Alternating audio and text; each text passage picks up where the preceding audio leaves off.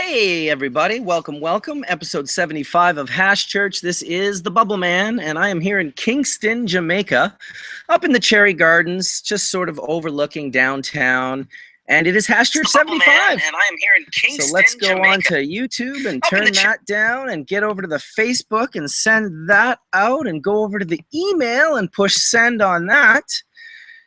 And I think that's about it. We've got our guys invited in, and I just want to welcome all of you for showing up so wonderfully early today on the West Coast. And for you East Coasters, well, it's high noon, and you know what we do at high noon? Well, at least here in Jamaica, we hit the chalice. So, welcome, Etienne. How are you, my friend? Good, my friend, and how are you? Good morning. Doing very well. Nice to see you back home, safe and sound.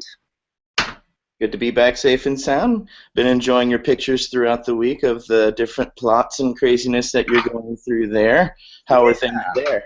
Oh, man, it's wonderful, of course. You know, every trip that we make is a move forward. Jamaica's constantly moving forward. Of course, it takes time. There's politicians and policies, and they just had a big election where it was all sorts of insanity. I think the JLP won the initial election. The PNP was upset. And then the JLP got recounted, and now it looks like the PNP won. So I have a hard time keeping up with politics myself. So I will simply welcome Mr. Mark Scialdone, Mr. John Berfelo, and of course the Skunkman into the room, and the 444 people that are here with us after 2 minutes of being online. Welcome, Todd. Hope everyone's doing good. I'm going to start the day off with a little bit of the Bubbleman brand. Orange creamsicle full melt. Oh, good stuff. That sounds amazing. Good morning, and it looks like you're having a great time in Jamaica. Well, you know, it is work. It's fun. It's great. We're trying to get it done, but at the same time, it's there's not much relaxing going on, as you know, John. I know you're driving around like crazy, like your head cut off, but you land, and we win our right to continue to grow, dude. I know, I got the email, I got the message from Allison, and it was, you must be so happy right now. As I got off the plane, all I saw was, you must be so happy right now, and I thought, was I happy? Shit, we won. So, yeah, I was pretty happy. Blow smoke signals to the Vatican for our good friend, Mr. Robert Connell Clark. He may be here today, he may not, but either way, we're certainly going to be blowing smoke signals on his behalf. So what flavors are you smoking, and what flavor are you smoking, John? Well, in celebration of yesterday, I took the 3 strains, 3 lights. I dry sifted this beautiful dry sift, cleaned it all up. So it's the Haas. That's something that me and Mark decided to call what it was, because it was OG Kush crossed with a skunk haze. No, we don't know, but whatever. Haze OG skunk. Haze OG skunk. It's actually the hogs, but we couldn't do hogs. It's the Haas. So it melts like water. It's a beautiful. Had to bring it in this morning. Yes. All right, are we good? We going good here? Just let me check. Okay, just making sure. Are you getting into Washington? I don't know. Is everything working okay is what I want to know in the chat room. Is everything working okay? Yes, everything seems to be working fine. I'm moderating. Everything's rolling through. Awesome. Well, I am here by the pool. I wanted to be up there, but the internet is really crappy up on that deck, and it just kept petering out on me. So literally at 11:57, like 3 minutes before I usually push the button, I ran downstairs with my computer and grabbed my pipe and the D-nail and all this glass hanging out. I got the melts here. I got the West Coast concentrates. I got the Bubbleman brand. I got Blue River Terpenes. It's a good day in Jamaica. Any day you can wake up with the lemon kush and the Jack Frost is going to be a day that you are certainly not going to have any regrets. Oh, and it feels like it might be raining here a little bit, so we might have to run away again at one point in time and change my location. We'll suss it out.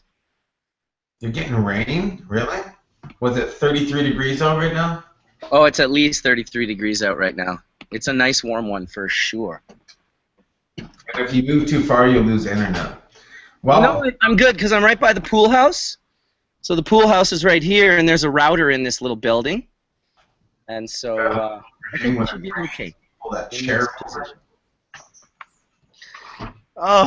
So I'm hoping on getting a couple of my reggae artist friends down here today. I've invited Prophecy, and I've invited Loyal Flames, and I invited Jacques Cure, and I think Richie Spice.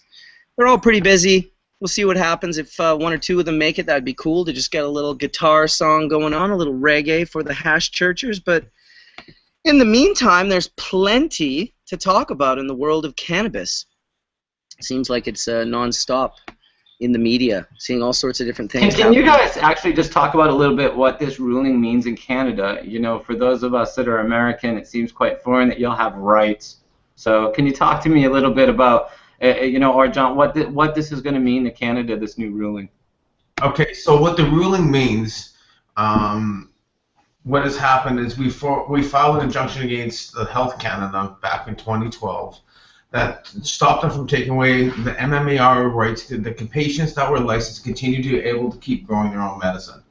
So that injunction was put in on March 31st of 2013. Anybody who was licensed from them from September onward was held in an injunction and was protected under that right to continue to keep growing their medicine. So anybody else who didn't follow under certain guidelines lost the right. So a lot of people were unable to meet their licenses, and we were only allowed to carry 150 grams. So we went to court because they were trying to take away our right completely. They were told to destroy all of our medicine with cat litter by March 31st, and we had to start buying from licensed producers. So for the last 3.5 years, we've been fighting for the right under our charter right, Charter 7, to be able to, you know, freedom of speech and liberty and what we choose to do with our own body. We went to court and we fought on behalf of all patients in Canada that the MMPR, the licensed medical marijuana producers, were not able to give us exactly proper access. It wasn't proper, you know, it was over $1 a gram. It was going to be radiated. They tried saying that we were mold starters, that we were causing fires. Everything was thrown out of court. The reading is 84 pages, and the judge was quite hard on a couple, like the fire chief, and how they're saying we were mold starters. They said it was all hypothesis stuff that they just came up with and stuff. So it's a really hard ruling for the federal government to even appeal. So what has happened is Judge Palin has now given the federal government 6 months to put in legislation to allow patients to continue to grow their own medicine. And in 6 months, we'll find out what the legislation is. You know, thank you for that explanation, John. I was a little confused by what the ruling really meant for people, and that's really great. How it is someone like myself is still protected under the injunction, but as it states on paper, we talked to lawyers about this, and they want to say, but it says ill patients in Canada have been granted access to their medicine. So any patient in Canada right now that goes and gets a doctor's note to say that they're using cannabis for their medicine can really truly just start setting up and putting up a small grow, start growing their own medicine. Because for the next 6 months, there's a legislation body putting in a legislation for patients to continue growing. So and then in the meantime, grows. In the meantime, Bill Blair says he's going to continue arresting people as per usual for cannabis crimes. The gentleman who's been put in charge of our bringing forward the federal program here in Canada, he's like the top sort of cop guy that was well known for the G20 summit in Toronto and the mass amounts of arrests that he allowed to have happen. Not probably the best guy to hire to run the legalization campaign. But it is what it is. Hopefully people like Jody will continue to show the hypocrisy of those people. I think Jody made a really good point in regards to, oh, it's still illegal, but you have to obey the law. It's like, oh, is that what you would tell, like, Rosa Parks, you know, just go back to the back of the bus and shut up. It's like, no, we're not going to shut up and we're not going to go back to the back of the bus.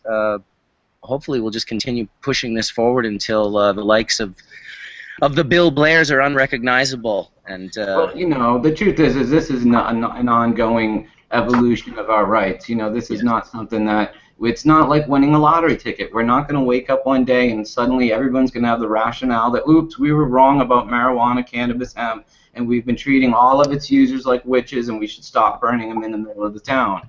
I mean, we're not going to wake up with that epiphany. This is going to be a long struggle towards, you know, dare I say, normalization of our behavior. And, you know, this struggle's real, probably for the rest of my life. We've won right now. We've won our right, but we're just into another battle again. We still got to continue fighting for clubs that have access, for patients to have access properly, not through big monopoly licensing. It's an interesting side story. A friend of mine was an activist, and she was a sex worker activist, and she brought up to me that back in like '79 or something, Australia had legalized prostitution, and the police and the old guard basically still harassed all the girls, still harassed all their clients, wouldn't really accept that the law had changed. And the reason she was teaching me this is because we were still struggling with implementation of 215 in California after we legalized it, because the old guard, the police, the prohibitionists, they really didn't want to see the law enacted. So even here we are 2 decades later, still trying to enact a law that, you know, 20 years ago passed with a majority vote. So in my opinion, this is not a short process of change that we're on our path of. This is a longer path, but it's being affected quickly now because of things like movies, things like Hashchurch, mainly things like the information exchange happening at such a rapid rate, and not, you know, people hanging out at Kinko's trying to get you to look at a photocopy. It's also happening internationally. You're seeing right now at the UN, we have representatives there who are talking because this issue is worldwide. South America is tired of this. Mexico is tired of this prohibition. Australia legalized medical marijuana through its legislature this week.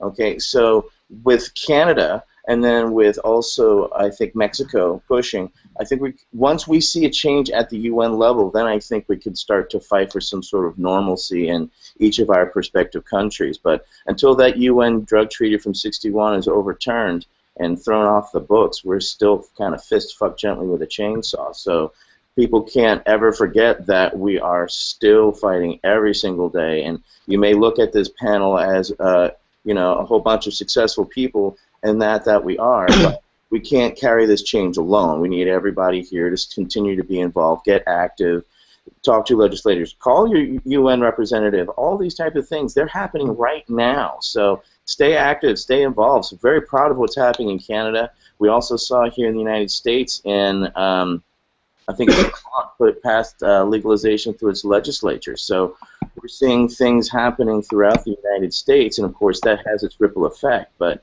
I really feel with Canada's change, and if Mexico legalizes it and we being surrounded by it, and with having the entire West Coast being literally legalized here in the coming years, there's an inevitable amount of change that has taken place, but it can still all be taken back and changed, people. We still need you out there pushing this momentum. It takes the Johns, the Marcuses, and people like me fighting with my own federal government, suing the government just for right to exist as a dispensary. So, yeah, it's a long struggle, and I agree with Todd. It's going to be happening till I'm dead, and I'm going to carry this torch as long as I can until some of you guys and gals who are watching right now want to carry that torch after our passings to keep this moving forward for that normalization. Because you're right, Etienne, absolutely right. Because just think if a Republican asshole was elected president of America, what he could do to the cannabis industry if he was motivated.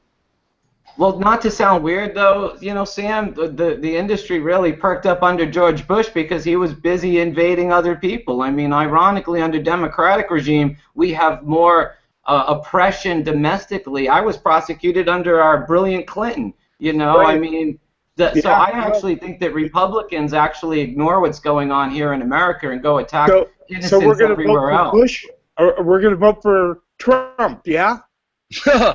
Here comes Mark Scialdone. Come on, go Trump, right? We're all, dude, after watching the Republican debate, I'm his biggest fan. I think he's imploding the Republican Party and turning them out for the people they really are, which are a bunch of rich hypocrites. And I love it. I love what he's doing to them. I hope they all blow up on themselves. It's easy to manipulate Trump. You just have to threaten to make gambling illegal. He'll say, "Oh, my casinos," and he'll legalize all drugs. Just for his casinos.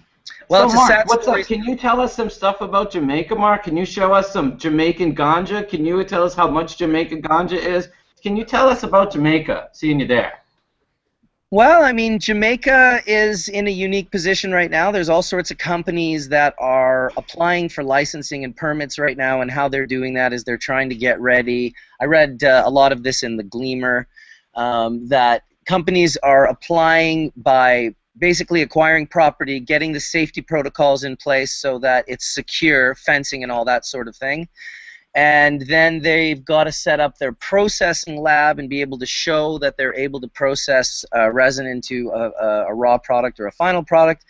And I guess this is sort of the system I believe that we're going to be having to go through here in the next month with our own company to find out, to basically get this license happening. So there's a lot of interest from all over the world. Obviously, Josh Stanley is here doing his CBD thing. There's a company named Timeless. There's our company, Cannabinoid Research and Development. You have Henry Lowe from the university who studied cannabis maybe 30-plus years ago and actually created the eye drops. I believe it was him that created the glaucoma eye drops. He definitely was involved in some form or another of an actual cannabis medical product like 30-plus years ago here in Jamaica. So he has a... with West. Pardon me? He was connected with Dr. West. Exactly. Thank you, Sam. So he's still here. He has a company called Medicanja. They're also applying. My friend Maurice is also applying. There's a variety of companies, and it's pretty exciting right now. You know, there's a lot of excitement in the grower world. All sorts of different parishes have produced sort of, I guess you would call them like growers associations, the Westmoreland Growers Association and the Spanish Town and all these different areas. I think that they got told, but I'm not 100% that they were told create associations. It's going to make it better and bigger.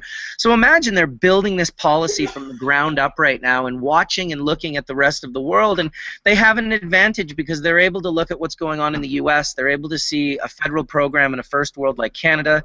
They're able to see Uruguay. You know, the reciprocity between Holland, Germany, and Canada through Bedrocan. So they have a wide swath to be able to look at. If you think of 5 or 10 or 15 years ago, the swath was much smaller to get this information from. So I think their position is advantageous. Jamaica obviously can grow incredible quantities of cannabis. The main thing working against them, if you can imagine, was all of us bringing our seeds here for so many decades that we really fucked up the gene pool here, and we really do require, I always go back to my Tony quote, which is breeding the lion back into the jungle. We have a lot of kittens in the jungle now. You don't see many 12 and 15-foot tall plants like you did in the 80s, 70s for certain, and a little bit of the 90s. You see short little bushy plants, not even like one stick, indicas. They plant them in marshes and low areas. It's prohibition-based because you can't see them. They're harder to find. You can find these marshes deep in the mountain ranges. And so I can't see it staying that way once we don't have to hide where we're growing in Jamaica. Imagine this whole island is about to change. They had to hide where they were growing herb, and now they're going to be able to grow herb basically on the side of the road like they do with sugarcane. Well, can I throw this out though? You know, the truth is it's a very wet climate, and a lot of the, you know, so what you're going to have to see is dehumidified greenhouses coming in if you want to grow anything that's not entirely mold resistant. Well, and a lot of the varieties that, you know, we talk about being gone are the longer flowering varieties that have loose spindly buds that can dissipate the moisture easily and not clump up and get a big beautiful bud with a little center of mold inside. Right, yeah, this is a problem for sure. Down there, Mark? What's that? What kind of extractions are they doing down there? I've seen CO2, and I've seen closed loop, and I've seen water extraction. I, of course, am going to be also hoping to offer mechanical separation through sifting as well as rosin. And then, of course, there's plant fat extracts using different oils and coconut, etc.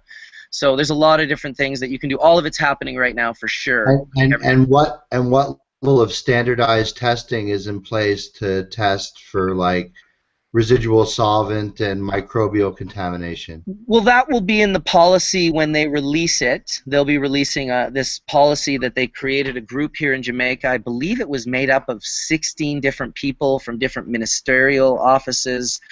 They created the policy. It hasn't been made public as of yet, but it's supposed to be many pages long and explain exactly what the Jamaican government wants to implement with this particular situation, all covering all licensing and everything. So hopefully it's an amazing document. We'll see when it comes out. So is the legislation specific around extracts? Like, does it call it a different category of? I don't know, because I haven't seen any of the legislation yet. It's all happening as we speak, sort of thing. And it's always rumors, and everyone thinks that they know, but in reality, I can be honest, I really don't know. So I'm being honest.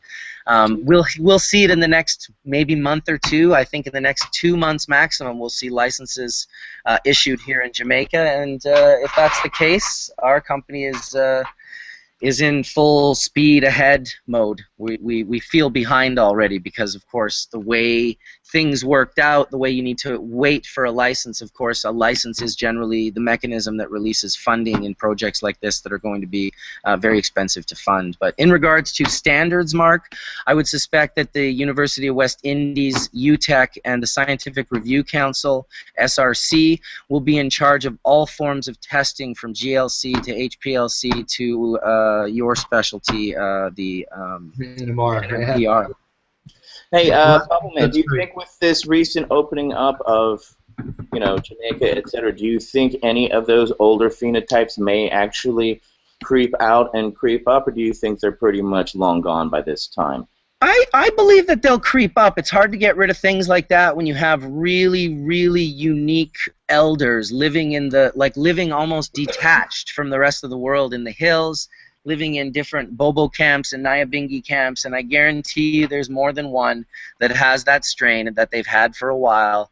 And then I also think that bringing narrowleaf drug cultivars to Jamaica from other countries that are close to the equator and have similarities to the jungle life here, that those could also be used for breeding to produce extremely strong and potent varieties for the Caribbean.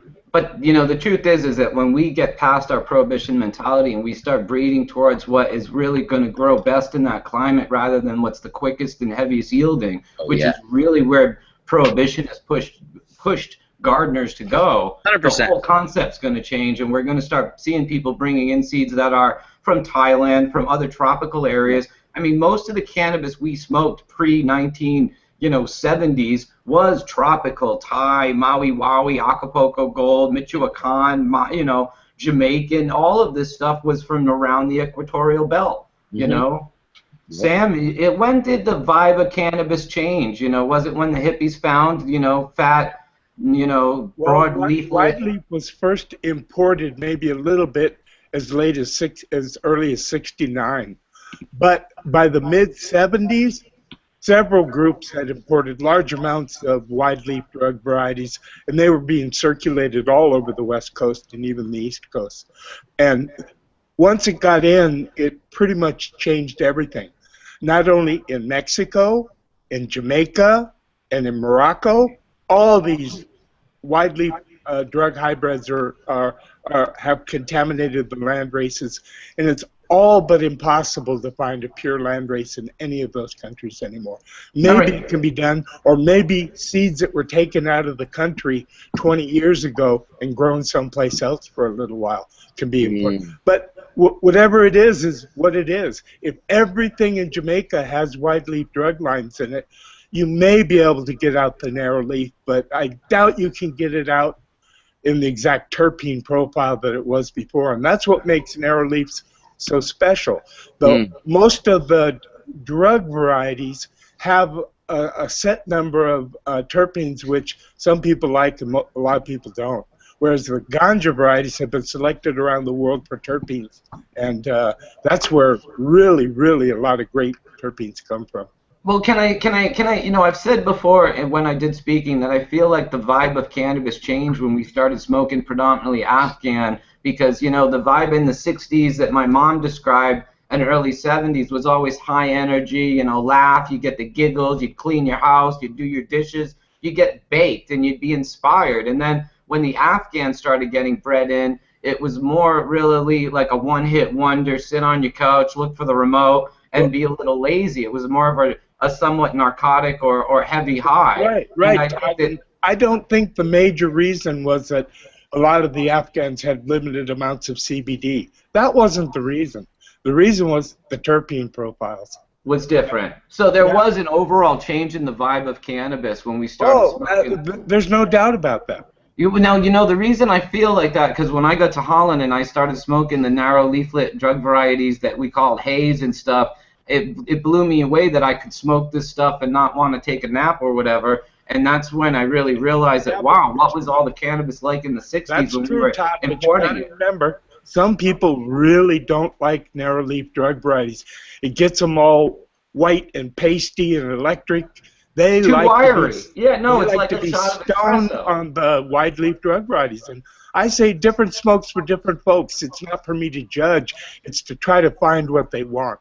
No, different smokes for different folks is a great way to put it. I like that a lot. You know, but for some of us, I think we look for that shot of coffee. We want our morning coffee and not our morning sedative. If I was looking for NyQuil, I get it. There's OG, there's Cushes, there's stuff that knocked me on my butt and slipped me into the hot tub at midnight. But I really couldn't believe that there were varieties that were like a shot of morning espresso and had that same, like, wake you up and motivate you and make you want to go to work. As weird as that might sound. But well, I guarantee you that will be our focus in Jamaica is Irie weed. Irie, everything Irie? So bring it back to Jamaica there for a second, Bubbleman. There's been a recent launch of the Marley's Naturals. Yes. And I have, which is a brand using Bob Marley's name, and I've heard, I mean, of course, I've heard, you know, cultural people, non-cultural people are excited about it, but those that are true cultural Rastafarians and Bunny, Whaler, and others have come out against it. I was wondering what you have heard or what is the prevailing feeling you're getting there. Please, Etienne, if you can find this, I want a sample of all four of them to give to Phylos so that we can identify what variety it is, what the terpene and cannabinoid profiles are. Because it's an unknown variety. It's just red, gold, green, and black, four varieties. I want to show what it is. In my opinion, the Marley brand is a very slippery slope. The only way to make it positive and right and loved by the Rastas, as well as loved by the Jamaican people, as well as loved by the people worldwide, in my opinion, is for it to produce an enormous amount of wealth for Jamaica, for hospitals and schools and education and roads and all sorts of different, like beyond nonprofit. Like I don't mind if they make profit. I'm not saying they can't make profit. They put like they raised 50 million. It's a big company. It's hard to put that kind of money and not make profits. But how about with a good chunk of the profits, you build the infrastructure here in Jamaica. You create educational packages so kids can go to school Support outside. what Bob believed in. Support what Bob believed in. Bob, now people always said, oh, Bob would not want his name signed up to Babylon. First of all, Bob did exactly that. He signed his name up to Babylon. That's how we all know about him, because they were record labels, and that's how you fucking first heard about Bob Marley. You certainly weren't in Jamaica. You didn't know him as a local. You heard about him through Babylon, the LA, and the UK, and all these different hardcore record labels that are definitely, generally not looking out for the artist's best intention. Bob knew this, of course, but if he could step a foot into that world to do good. I mean, Bob was the kind of guy that wrote out songs, No Woman, No Cry. He wrote it out to one of his buddies who ran a food cart, and that song paid that guy money for so long until, of course, the Marley family, Rita, sued him and won the rights for the song, even though Bob wanted him to have that song because it helped him, and that's the way Bob was. That's my perspective. I didn't know Bob Marley personally. I knew people that knew him. I'm like you. I read the books. I read the stories. I listened to the music. His music touched my soul, and then I'm able to have my own opinion, which is not 100% factual. It is based on my opinion only. But I think it's a slippery slope with the Marley brand. It's why I personally, when I first heard it was happening, I was very inspired to try to be a part of it. I thought if we could get together, breed a special, amazing plant or 2 or 3 for the Marleys, and then produce incredible, high-quality extracts, I would literally donate my profits to Jamaica just to make the Marley brand positive. And I offered the same thing to the Peter Tosh brand. I spoke with the Privateer guys and the Peter Tosh brand. So I don't know, they're important names to me, and it's important that they don't get too commercialized without doing really good work simultaneously. So there's a Peter Tosh brand as well?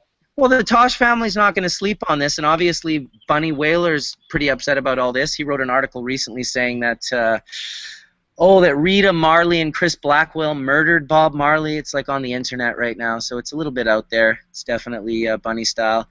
But, hey, he was a part of it, dude. Like, in my opinion, no one can have more of an opinion than Bunny Whaler. You can call him crazy or not. He was there. He gets to have his opinion. He actually holds the name Whaler. So his opinion is, in my opinion, more valuable than mine. I'm just, here on Hashchurch talking my thing. And what he says, that he's basically speaking for the Rasta elders as well, correct? Well, I mean, I think he's speaking for some Rasta elders, because it seems like the Rasta community is like any community that is fractured. You have Nyabingis, you have Bobos, you have different camps, and I saw that at the Cannabis Cup. It was a group of Rastas who got the permission from the government, and through the Roots Rasta High Times Cannabis Cup, it was not all Rastas. And when I asked around, like, oh, did you invite all the other camps? And they were like, no. And I was like, so you just put this on with your own camp but didn't invite all the other Rasta groups to come and be a part of it? I thought that was a little bit strange, but it's kind of like saying who speaks for the cannabis community. I mean, holy shit, there's a wide variety of people who believe they speak for the cannabis industry, and some of them are very, very far edges of the stick from one another, meaning they're pretty much polar opposites in what they're saying.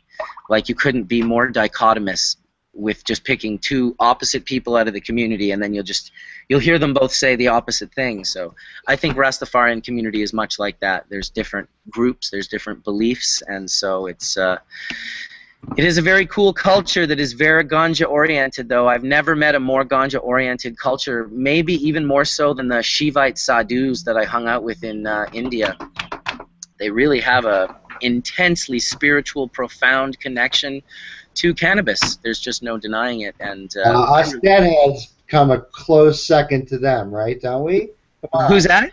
The deadheads, the people who followed the Grateful Dead. You know what? Absolutely. Absolutely. The Grateful Dead for sure. But I mean, it seems like the Rastafarians with the spiritualism are less likely to fall into heroin and meth and coke and being spun out of their minds for 400 days of the year, traveling around, kind of making a mess. I mean, I love the Dead family, but let's be honest, a lot of them were not what you would call ideal, representatives for the scene. It's like when they left, certain people would stay behind and clean the mess that all of those people made. So I have a love-hate relationship with tour.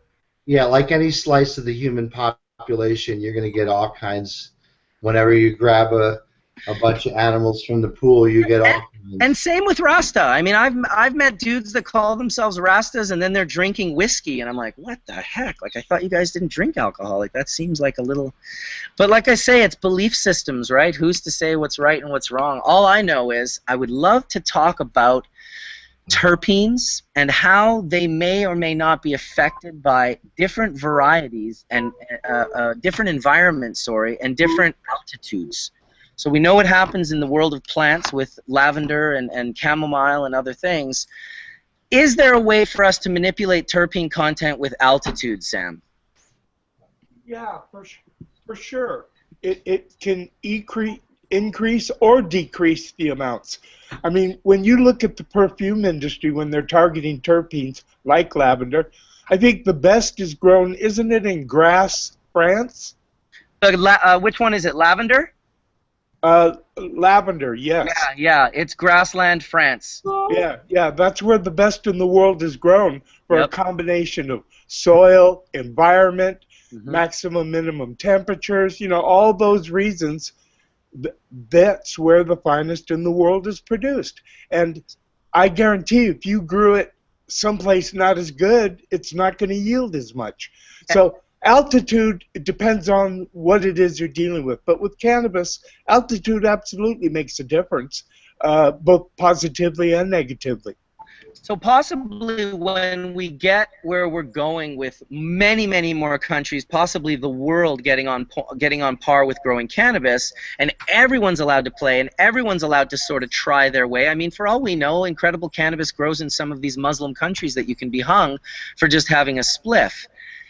We don't know. We don't know what the environment would produce because although cannabis does grow most everywhere, it still isn't grown large scale everywhere. And I think when we are able to consider do grapes. that, if you consider grapes, they grow an identical clone all over the world, all different places.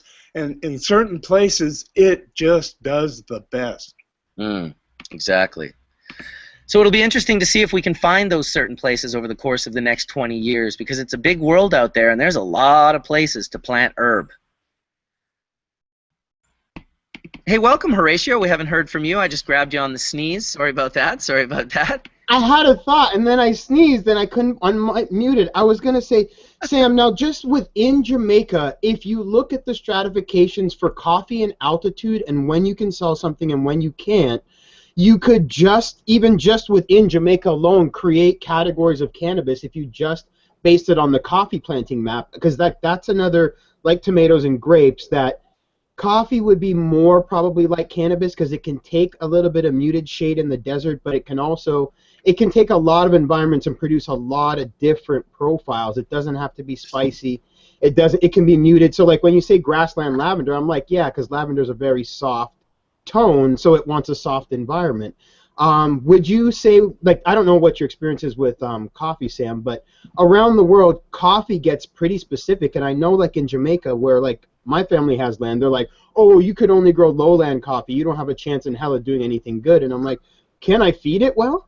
Coffee's kind of interesting in that there's two types of coffee. There's coffee Arabica, which is the fancy stuff, and then there's Robusta. Well, it's kind of like cannabis with indica and sativa. And it's also that way with other crops like tea. There's several varieties which are grown. There's but the end effect of it is, yes, growing coffee at different altitudes will absolutely create, different microclimate crops, even probably of the same coffee tree. I wonder if it's going to produce unique and different terpene profiles, or just I don't think so. I think it's going to modify it. Mark. Like increase the profile, but not really like produce, a unique. If it's too hot, the volatile ones will be decreased. If it's, you understand? Yes. So absolutely. But yeah, I mean, maybe if one is not expressed in one place, maybe there's a possibility, but that's genetically controlled, not environmentally controlled. Even though it is phenotypical expression, it's controlled by the genetics.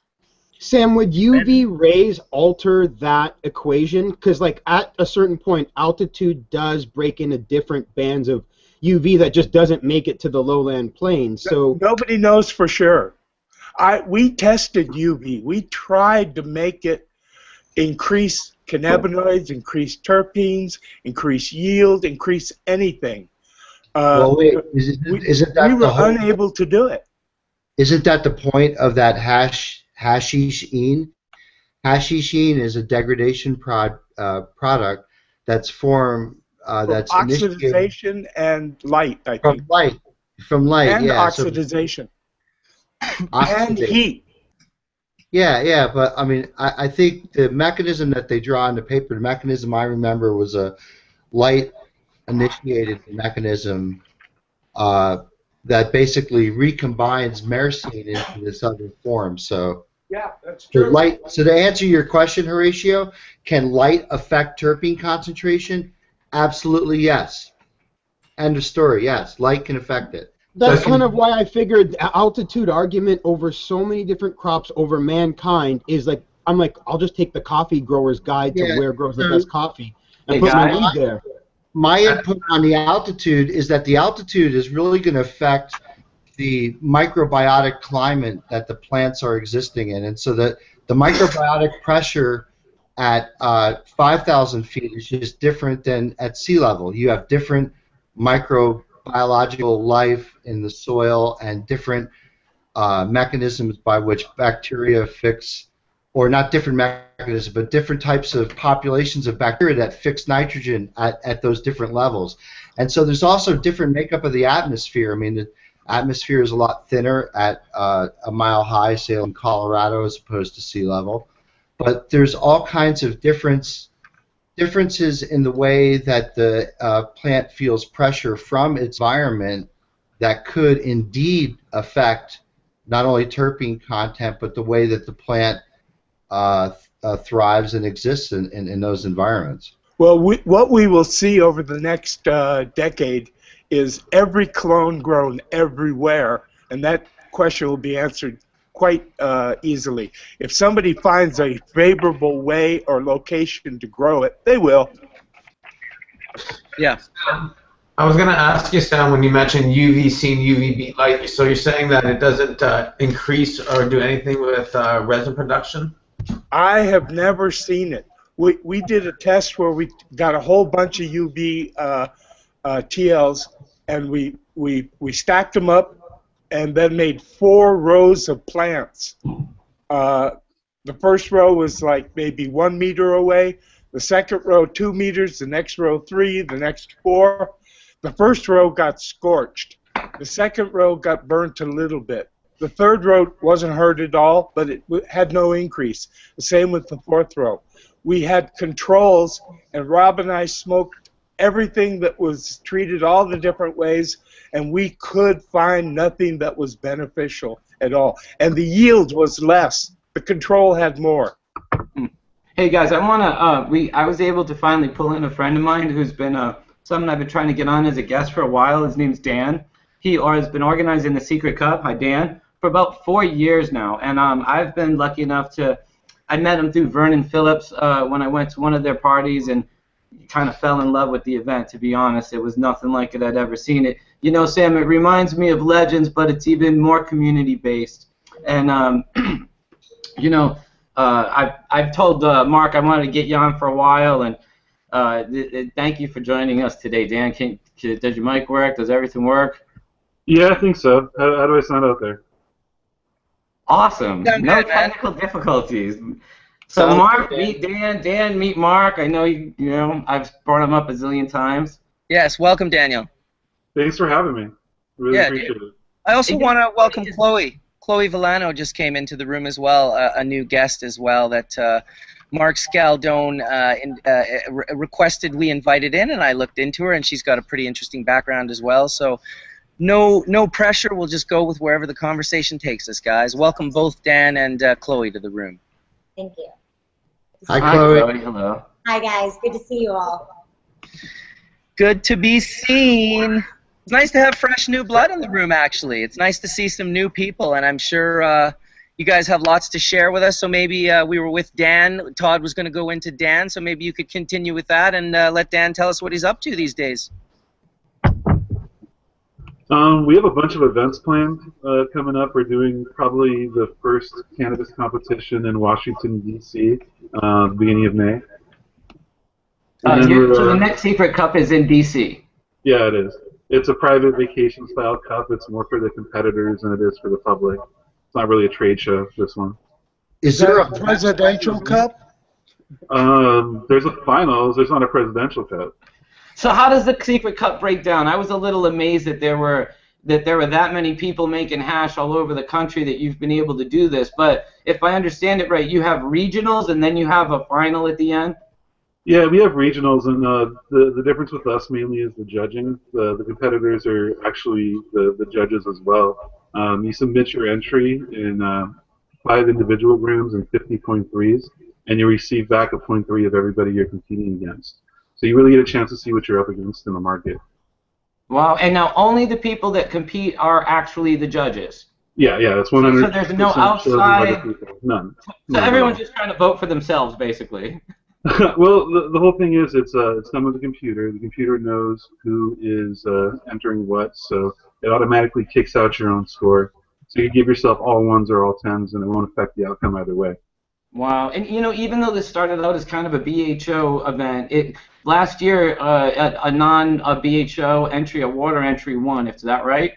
Yeah, actually, first and second place. First place was the Skittles Full Melt that won the championship. That was the winner overall, and then Rosin was second place. So. Right on. That's awesome. So you're seeing a lot of tech change in the in the 3+ year. How long has it been you've been doing this? We're on our 4th year now. 4th year now. Wow. So basically, what you've been doing at Secret Cup, you do regional competitions around the country. Last year, you did it around the world, and then you have a finals competition. And now, to my knowledge, that to be in the finals, the first, second, and third of all the regional competitions get to compete as well as last year's first, second, and third. Am I correct? Yes, sir. Nailed it. Nailed it. Wow. So this way it gets... Go ahead, Todd. Interrupt. This basically gives last year's second and third the chance to get another shot again, which I think is more than respectable, because it gives... if you just missed out, you get another shot. But at the same time, you've had to have placed everywhere else to finally win. Is it still an actual belt that they win in the end for the year? Yeah, they get the belt has their name engraved on it the first place, and they get to hold on to it for a year. It gets passed to the next champion the following year. What's the size of the sample entry? 0.3 for each of the competitors. So if there were 40 competitors, you submit 20 grams and you get back 12. And sometimes you see 40 competitors at your events. The bigger markets like California, Oregon, Washington, yeah, definitely. For the East Coast, it's usually about half that. Still impressive that under prohibition that people are coming out, and I think for every one person that competes, it has to 10 to 20 to 100 more hash makers that don't have the courage or the ability to come participate. Or the resources. Honestly, it takes a lot to compete, even though our entry fees are so low. Well, that's one thing I really admired about you. You're so the anti-cannabis cup in a way. You guys, it's put on by a small group of 2 guys. You don't make any money. You make it so it's affordable. All the cash you raise, you put back into the parties. It's you're like socialist Democrats or some shit. Pretty much. I mean, that's my political philosophy, and that's what I try to bring to the events. Look at the logistics. Try to make it about the experience and the competitors. When I say I fell in love with your event, Dan, I fell in love with the community you created. When I went to the Secret Cups, they had a VIP party, which was really a party for the competitors. And I went with one of the people who wasn't competing that time, but was a competitor routinely. And to sit around with all these other hash makers, it was like being at Legends, but not being at a dining table, but being in a place where you could move around, talk to each other, share your stash. It was really like it was like a community experience that I hadn't experienced ever, and that's what I fell in love with, that community, that vibe you created, and I still love it. Not to mention the glass that's where where everybody's hanging out with all their stash. There's a beautiful glass collection as well. But I mean, not only that, the hard work that you do, the logistics. I did writing for the Secret Cup and one of the samples, you can get anywhere from 40 to 80 different samples in an individual kit, depending on where the actual sample is. And the logistics to do that, split it up, and get that is got to be quite considerable. Yeah, for sure. We've got it down. We've got a good system. If we have like 5 or 6 people, we can split up 40 samples in about 24 hours. Yeah, it's ridiculous. One of the things I'd like to bring up that you did is when you want to use it for the next year's contest. How do you store it? I'm sorry, I didn't quite catch that. Excuse me. How do you store the resin when you say that some is entered the second year? No. It takes us about a day to sort out like a bunch of entries, because people will submit them. All right, the confusion is this, Sam. Is okay if you win first or second place in the national event last year, you have won the right to compete in the next year's with a new sample. Well, So the new sample, yes. With the new sample. That's what I didn't understand. It's the winners of all the regionals and last year's national. Yep. No, I get it. No, I was wondering if resin was being maintained for 1 year. No, they make fresh. Yeah, and if so, how was it being kept? Because most resin I see, dry sift and water hash, if you keep it a year, good luck. Good luck. No, it doesn't happen, you know. And I've got a nice 9-year-old piece you got to smoke, Sam. Well, yeah, you can do it. I mean, it's been done, but either somebody smokes it, or that's not the biggest problem. The biggest problem today is when people make hash, it's not stable for long-term storage. This is true. Yeah, this is 100%. I would take responsibility on that one. You know, at least in the beginning, because you know, right during the time I was really popularizing water extraction in the late 90s, early 2000s. I was also unaware of how to properly dry resin, and I just didn't understand the multi-level of properly drying. I didn't understand that the resin head was wet on the outside of the head, and that was one level of drying. But then that wax membrane, which was also held quite a bit of moisture, also required to be dried, because unfortunately we're hash makers in a time that people weren't drying really their material out properly to make hash. And that's how the whole fresh frozen thing sort of... And dry sift, as you know, can pick up humidity. So oh, yeah. One way or another, if you're going to store it, you got to be slick. Absolutely. So I was reading a little bit about Chloe here, and she is the, I guess her deal is this university that you have going, Chloe. I think that's a really cool thing. This is this Cloverleaf University. Oh, Whoops. There you go. What's there? Can you hear me now? Yeah, yeah. So that's obviously Mark is going to do his chemistry of hashish at the Cloverleaf University. Yeah, and it's really awesome because we're bringing this level of expertise into the industry that, you know, is also a level, I think, of credibility and protection, because we're going to get so heavily regulated as we go through this process. So to have people like Dr. Mark come in and really teach us the chemistry behind hash it's really exciting. And, you know, like we have Jair from Gavita doing lighting classes, and it's really exciting. That is very exciting. You know, I see it happening more and more, and the people that are supposed to be in these positions are getting recognized. And I mean, you know, Hashchurch, we started a little thing, and we brought all these great people together, and you know, Todd has been doing magazines and events for years, and he sort of was smart enough once again to be like, you know, I have this incredible group of friends that I've known for 20+ years, experts basically in the field, and there's never been a magazine like that sort of thing. So he's going to be doing a magazine like that. When I looked at your Cloverleaf University, it reminded me of what Todd's going to be doing, but in a university version. So it's very cool that both of you guys are on this, getting the information out, getting the education out, and finding the right people to do that. Well, I think the right people is the most important part. And I think there's just a lot of people out there saying things. And so, you know, what I did is I put all of my classes through the Department of Higher Education's Private Occupational School Board. So I actually received accreditation as if you wanted to be a real estate agent or a massage therapist. And so we're working on a 5-part technician program through Cloverleaf University, and we're actually in the middle of being ANSI accredited. That should be done within 60 days. So that's who does all the OSHA training and food safety handling, and we'll be incorporating pesticide application management and things like that into our courses. So we're really looking for the right people at any point to come join. Absolutely. Well, very cool. I haven't read a ton of about it, but I'm definitely going to delve deeper into it, and I can tell Todd already is. Well, what state are you based out of? Colorado. Oh, very cool. You know, I think that training is the key. Believe it or not, before I got busted, my first website was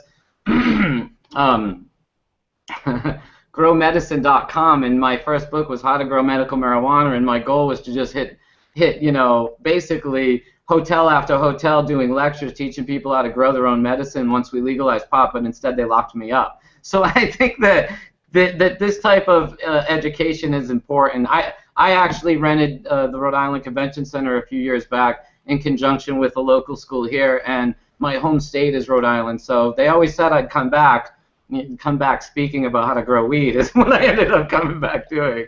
But Chloe, I think it's important that we start teaching these elements in everyday business to people. It is. It's so needed. 23 years ago, actually, UC Boulder was fortunate to teach a class when I was doing the Cannabis Action Network, and we were able to, the professors organize us cannabis experts. It was me, LV Muzica, and a couple of other local Coloradans, and it was done in a study hall, and it was full of people, and it opened my eyes. And later that year at the University of Delaware, they refused to let us have any type of rally, so the organizers actually snuck us into a classroom on a Saturday, and that classroom was filled and spilling out of the room for us to just actually speak on the truth, because all they wanted was truth, knowledge, and misinformation. And the day of DARE, all they were getting is drugs bad, marijuana bad, you're going to jail, and we're going to take your student loan and fuck off. So thank you, thank you. What you're doing is so much needed, and hopefully will inspire other states to do the same, because it's so needed nationwide, worldwide.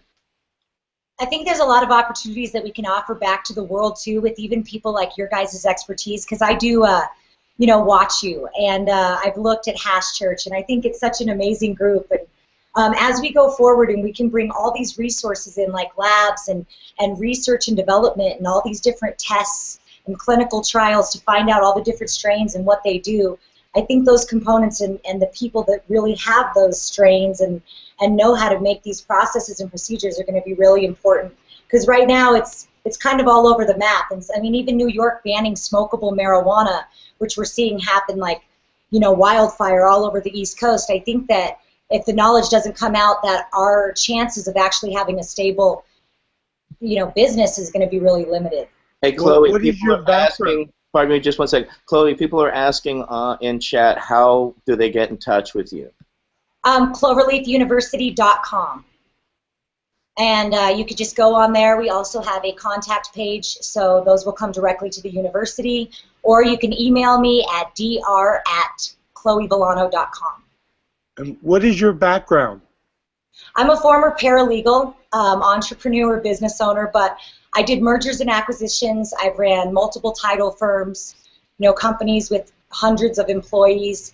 And I've worked for some really amazing business attorneys. And so I learned how to really write contracts, legislation, learned how to read all of that stuff and translate it into, you know, what clients would understand. So it was very valuable when I could come into this industry, which I love to smoke weed. I've been a patient for almost 10 years and actually help with the processes. And then I started working with the first marijuana enforcement division and the first medical marijuana laws and Department of Ag, DORA. I've been on all their boards, and I actually helped write the concentrate laws here, even though they didn't give us a lot of say-so, but, you know, we had our input.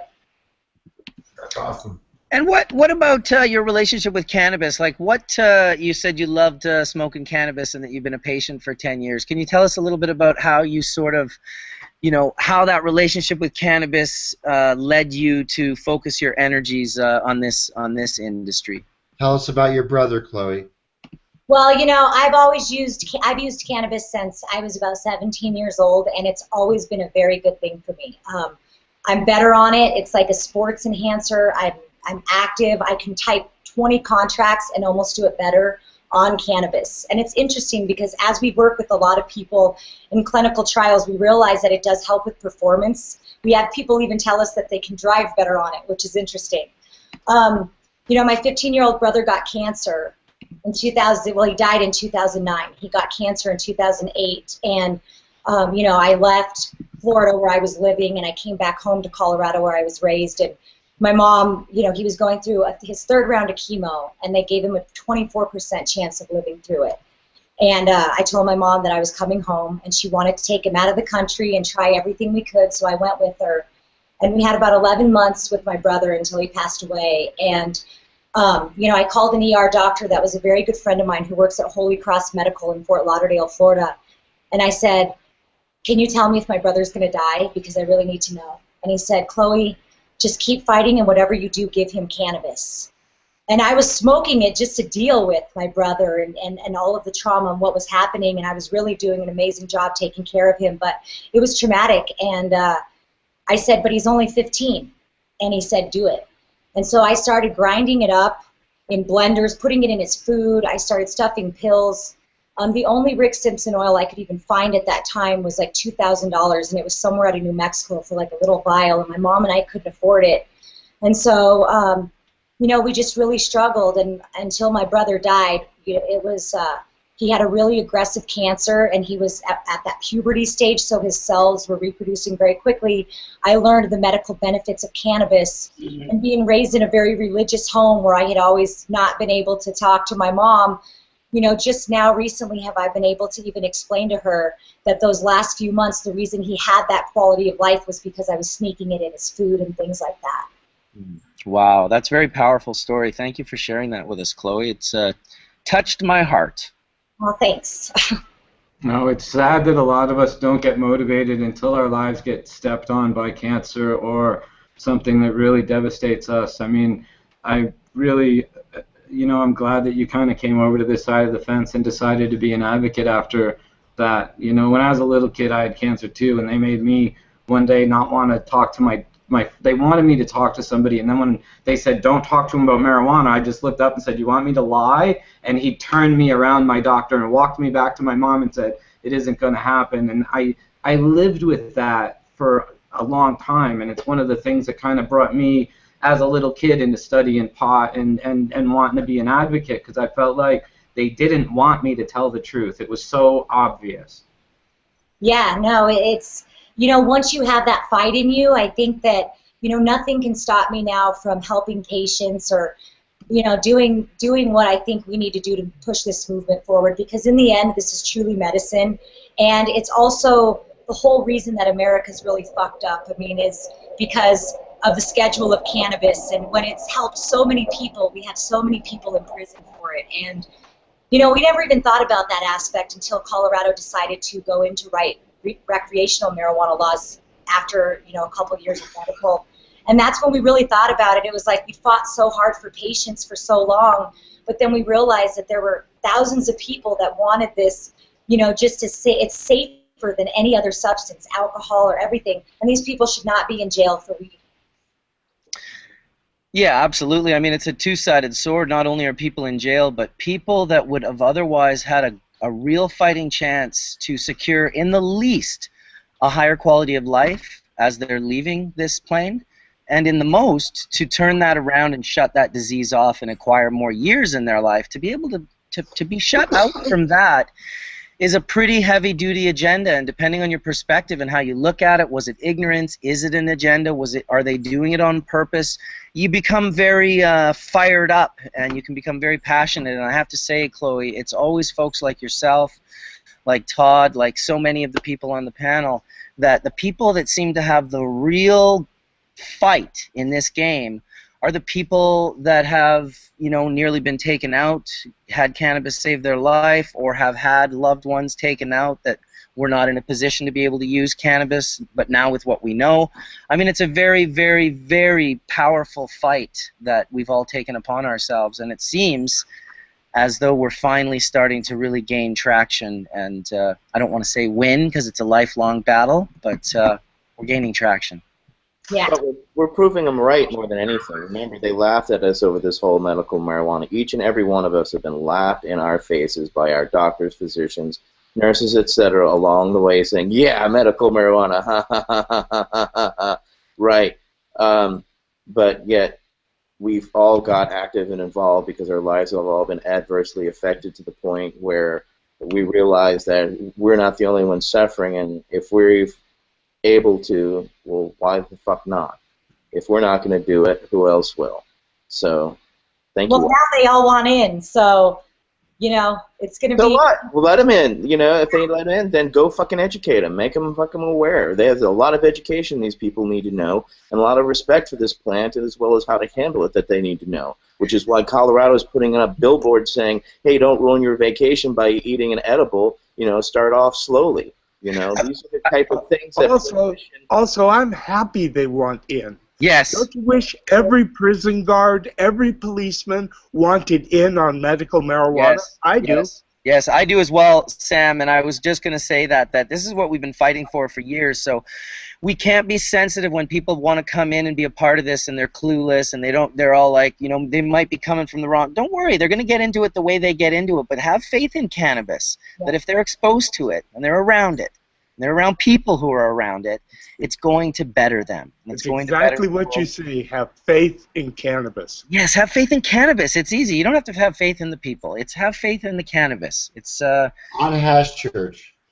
Well, no, I think it's great they want to, yes, and I think it's great to have a platform to be able to educate them. But I think it is going mainstream, and you know, as I see it moving forward, I mean, people want to talk. My mom even introduced me to all her friends at church as her daughter, who's in the marijuana business, when you know she hated what I did for so long. So I think that people are becoming accepting of it, and it does feel really good.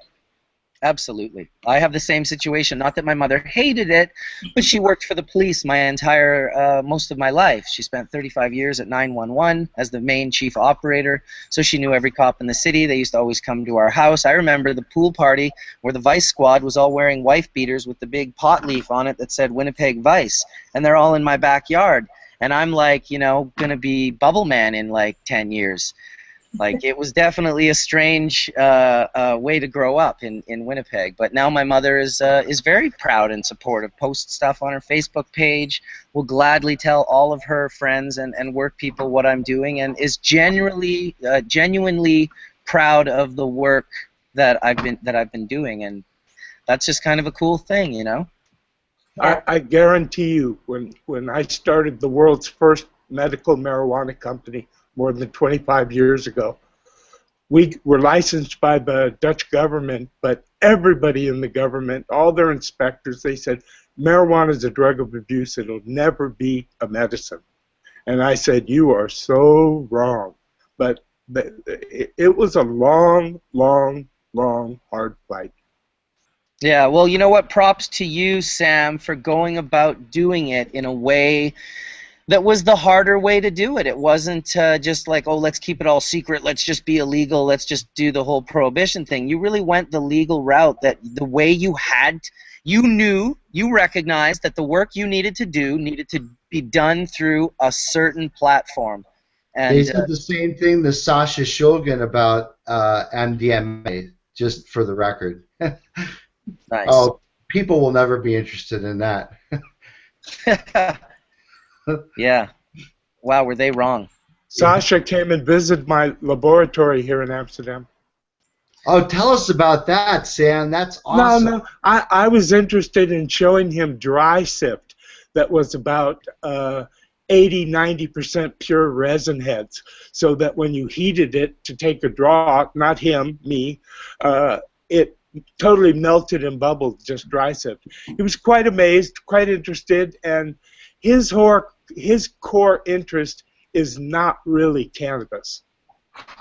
No, we were fortunate to host him in, I think, 2004, him and Anna, to speak for an afternoon at Berkeley Patients Group, and shamans from literally around the country flew in for him just to ask him questions, because, you know, it's not very often that they actually came out and did Q&A. I've had quite a lot of famous visitors, actually.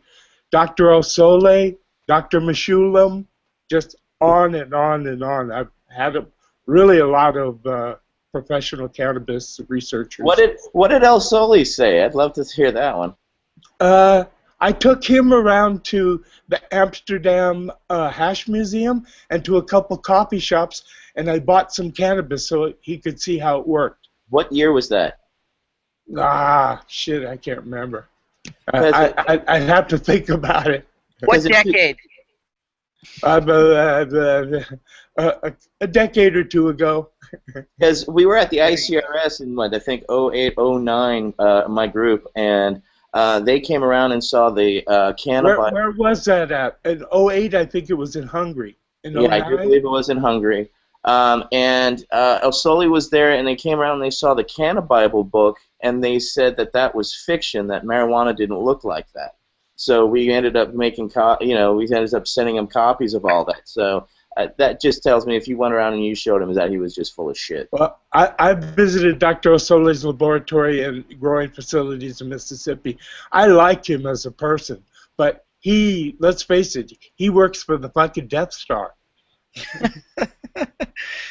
Oh my. Quoted for motherfucking truth. He's kind of hamstrung. He does pretty good for a pretty bad situation that he's in. Right. Someone's got to do it. He just happens to be the guy. Right. And the suppositories have not caught on at all. No. No, I've heard in San Francisco they're all the rage. I heard they were a pain in the butt. We haven't had a chance to say it. Chloe, I wanted to say a bomb rip for your brother. No, we need to. And, yeah, bomb rip, guys. Just wanted to say that, and I'm going to let everybody go. It was great hearing your story, and yeah, one for your brother, Chloe. Hey, thanks, Johnny B.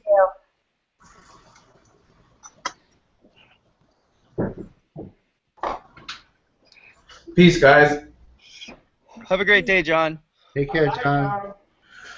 Later, John. Hey, you know, Dan, I wanted to ask you about when you guys started doing residual testings in the Secret Cup and how the competitors reacted to that. Because if I remember back, it was like, it was, I honestly thought you guys were going to grenade your own event when you started looking into the depth of BHO, and instead, it seems like you caused the industry to clean itself up, you know, and I would love to hear how all that went down and what the response was from your competitors. Well, the first time we ever did that was for the very first competition, and I'm happy to say we've had residual testing for every single competition we've done since then. I think we were the first ones to actually do it, and it was Herbal Synergy that did it, and it was kind of weird because the way he did his testing, like a really high score would have been like 50 ppm, and a really low one would have been undetectable, you know? But, you know, testing the same stuff at other labs as the methodology got better, it's actually way higher than that, like to a magnitude of 10, I think. What are you testing for, Dan? Give everybody an understanding. At first, we were just testing for any kind of hard hydrocarbons, and By yeah. gas chromatography? Uh-huh. Okay, and so it ranges because we're not using the same lab at every competition. We use pretty much every regional lab we could use across the country. You know, like MCS in Boston, Analytical 360 in the Pacific Northwest, SC Labs, Steep Hill in California. We use them all. Were they using the same method? No, never. So the results have been all over the place, you know. I think the way that, you know, it's contributed to the whole knowledge base is that if you take 40 samples and give them to one lab, you can tell which one's the highest and which one's the lowest in basic range. But it's really difficult to compare the results from one lab to another. So when you get a universal standard. When you get a sample that fails, that doesn't pass the test, do they go back and retest that sample? I'm sure they do. Yeah, like as far as I know, every place that has had a really bad testing has gone back and redid it. We've had a couple of labs actually request more of a sample because they needed to retest it. Do you know if they do multiple replicates for one sample or just one replicate? It's going to range from lab to lab, but from my understanding, they do multiple for the same one because for this, you know, for the contest, it's like a lot of advertising for the lab. So they always want to make sure they do a good job. I think we've been kind of skimped a couple times at different labs, but, you know, usually they just put their all into it. Are you testing for terpenes or cannabinoids or pesticides? After a couple of years, we started testing for, well, we've only tested for cannabinoids, but we're actually testing for terpenes now. How about microbial? Microbial for concentrates, I don't think that usually comes up, but at least with flowers. Well, you know what? It's now that we're starting to let people compete with water hash. Actually, you should start looking for mold because look at the. I believe it was tested for that, but not. Yeah, Mark, a lot of why we didn't look for mold is because with it, BHO doesn't pick it up. You're not going to have mold. You're going to have hydrocarbon residues in what we were initially running. But now that it's opened wider, yeah, mold will be something that for sure is looked for. But not just hydrocarbons. I always wondered why they don't test the BHO for the heavy metal contaminant that's in the mystery oil. Because if you're not testing for that, it could still be there while you're testing for the hydrocarbon itself. That's not True. the problem if you I purchase. would love to. If the lab offers that testing, I'm gonna definitely ask them to. I think it's as important as testing for microbials in water hash, because we know that butane is contaminated often with these heavy metal contaminants, mercaptans, and other such And things. it's easy to clean them up, Mark. All they have to do is run it a few times through a closed-loop system. Yes. They can fucking clean up that shit. Yeah. Although when Khalid came in and said he was trying to do it with the CO2 canisters because he left BHO for CO2 and then realized CO2 has the exact same shit in there because it's just canisters, machine oil inside. And so he said he kept distilling it and he just always kept getting more. He said he never got it to a point. And he said this in Hashchurch, and he seemed like a pretty intelligent guy that had done the work already. He just said no matter how fine it was, there was always some that he could rub off with like a paper towel. I've never done it, so it's just all sort of discussion for me. I've never. It is scary. It's different, but you know, like with my regular concentrate work, we distill all our butane so it's clean and nothing really wipes off. Right. Well, that's good. And I gotta say, I got 3 Secret Cup competitors on the panel today. That's pretty awesome. Horatio, the Reverend right there, and Lorenzo. So I want to say hi. Yo. Hey, welcome, Lorenzo. I want to give a shout out to Lorenzo. You're in Barcelona right now? Yeah, in my house in Barcelona. Exactly. So Lorenzo is a good friend from. You're still rocking Nerd Extracts? Yeah, I'm gonna open that creation in March for seeds. Nerd Creation, awesome. Me and Lorenzo collaborated one year and won the. Yeah, I remember. My first competition ever was thanks to Big D. I owe this man so much. I think you I can was even there. Understand. I think I was there. Yeah, you was there. You was there. Yeah, congratulations. You was there. Yeah. I wanted to give Lorenzo a shout out because he's helping right now. Really helping a lot organize the Legends of Hashish party that's going to happen in Barcelona next month, in a couple of weeks actually. No, a couple of weeks. 13th of March. So I just wanted to give you a shout out for helping, dude. You've been an incredible help. I don't know if I'd be able to get it done without you, as well as Javier from Medical Seeds and Edu. Lots of help from you guys. So give thanks on that. It'll be good to see you in person. You're pretty welcome. You're gonna be amazed. I have a question, Lorenzo. Is the electric plugs there the same as Amsterdam? Yeah, almost the same. But for everything you need, I'm gonna bring a lot of volt changer. So don't worry about it. You'll have enough for us. Yeah. I'm gonna bring like 10, 15 volt changers, so you won't have any problem. Excellent. So what's the vibes like in Barcelona right now, Lorenzo, with the clubs? That's pretty good. I have actually thousands of people that want to compete. They're asking me, well, how can I do? How can they do? And I'm saying, I'm no one. I can decide nothing. You got to talk with the big guy. Well, I'll tell them all right now. The simple way to do it, it's not really a big competition sort of thing. It's just show your hash at the booth, the Medical Seeds booth. I'll have a little chunk in Javier's booth, and I'll probably be with Tony and a few other good friends. And if we look at the hash and we smoke a little bowl or a dab and it's entry worthy, then it's like that gets you a ticket to the party. That's you don't get a ticket because you own DNA genetics or that you're... No, exactly, because you deserve it. Everyone is on equal footing at Legends, and it's more about the evening itself than trying to win anything, I think. But whatever it means to you, come on out and check it out. It's going to be a fun night. Barcelona. Everyone that's won Legends of Hash has been really stoked to win it. I can say that for sure.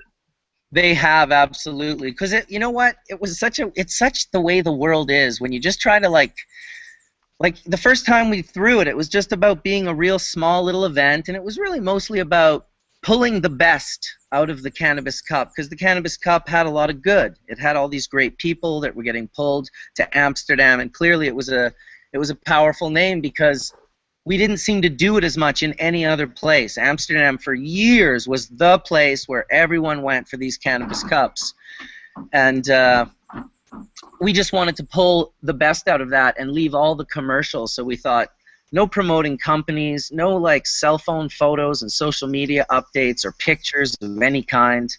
Kind of secret, low key, not telling anyone about the where the venue is and stuff, and just keeping it on the down low, and if you wanted to celebrate hash for a night, that's really what it was. I mean, it was Sam and I sitting in his living room, and the two of us are just like, we love hash, and not just for the medicinal benefits, but to get stoned. We also love to get high.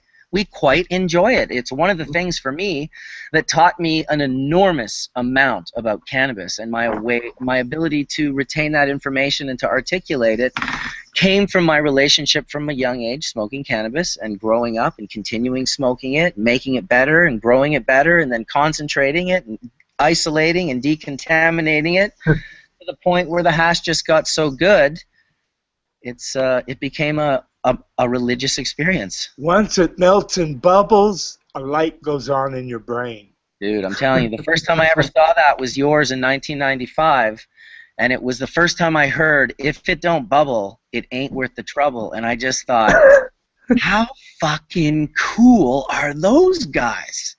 I just could not believe that you guys had hash that turned into an oil in like 1995, and I know you had it way before that too, but to me it was absurd that you had it then. So now also about the everywhere we vibes. go, we see it. Dry sip, water hash, it's everywhere now. Well, last year I was very impressed with Barcelona. I'm not going to lie. And I talked to Soma about it and asked him, wow, when did Barcelona become like so on point with the hash? Like, there are people just crushing water hash. And those zombie guys, zombie kush, what was that? Ripper Seeds, Reaper David. seeds, yeah, David. Fire. Yeah. Fire. Yeah. Javier, medical seeds. Fire. Like, there's a lot of people I know that there is a couple of clones of the Zombie Kush out there in California. So are you seeing more good hash at the clubs there, Lorenzo? You're gonna be really amazed this year. This year, okay. So the BHO scene is not that big here. The BHO scene is really small. It's really small. Everyone is about dry sift, water hash. Way much more about water hash than anything else. Wow, it's really. And when did that happen, do you think? Around 2012, they really seemed to pick up the ball? Because that's when Soma noticed it, the first year that he didn't really have to bring his own hash, even though he did. 2013, he felt, or 2012, I should say, he started seeing hash that was smoke-worthy. And by 2013, 14, he was just completely, quite impressed with the varieties available. I will see 2013 it exploded. I mean, it started to everybody to really focus on the good product and not on the quantity, because Barcelona, Spain in general was really about quantity and not quality. Now everything is changing with the clubs. Everybody's trying to keep the club up, and for have a club that works, you need product that works, and everybody's stepping up. But I can tell you, every club have bubble bags. Every club makes water ash class. Every club makes. I mean, it's way much bigger than BHO here. Well, it's really nice to hear that they're doing a classy, quality, clubs and with quality, whether it's the BHO or any other rosins or bubble hashes or dry sifts or bud for that matter. I just like that Barcelona, and I say this to the entire 1,100 people watching right now, that this is an incredible city to visit, regardless if you enjoyed cannabis, but you can almost make Barcelona a cannabis destination. So if you're a person that enjoys smoking, but you also want to go on a nice trip and where it's warm and the food is incredible and the people are wonderful, Barcelona is pretty fucking awesome. I'd have to give it a 2 thumbs up. I have fun there. I made this place my house, so yeah, I can tell you. It's, for me, till now, is the best place I've ever been. And I tripped a lot. Yes. Well, it was nice to smoke all that hash with you and John Berfelo outside of the Yeah. I still have all the boxes. Still. The Sagrada Familia. Yeah, of course. No, man. This year, you're going to be amazed. I can tell you, this year, the level is way much higher. Way much higher. I'm very excited to be with Sam and go see Ben's museum, because he, of course, has known Ben many years longer than myself, and they've collected, and they collected against one another, and then sort of formed so they didn't collect against one another. And I think Sam's going to be really touched when he sees what Ben's done with this museum. So I'm going to be very happy to be standing next to him when he does. I've actually seen the museum, but it was in the middle of being torn apart and reconverted. Exactly, which is why I worked for 9 years rebuilding that museum. Dude, I only saw the pictures, but that's why I think your experience is going to be so powerful, Sam, because you saw it when it was being ripped apart and restored. And it's really, really impressive. Tip my hat to Ben Dronkers. He did a really incredible job on that museum. Something all cannabis users could be proud of. What is the law in Spain exactly? What's the possession law and the use law and the cultivation law? Okay, so we were living in a big gray area. So it works like this. So we have clubs. Clubs works. You can subscribe to the club and ask the club to grow for you the weed you should grow in your place. Okay, it should be like 4 plants each person, but even this number is not that sure. I mean, it's really a gray area, but till you are in a private place, you mostly can do whatever you want for the law, okay? So the clubs work till that. As the club is a private place, because you gotta subscribe to the club and be a member of the club, you can smoke inside and you can purchase whatever the club grows, because it's your grow, because you subscribe to the club and you ask for the club to grow your weed. Problem is, you can't bring nothing outside of the club for the law. I mean, everybody brings stuff outside, but you gotta hide it in private place, you know. And if you get caught in the street, you just get a fine. If you get caught with a grow, if it's not that big, like 8 lights, 10 lights, you just get a fine. The law is not that strict, but it's not legal yet. Now, we're all tourists. If we be visiting, is it okay for tourists to consume? Okay. As a tourist, what I suggest you is smoke just inside the clubs or in really, really, how can I say, areas where there are not that many people that can smell your, because you gotta people get bothered of people smoking around because they don't want a new Amsterdam, you know. They wanted legalization, but they wanted, you know, like America, you can smoke in the street, you can smoke in your place, all this stuff. What I suggest you, if you want to bring your stuff, just hide it well, and as tourists, if you get caught, anything, nothing happen. You just get the fine, but you don't have to pay it as a tourist. You don't have to pay it, just go in the files they have, but you don't have any problem about it. Mm. Yeah, I always got a pretty good vibe from Barcelona. I mean, obviously, there's little tips like when you're on the Ramblas at night. Exactly. If you're not in the center, you're. I mean, I shouldn't say, but I smoke in the street. I'm really quiet. I don't smoke puffing around, just a couple of puff, but not on a Rambla. And Al for NorCal Genetics can tell you, because he was smoking on a Rambla last year, and they searched him so badly. Yeah. But he was puffing on a Rambla near kids, I mean, just a little bit of discretion, you know? Yep, yeah, exactly. Discretion goes a long way. Although we did film that wicked session. Yeah, we're smoking the Sagrada Familia. Discretion. That was amazing. Yeah, that was amazing. I mean, for those of you that don't know, Google that, Sagrada de Familia. It is the most ridiculous, gaudy creation. Like, it is really over the top. It's over 100 It's still on building. It's 400 years they are building it. It's still not finished. It will be done in 2027. Yeah, exactly. That's just It's wild. Unbelievable. You can see so many different kind of influence. That's pretty awesome. That's one of my favorite places in Barcelona.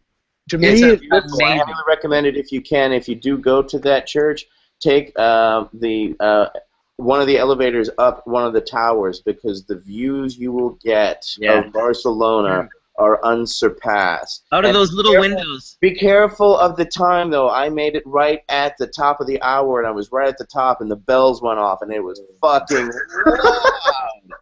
Holy shit. Don't make that mistake. Yeah, that can really harsh your buzz. I'm not going to lie. Here's a funny story to give us a little break in Hashchurch. I was on the mountain with my friends snowboarding on Whistler, and we said jokingly, hey, let's go back to your apartment and get uncomfortably high. Actually, this is my friend Paul Morrison, who actually passed away last year in Amsterdam. So this will be a shout-out to Paul Morrison.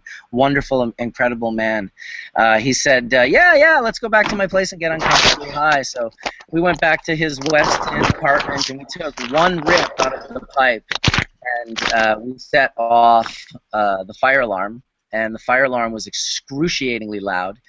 And it was going off, and we called, and we sort of made up a story that we burnt some toast in the toaster, even though they laughed. The Whistler guys were like, well, if you guys are going to burn any more toast, do it out on the deck. It was really quite funny. But the alarm went off for like 10 or 15 minutes, and about 15 minutes in, when we were literally like, I can't be in this room anymore, my friend Paul looked at me, and he said, this is not what I meant by uncomfortably stoned. I thought it was quite cute. R.I.P. Paul Morrison. We loved you, buddy. All right. Well, that's nice. What do we got? We're an hour and a half into Hashchurch. We got 1,100 people watching. What's your plan for Jamaica this week? Are we going to see more plots, or is it going to be more... My partners are planting seeds right now. So I wanted to go plant seeds with our company and be like the guy that's like, yeah, look at me, I'm planting seeds in Jamaica. But my Hashchurch, our Hashchurch, is much more important to me than, being there for some seeds getting planted. I'll be there the next time some seeds get planted. So I owed it to you guys to stay back and do Hashchurch. Can't do that from a ganja field. Thank you, sir. Do you think in I Shot the Sheriff, when Bob Marley says, every time I plant the seed, he said, kill it before it grows? You think he's talking about ganja? Oh, gosh, yeah. I thought he was talking about the male plant. Oh, no. Oh, my God. That's the whole point, though. But, yeah. Every time I plant the seed, he said, kill it before it grows. I think he's talking about ganja there. I really do. I absolutely would say he's talking about ganja. Because it was Sheriff John Brown come and shoot him down. I mean, why would the sheriff come and shoot him down if he's just growing food? You know who would know? He stood up. He was an activist. He was standing up against the system, and the system didn't like him. That's why they came to shoot him. I think it was a ganja sheet. He was planning. I would say I always assumed it was, but we could certainly ask Lee Jaffe, who was there. He introduced Bob Marley to Eric Clapton and how that song ended up getting covered by him. I'm pretty sure he was growing soybeans. I think it was a metaphor. He was planting ideas, too. Why would the sheriff shoot him down for growing soybean? Yes, Daniel, that sounds good as well. We really should try to get Lee Jaffe. They were Monsanto soybeans. Oh, come on. I think it was the ganja seed. I really do. Let's try to figure that out, Marcus. Yes. Well, we'll have to ask someone that was there. You know, lots of people were. I bet you if I asked 3 different people. Well, if you ask Wikipedia, his old girlfriend came out and said that it was about the birth control pill, and he substituted doctor with sheriff. Really? Yeah, that's what it says. Yeah, in 2012, his I bet you there's a few other the origin of the lyrics. Interesting. To the surprise of many, she explained that the lyrics, Sheriff John Brown always hated me for what I do not know. Every time I plant the seed, he said, kill it before I grow, was actually in response to the fact that Marley was very opposed to her use of birth control pills. Marley's opposition to birth control led Marley to substitute the word sheriff for doctor. Interesting. Yeah, but you know what, Mark, you were talking earlier about religion, and honestly, birth control and you're not having the baby, and yeah, it's huge. Oh yeah, it's there all. How many different women did he have different kids with? I'm not too sure. I think he had between 9 and 12 children. So I've heard up to 30. Well, maybe. You know what? It's starting to make a lot more sense, actually, now that you put it that way. Yeah, but what I was saying about that is if you asked like 8 other people that were there, like Bunny Whaler and, you know, Lee Jaffe and Rita and all these people, they would all probably have a different story, is all I'm saying. Well, now you know why the Bob Marley brand marijuana has to be sold so much everywhere, because all those kids need support. There you go. Well, I hope they do the good thing, you know, bringing it back to the Marley brand and the Tosh brand. It's an important legacy that you don't want to taint, that you'd want to maintain and continue to do well with, not try to sell to like a marketing firm in New York City or something. But we'll see. We'll see what they do. You know, the same things happen with Garcia. You know, Jerry's been gone all these years, and a lot of people, there's a whole enterprise, and a lot of people, you know, basically make money on Jerry's legacy. And yeah, the music will be, you know, there forever for everyone to enjoy, and speaks for itself and stands on its own. You know, if they try to brand cannabis with it, that's fine. You know, I mean, I think that both Bob and Jerry would be like laughing about this whole thing. Are they going to come up with a Jerry Garcia marijuana tie? You know, for Oh my God. I'm sure they're going to come up with a Jerry Garcia brand of cannabis someday. I mean, I'm sure they all will, because it's just such a... Wouldn't it be a brand of heroin? Oh, sorry. Stop now. Come on. Well, look how many brands are being developed right now. I mean, Snoop Dogg just did a deal with Live Well, and so he's going to be having his own brand. They say Rihanna is, and I mean, I have hundreds of clients that I've consulted for, which kind of led into my university, and many of them are being approached by a lot of celebrities who want to put their name on something. And I think it's a really good way to go if you have products, because then you could just buy a bunch of packaging and actually not have to deal with the hands-on licensing and things like that, especially if you have things like felonies or you can't be in the business. Because you could own those names and own those brands without actually having to, and then license those brands and make your money, you know, if you make $1 or $2 per package. But a lot of celebrities want in now, and I think now's the time that, you know, I don't know if they know what good product is, but, you know, it's interesting to see these deals being done. Well, yeah, I mean, this is the interesting double edge of corporate cannabis. It's kind of like what we were talking about last week in reference to GW Pharmaceuticals and so many other companies that, again, need to understand some type of financial return if they're going to invest in any business enterprise, whether you're selling lemonade or you're selling cannabis or you're selling cannabis extracts. And part of it is de-risking the opportunity so people can understand if they put investment in that they can enable these business enterprises and not completely go broke or not completely be shut down by some stupid regulation. Mm-hmm. Well, I think the regulation is going to be crazy when it comes to product control here pretty soon, because like Daniel said, I mean, a lot of people have been taking the initiative to do testing, but now they have state-mandated batch testing, and that's going to be a lot, you know, where you have to test every batch, and there's going to be certain protocols that you have to go through in order to test it. And I mean, it's going to be a lot more difficult to be in the business, and, you know, not as fun when it's regulated like that, but it will produce the best product because we'll know what residuals and all those different things that we're allowed to have. I don't know. Speaking of LiveWell, they are getting rich producing like the worst product on the market. Like the term LiveWell is interchangeable with swag. Like, you know, I got a sack of LiveWell, you know? No, it's true, but... Yep, Tweed as well has the same similar name. I mean, they've got since hired DNA to help turn that around for them, but they did. I've never personally seen their herb, but they were getting called out that their herb wasn't as quality. This was some time ago now, and I suspect even if, you know, even people that never tried their herb anyway would hate them enough to just go online and call their herb swag regardless, just because people fought for mainstream cannabis, and when it came in, they realized that the mainstream cannabis was going to compete with their own personal monopoly they had in the world of prohibition, because they were brave enough to continue selling it while it was still illegal. They don't want to compete. Both groups hate one another, and there's got to be something done for these two groups. It's not about either of these two groups. It's about access to people and to patients regardless if it's recreational or medicinal. It's about access. And so I hope to see as many people allowed in the free market as possible, because only the cream will rise to the top. And then, you know, people are saying, oh, fuck mainstream this and fuck celebrity weed. And it's like, listen, we fought for years to get this mainstream. Well, that is the mainstream. Now you're mad at how they're going to go about it, and you're going to fight a new whole fight. Well, okay, like, you know, in my opinion, let them go about it how they want to, as long as we can go about it how we want to, and we can continue to do our thing. That is the most important thing. Once the mainstream's saying, no, we have to do it only this way, I'll be the first person to be like, fuck that.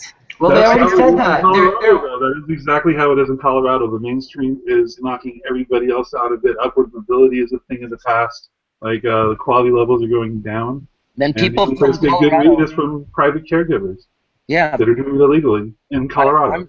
I'm not in Colorado myself. I'm in Canada, and we're getting more wins than losses. But if I was in Colorado, I'd be like doing everything I could to stop that from happening. That's why I left Colorado. I was completely just disgusted by it, because places like Live Well thrive in that kind of market. It's really difficult. And they're an unethical business. Here, so it is. I mean, Daniel, you know, you've always been a client of mine. I think I set up your business. You know, and it's been really hard to navigate so many people who are so talented through this market, because it hasn't been fair, and they allowed people to set up all these patients, and then, you know, they really kind of cut out the experts by saying, oh, you couldn't have felonies, you couldn't be out-of-state residents, and there were only certain people who really lobbied. The experts didn't have their money to, and in a vertically integrated market where you're required to have like a dispensary and a cultivation facility that are both one business, so you grow everything that you sell or a certain percent of it yourself. It's really hard when you're the grower, because those plants ultimately belong to the medical center, because it belongs to the patients. So a lot of, you know, growers and experts came in and brought in all of their genetics and stuff, and then merged with a dispensary just to stay alive, and then got taken advantage of.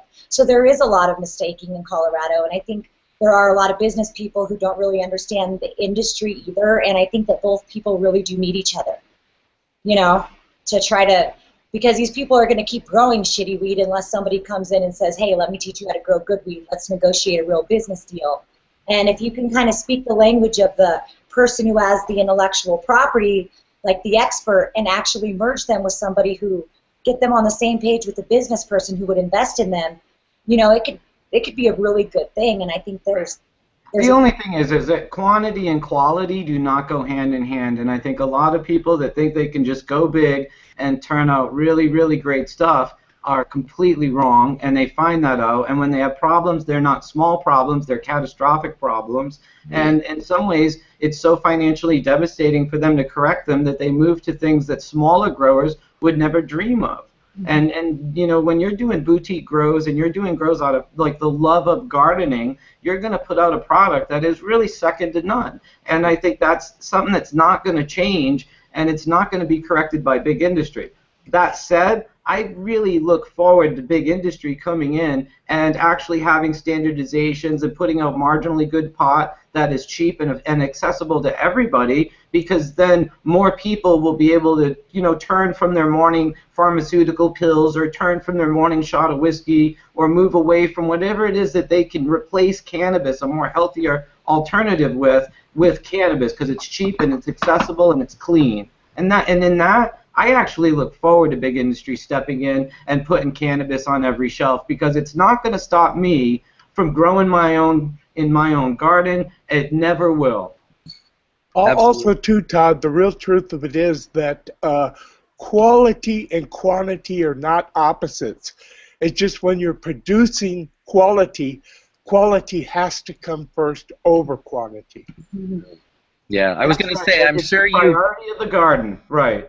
I'm sure you, Sam, have produced some fairly quality herb and some fairly quantity. But can't you have it both? I mean, I've seen high-yielding plants that yield incredible extract. You can have it both, can't you? But can we stop for a minute? No one is on this panel or has been allowed to operate on a Budweiser level yet or a Jack Daniels level yet, where we got a 1,700-acre facility and they're pumping out 119 million bottles of JD a year. Nobody has had the opportunity to do this, or they'd lock us up. I got busted with a 4,100 plant garden back in '97, and it was small in comparison to what my imagination was dreaming about at the time I got busted. We haven't had the opportunity to really go large scale, and this is going to be a new thing. You know, we're not talking a couple thousand cannabis kilos. We're talking consistently being able to put out what would be maybe millions of ounces of cannabis a year. I think that the weed got really shitty in Colorado once we legalized it. I'm not sure if it's just because of regulation or because of that split, but you know, when you would go to Colorado, you wouldn't see when you were trying to produce quantity, you wouldn't see the quality right off the bat with the heavy regulations. It kind of stunted the product, which was disappointing. But I mean, I think that in the end, Snoop Dogg's management team went for the quantity because that was, in the end, the better business deal and the more money for somebody like that. Well, I don't think Snoop Dogg is a good example of anyone that's other than commercially interested. He doesn't have a hands-on approach to pretty much any of his businesses other than his rapping. I mean, so the truth is they're just doing labeling, and that's whatever it is. I mean, if you could go to Colorado and you know the people that are growing herb, that's what Dan's saying. They're going to the people that still grows good herb. It's just that those people aren't getting it to the clubs. And with the way Colorado was, that the clubs had to produce a certain amount of the cannabis they were selling, they were locked into becoming producers, which in California, fortunately for a place like Berkeley Patients Group, that's not the case. They can have, you know, people that have been growing, in some cases here in California, for 2 and 3 generations, bringing in stuff that was quality first over everything, knowing it was going to be heavily scrutinized by the buyer, tested by the lab, and then really bottom line tested by the people that line up to buy this stuff at the counter. And this is, I think, a subtle difference between the way things go. So we'll see what the future holds, but I still think quantity and quality are not exactly going to go hand in hand on large-scale cannabis growth for a lot of people. What do you have to say about that, Sam? That's because most people are not focusing more on quality, they're focused more on quantity. And then what you're saying is true for sure. But and you know what, an example, Sam, would be like when you're watching these videos of weed wars or whatever it is, you got people up there saying, we're going to get 3 pounds of light. They're not talking about we're going to get the best quality off each table. They're talking about profits. Because that's really what you're absolutely correct. I hate that. I got no respect for that. Yep. Well, they're in it for the money, and let's face it, I'd rather have it legal to do that and legal to do what we like than illegal to do either and or both. Bingo. Yeah, the people that are growing the good pot now in Colorado are criminals because they've been recriminalized with all the new regulations that they've put into effect. I don't think it really helps anybody except for the people that, you know, paid to lobby things to go their way. Yeah. If you're in, you're rich now. But, you know, everybody else, you know, that really had skin in the game and been working their whole lives in this industry are pretty much shut out. You know, you can still participate in the black market, which still goes on there. But, you know, all these people, all these growers didn't have to if there was an avenue for them to sell their excess grow to these dispensaries, you know? Well, I mean, that's the big problem up here, Dan. You know, we got federal licenses. We fought hard for it. Originally, of course, it started like everywhere else. It was initially terminally ill people that were allowed to use it, and that broke out from terminal to, you know, pretty harsh diseases like MS and Parkinson's, and then it just expanded until eventually it was for arthritis and other sort of headaches and body pains, till it was literally like you could get cannabis almost for anything that you really required to get it for. But it just wasn't like that in the beginning. It was really, you know, stuck on this pretty much very, very, very sick people. Were the only ones that were able to get it. We fought. We got these licenses. I lost my train of thought. Am I mistaken that it's just completely out of the question that really high quality cannabis can't be produced at much larger scale? I mean, is there a break? No, Mark. Can I point something else? No, I truly believe that that cannabis can be produced in large scale if the goal of if you have a person at the end, like you have a taste tester at JD who's actually making sure that the whiskey going out meets their standards, then you're in a good space. But when you have people that are getting involved that are looking for 3 pounds of light and not highest quality, you're never going to reach the quality that you and I want when we're backstage at the Dead or whatever the fuck's going down. It's not going to be the same scene. I mean, Yeah, I just think that quality is the desired goal over quantity. You're not going to get quality. yeah, like we were talking about Budweiser before, and I always think about the Pennsylvania brewery Yuengling, which is a family-owned brewery. I think it's the oldest continuous running brewery in the country, run by the same family that started the brewery way back when. And I think it really is like one of those family-run companies here in Pennsylvania that really takes care of their employees. They really have very benefits, and they're very good in the community, and they realize the impact that alcohol has, and I think they're one of the alcohol companies maybe that's a little more responsible, not like Anheuser-Busch or these other big multinationals, but just to use that as a convenient analogy to say that here's a company that makes a high-quality product, it's a family-run product, the people who love that product really, really love that product and will buy that product when given the choice of buying other products. And so just to think that, again, our industry is in its infancy, but that we can grow to the level where the consumer can make an educated choice in the marketplace to make a quality versus quantity buying decision when they choose their cannabis.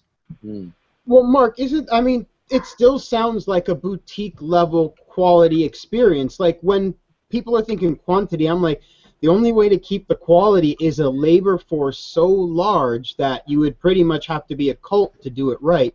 On acres, like there's so many other things like tea where you see women who are like dressed to the T because you can't actually like dirty the fields or fuck up the tea plants. Like there are other things that labor, like physical slave labor force, is the key to quality. Otherwise, they convert it to a machine. I don't disagree with you completely, but there's a slave labor. This is not Apple making iPhones. Really, love is what we need, and we need an eye on the end product before they release it. And the problem is that when companies come in and invest all this money into a big 50,000 or 100,000 square foot grow, and something goes wrong, they're going to release that pot because they can't afford to throw it away. And what we got to get is companies that actually won't release shit because their reputation's more valuable than their bottom line, if you will. Yes. And you know, how many gallons of whiskey has probably been thrown away by some of the best whiskey distillers because it didn't make par and they didn't want to grenade their reputation. We just don't have that in cannabis right now. When people start worrying about their reputation and really trying to bring their quality up to the best of the best, like growers have done in the hills of Humboldt for generations now, then we'll start seeing really good grass. But it ain't going to be slaves. It ain't going to be workers in China, although wait until China can make grass and ship it out. You know? Hold on, Chance. It's going to be an export-import economy, in my opinion.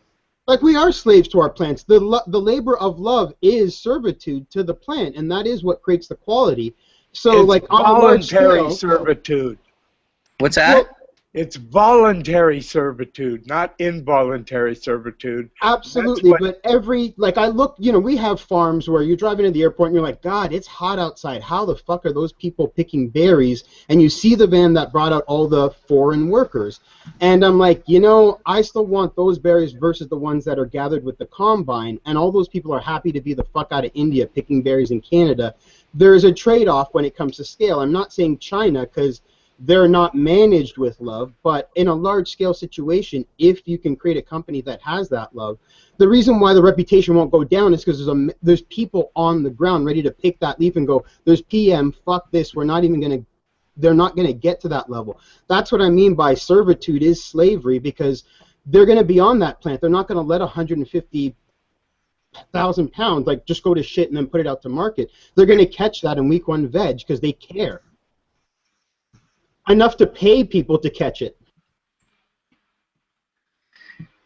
Sorry about that. I was getting a message from Tony. No, Horatio, I think I totally vibe what you're saying. I mean, I just think that, you know, as someone who's grown, you know, from most of my life, I think that love is the key to success. You gotta have some pride in what you're putting out. You gotta have, you know, also you gotta be willing to eat it if you fuck up. If you get bugs for whatever reason, you let your friends in your garden and they had bugs and they bring you bugs and suddenly you get bugs, you gotta eat that. And, you know, or however that it happens. If something goes wrong, you eat it, you start over, and you put your best foot forward. It's just hard to do that in a 50 or 100,000 square foot 1 or 2 or 300 light grow. Fuck that. It's hard for problem on your hands. Dude, it's hard for people to do in a 5-pound light grow, and you know it. 90% of people do not do that. They put that bud on the market to the dispensary, wherever. That's why we're trying to create standards and regulations to keep that from happening. And the problem in Canada, of course, is that people, you know, the reason we had to fight for our license for 3 years isn't because our government are total dicks and wanted to take it away, as much as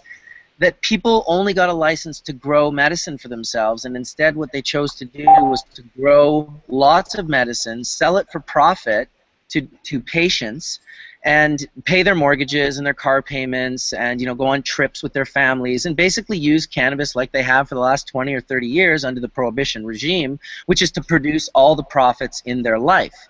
And so that's not what the license was for, and unfortunately, whereas I'm not against people using cannabis for profits, I actually support it in all forms, in as many accessible points as possible that we could access, but I don't really support it to undermine a license of a group of people that are just trying to grow their own medicine, not pay their mortgage. As many accessible points as possible that get turned on. I don't really support it to undermine. Someone turn on their YouTube. No, but I was like, who's this Bubbleman imitator? Maybe it's Chloe. Yeah. Sorry, it was me. Okay. I'm trying to look in the comments with Mark here. I do it every episode at the start, so I was like, oh, did I accidentally push a button and unmute that? No, I'm sorry. I'll mute. No, it's okay. Don't worry about it. That's So yeah, a Hashchurch rookie thing that happens a lot. Okay, good. Yeah, right. I'm 75 in, and I still do. I did it today when I came into Hashchurch. Well, Mark, check it out. Like, what do you think about our medical system? Like, I remember when I heard about it from that strange neighbor that keeps the meat in the freezer to bring the bears in to protect his grow. And he's like, you got $5,000, it gets you 100 plants. You got $10,000, it gets you 200 plants. I'm like, are people buying licenses? Like, yeah, just fall off your motorcycle. Every criminal has mangled themselves living the high life and is entitled to this super license where, like, it was very strange where I, like, went through my whole medical history and had to prove a bunch of stuff, and they were, you know, the regular doctor's like, there, you get 6 plants, knock yourself out, and then someone else walks out with, I've got 3 patients, they each have 200 plants each, I'm a 600 plant grower, I need an investment to build a huge facility I'm on. And now those are the people that, in our own reverse corrupt way, that now have enough money to buy the legitimacy, and they become dispensaries. Yeah, and all these other faces. They also, you know, the worst part really is that they won't swallow a loss. That if something happens, if bugs or mildew, the standards and the regulations are nowhere near what our Canadian LPs are forced by the government, because it's millions invested and they'll just pull that license in the blink of an eye. So they really have repercussions to have to follow the standards that are in place. And although I find a lot of the standards completely absurd, some of them are really great, and obviously some SOPs could be created that would produce really wonderful protocols and be able to keep the cannabis and all through the processing, everything clean and secure, and make a great product for people. Yeah, and that just requires investment because it requires instrumentation and highly trained scientists and methods that we can really hang our hats on, that we really all agree on. And those methods are the same methods that everyone has to use. And again, Dan, this is the real frustrating thing is you go to take the same sample and send it to 6 different labs and get 6 different results. It's just, how do you, as a hash maker, it must be really frustrating when you go through all of this trouble to grow and create the best possible product you possibly can, to enter it into this cup, to just have that sample fail based on one single result from one single laboratory, we got to really be able to hang our hat on that result, because that hash maker has invested so much time and passion into making that sample to just have that result. And I don't know if Jeff wants to speak to that, but that must really be frustrating to have like one result be the thing that just takes your sample out of competition. I don't know if anybody else has You know, I anything gotta to tell you, the worst time I've ever had with testing was with Oregon, because I just think that their standards aren't really up to par yet, because we had 28 entries, and just about every single person pre-tested, you know, and passed at an Oregon lab, submitted to us, went to one in Washington, and 9 out of 28 failed because of mold. And that was just that was just crazy. I mean, like, I had people like really wanting to fight me because their stuff failed at one lab and passed at another. Well, just think how far we've come from when they first started testing in California, when Steep Hill and some of the first labs opened, and half of everything they tested had pesticides on it, or fungicides. People passed in the whole state of Colorado. I mean, a lot of people, if you don't pass, you have state mandated batch testing. So every single batch of marijuana that you produce, you have to test. And there's strict guidelines on what we're testing for, what's allowed, and you know what pesticides you can use. And if they find something, then they have a recall and they'll take all your product. So it's, I mean, people are saying that growers might have snuck into their warehouse in the middle of the night and sprayed pesticides without them knowing, because they're so desperate to save their reputation. But in all reality, when you're growing on a mass scale like that, and you fought with your expert grower who wanted $3,000 a pound, and you're only paying him $50 an hour or $25 an hour, and you have all this weed, they just didn't understand each other. And in a super regulated environment, you know, you couldn't get those relationships to work. And I'll tell you, a lot of them, I think, started using pesticides to keep their grows alive. And so all we've had is recall after recall, and they email it to every single person on the Marijuana Enforcement Division's list. So it's pretty good motivation for them to pull it together and have some sort of quality control. If people are using pesticides or fungicides, they deserve recalls. Mm-hmm. I agree. You know, one problem I don't really think has been brought to light in Colorado and other places where residual testing is becoming mandatory is it's a really easy test to fool, because, you know, let's say you have some shatter, you know, you whip it up, no matter what, it's going to have no residuals at all, and you submit that as your sample for a batch, it'll pass every single time and have really good numbers too. Yeah, I mean, I would say residual, it's a really tough game. You know, I've seen anywhere from, you know, 400, 300, 400 parts per million on one sample be reported from another lab at 3,000 parts per million, another lab reported at 10,000 parts per million on the same exact sample. And so really the deal is the labs don't really have enough money to get the equipment that they really need or pay the employees that they really need to get good results. You know, I mean, everybody in the industry wants to have the cheapest result that they can, and that's really led us down this hole where we're only doing one test of something instead of doing a triplicate where it's 3 different dilutions of the same sample. Yeah. We're only running, you know, a residual test one time instead of doing the same exact thing. I mean, you know, everywhere in our industry this is happening, and you know, I don't know what we can do other than pay for better testing and really come up with standards that are being shared amongst all the labs. So that's the really big thing, you know. And well, it's not only standards, Jeff. It's a protocol.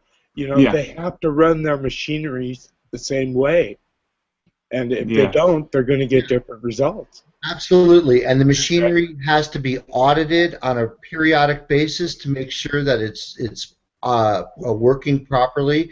And to be quite honest, you can't just take anybody off the street and just put a white coat on them and have them be the person who runs these samples, because especially with microbial, there is so many opportunities to cross-contaminate samples where the handling of the samples themselves is actually the source of the contamination. And how would you like to be the hash maker who made a perfectly clean hash but whose sample was mishandled, and that's the source of the contamination? So, I mean, absolutely right. The protocols, the handling, the way that these things are tested, again, is not trivial to do, say, in a timely fashion, such that if you had the deadline to submit your hash for the cup was, say, like a week before the cup itself, and you had to have all those samples screened in such a rapid period of time, I mean, that's a very, very large number of tests for any lab, let alone a cannabis lab that's already looking at screening samples for other customers. So this is the kind of thing that, again, unfortunately is going to require investment, because the level of screening just needs to be taken to the higher level, where not only we're working with the proper instrumentation, but the properly trained people who understand how to use the instrumentation to make reproducible results that we can really hang our hat on. And I'm talking about the same kind of results that are used in the analysis of botanicals and pharmaceuticals and many different things that humans consume and use. So the technology is out there. What stifles things is the whole Schedule I listing, which keeps the investment from happening in a way that could enable the development of this industry, which is already up to speed in other areas other than in cannabis, and it just needs to happen in cannabis. And Mark, there's no reason why a GC, HPLC, or NMR, whatever the hell they're using for analysis, can't give identical results. I mean, within the GC range of all the different ones. No, absolutely. I think we're talking more about microbiological testing, which is a culture thing where you actually have to culture bacteria, which takes time to see. At the recent Emerald Cup, there was even question whether the microbiological was actually toxic ones or dangerous ones, or just possibly contaminants that were completely non-toxic.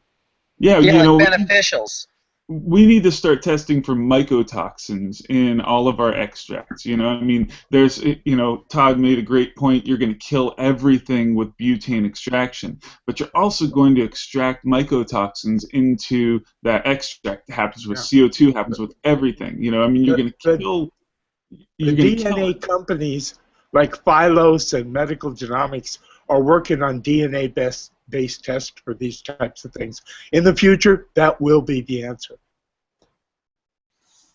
We do have a lot of state-mandated testing in place in our new regulations, and I can send those out to you, and we can maybe publish them, or how. I'm not really quite sure how this works yet, but you know, we do have how many residuals we can have in, and we're testing for a lot of things. But you know, if you guys want to give me feedback, I'm sure I could get those into the right hands. And I think this is a really important issue, because some states are saying that butane's bad. Some are saying maybe CO2 can expand in your lungs, and we don't know the effects of that. Nobody knows the long-term effects of cannabis, which we just know it's safe. But I mean, as we go from state to state, if it's important for us to have butane or things like that, then you know, we really need to get the information out there of what's really going on, especially with supercritical fluids, because, you know, they're heavily I think the people that do CO2 are kind of lobbying against the people that do butane, and, you know, it's not really stable in each state. And the water hash people, we're just like, hey, if your lab blows up, we have plenty of water for you. No, everybody knows that the dry sifters are the gold standard, dude. The gold. And you don't need an infused product manufacturing license to use water hash on a cultivation facility. And you don't need anything permissions for dry sift either, because I don't sell it. Hey, wait a minute. The beauty about dry sift is it's just there for the taking. There's really no process at all. I mean, anything that falls off the plant can be, you know, taken and harvested, right? I mean, there's no. That's the easy part. Right.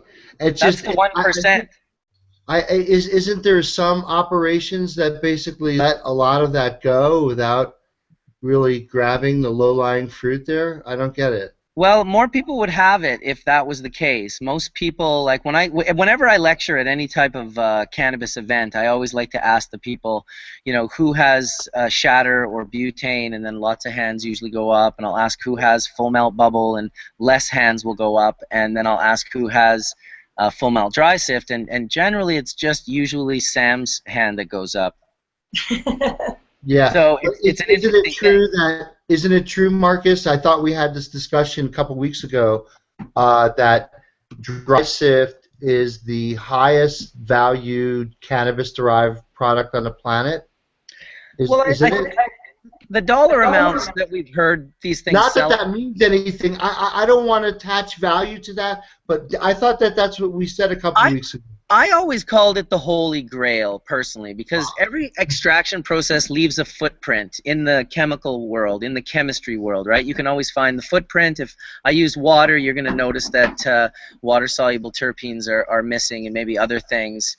And if you use chemicals, there's always going to be some form or another of a footprint that you can find. But with mechanical separation, all you're really doing is isolating.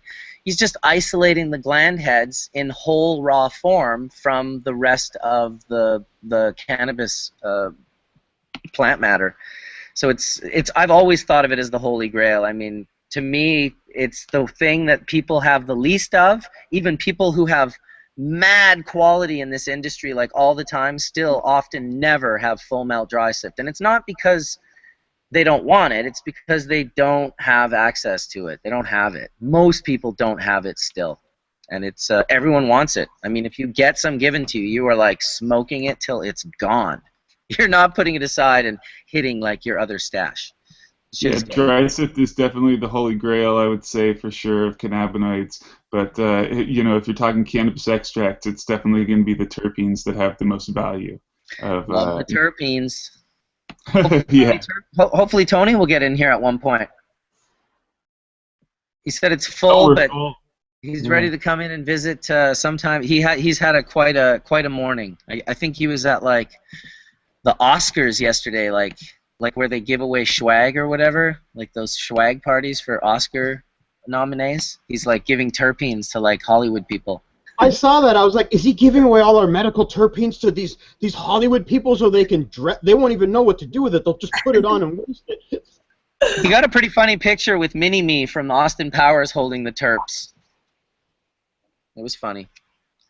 I agree, Jeff. The terps are an extreme value for sure, and I think we've gotten just a little. We're only not even halfway there with these terpene profiles, and once we get into terpene fractions, and we can actually, grab a profile and then have that profile fractioned out, I think that's going to be a neat part. I'm looking forward to that. I've got one last question for Big D. What do you feel made your competition so masculine, competitive, aggression, perfectionist? Like, it's one of the things, like, I remember listening to the Secret Cup song as, like, I picked my flowers, as I worked on my entry, as I purged it and looked at when to stop, as I packaged it, I'm playing the Secret Cup song. As I'm going to America, it's playing in my head.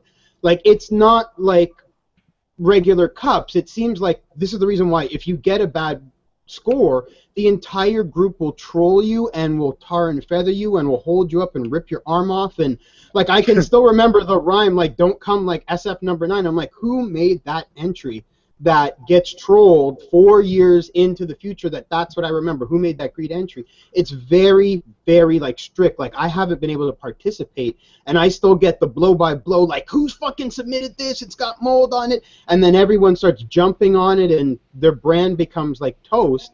And like you said, then it tests somewhere else, and there's no microbials or microbials. It's so dangerous when left with a pit of wolves. Well, to be honest with you, man, it's because people are just allowed to participate more than compete. Usually you drop off your entry and you don't hear anything until the awards ceremony, and that's it. With this one, you really do come under a lot of scrutiny. The competition itself is secret, but like everything comes out, like, how you voted, like, who was good, who was bad. It all comes out at the end of it all. So it does get competitive. It does really get a secret. Sometimes some people just have no chill whatsoever, and then just can't really do anything about it. No chill Yeah, whatsoever. none. That's a great way to reply. What an accurate way. Hey, listen, basically, Horatio, some people have no chill. Yeah, I but like you know, that. if you do win in that situation, I mean, it's a real win. You know, like people can't really call it into question. Like the Skittles winning this year, it's that good. His full melt is that good. It's fucking amazing. It's one of the best things I've ever tried in my life. You know, and Yeah. just about I'd say like 99% of everyone else who's tried his stuff will agree. He's a clear winner. Nice. So I don't know. When someone wins our competition, I want them to be like, you know, like seriously, 30 people that actually wanted to win themselves, like chose you as the top. That's You know, amazing. that says something. I was there in Barcelona thanks to Todd inviting me to the museum, and I got to be there for it. And I have to admit, I didn't catch too much machoism or any of that sort of trolling aspect. Everyone was super stoked to be there. It was a pretty good vibe all around. We were just puffing, and it was, it was nice. Because that's how it is in real life. That's how it is when people are in front of each other. You know, they're not as savage as they are when they're online. That's just how it is. People, you know, speak from some dark place in their souls when they go online. I don't understand it fully. But, you know, once you're hanging out with each other, everybody's really civil. Yeah, absolutely. When are you coming over, Big D? I'm going to go to Amsterdam in August.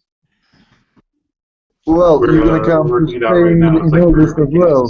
Thing too. Yeah. Yeah, so please I'll be come there. over. And I want to come to Spain too, dude. I want to be out there for like a month. Yeah, please come over. Yeah, it's time to come over. It's time. That's awesome. No, yeah. But something that's happened to the Secret Cup in Spain, it was something that amazed me. It was that the entry from Matt, Greg Gardner, the Barbara, was misunderstood from a lot of competitors, and they were thinking it was. I was saying the entry from Matt, the Greg Gardner, was from a lot of competitor was misunderstood, and they were thinking it was unpurged butane. Oh, what was it? It was Barbara. It was Barbara. Barbara what? Water hash. Barbara water hash. Yeah, a lot of people really misunderstood, because I really think here the knowledge is way lower than what you have. Before you were talking about tests and stuff, we have just one good test lab, and it's in Madrid. So if you wanna invest some money, guys, just make a lab in Barcelona, because it's really needed. But there is no labs, there is no regulation. It's really, really like in the 93 in America. So we are years behind you guys. Years behind you. You know, one of the winners over there, Team 10 Extracts, was the only BHO entry to place in the top 3 at our last finals. That was pretty cool having somebody with like a British accent go up there. The guys are pretty good. Yeah. Yeah. Absolutely. Karma Squad. Yeah, Karma Squad. Oh, was that Karma? It was Team 10, but it was the Karma Squad because they were running something from Karma. Ah, okay, excellent. Yeah, right. Makes sense, makes sense. Well, we still got 1,100 people tuned in. Etienne just joined and took Tony's spot. So we do need one more person to make room here in the future. For Mr. T, who's been waiting to get in here. And boom, what did we just have? 2 drop out? That was quicker than quick. 3. Got a message to these guys. There's a few other people. This is when he won't be around now, and we'll have kicked Etienne out for no good reason. Sorry, Etienne. Oh, and Darrin left? Those guys are quick. While they're watching, they can figure it out to come back in. Yeah, I think it's time for a little bong rip. It is 2:19 here in Kingston, Jamaica. Nice and warm. Just sitting by the pool.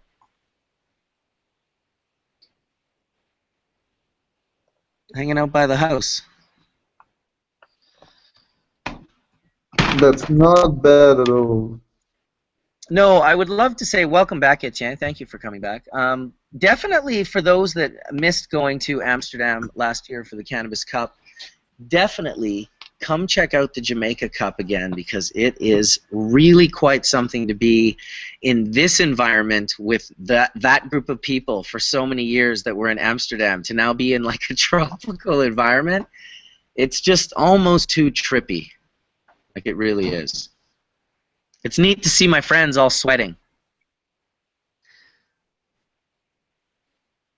Welcome, Tony. Ah, yes. There he is, Mr. Tony. I hope your morning's going better for you, Tony. Yeah, I had a rough morning.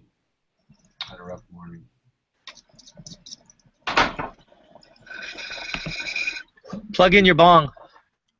Did you share my experience with anyone in the world of Hashchurch, or you just kept it to yourself? Oh, I kept that shit to myself, bro.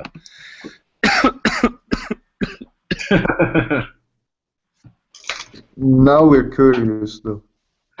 Well, Don't be. I'm staying in LA, and I'm in a nice hotel, and the hotel I'm in allows your dog to hang out with you in your restaurant or in their bar or whatever. And my dog ate like too much food, and I guess partied too hard, because this morning I woke up to diarrhea all over the place. A Keith Moon. Your dog pulled a Keith Moon. She pulled a Keith Moon. Up. Yeah, and then she pulled a Keith Moon on the way to the elevator, and then she pulled a Keith Moon 5 feet away from the red carpet at the Oscars, and then she pulled a Keith Moon all over herself.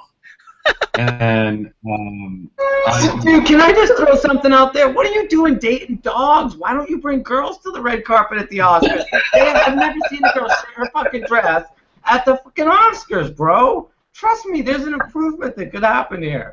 Just gonna throw the suggestion out there, though, okay? Leave the Chihuahua at home. Well, I don't think she meant to do it. She was really embarrassed. She kept looking around, and the guy, he's setting up the whole carpet thing and where people can go, and she like just left a puddle of poo. And there's the guys with walkie-talkies and securities, and then the guy's like, he's like, are you serious, bro?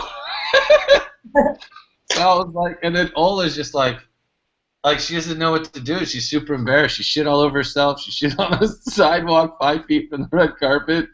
And I was like, yeah, I don't know, man. Maybe like a hose or like a glass of water. I was like, I don't know. Maybe LA should get some grass, since it's all concrete everywhere. There's like no grass anywhere. I was like, I don't know what. I mean, you guys are dog friendly, but there's no grass. You just realized there's no grass in LA? It's a terrible thing to realize in a crisis. Where's the grass for my dog? In LA for this long. That's why they need a red carpet. Right. Well, they need a brown carpet when Tony visits, so it'll blend with his Chihuahua droppings, bro. Pomeranian. It's just like, and then there's like nothing here but like white towels, So then I'm like completely fucked, because the carpet's going to cost a lot of money. And it's they say you can bring the boy out of the country, but you can't bring the country out of the boy. What do you mean I'm the only one with my toy dog here right now? She has one shitting in her purse right over there. You gotta bring a purse, Tony. That would do it. You stick the dog in the shit bag, let it do its thing, take it out, close it, put it by someone you don't like. Yeah. Well, and the other thing is, I mean, as bad as it was, I had to tuck her tail and hold her so she couldn't walk, because like it's all over herself. So then like she's like shaking, and then like some girl comes out of the elevator and she's like, "Oh, that's a cute dog." And I'm like, "Not right now, probably not right now." And so she needs a bath, and then she's like, "Oh, okay," and she kind of didn't pet the dog and went on her own way. So I had to like literally bathe the dog, bathe the carpet, use like different soaps around here, do a load of towels in the sink, and then the toilet clogged up. It's like I was just like, oh my god. Talk about a shitty morning. You can't blame the Chihuahua for the human blocking up the toilet. You gotta learn how to do micro flushes when you're cleaning up all that shit, bro. Come on, we've all been there, man. Jesus, ask Mark. He's had a kid, 2, 3 now. There's a terpene for that. Yeah. Oh yeah. You should dump some terps on the carpet. There you go. Yeah. You know, I think I did a pretty damn good job. You know, I spent since 8 o'clock till now.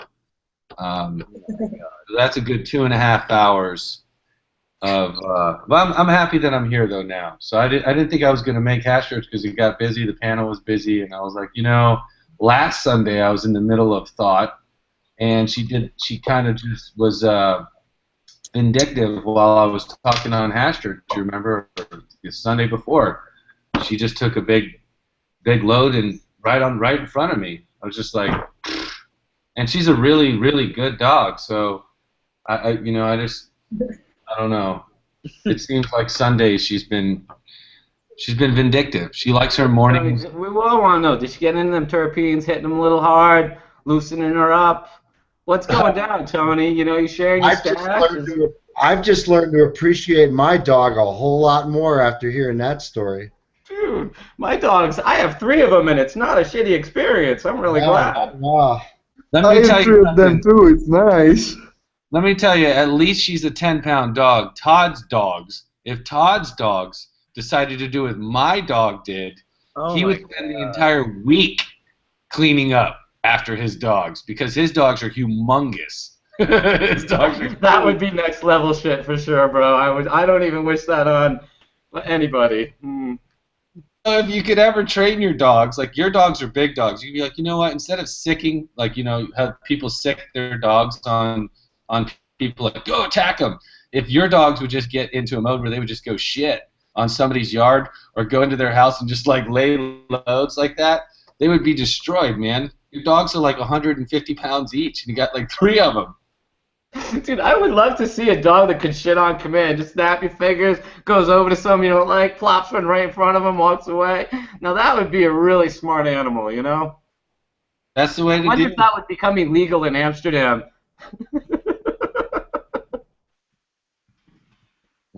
I looked At after. least the dog didn't eat your stash, man. You'd be following it around with a baggie. I looked after a friend of mine's pit bull for 2 weeks, and he told me leave my toilet seat up at all times because he'll shit in the toilet. And I never believed him. And I go in the bathroom one time, and it was just me and my girlfriend there, and there's a great big loaf in the toilet with no toilet paper, no ass wipe. Immediately, I thought, what a dirty bitch. She didn't even wipe her ass or flush. Terrible. And then I left the lid down on the seat, and I come home from work, and there's a great big coiler right on the seat. The dog would back himself up to the toilet and shit in the toilet. It was impressive. Wow. Yeah. Well, as impressive as that is, impressed I think with I'm Bo. going to take the reins now and make sure we don't have another story that goes into this. We're going to talk about something. Well, why don't you, D420K, say what you came to say?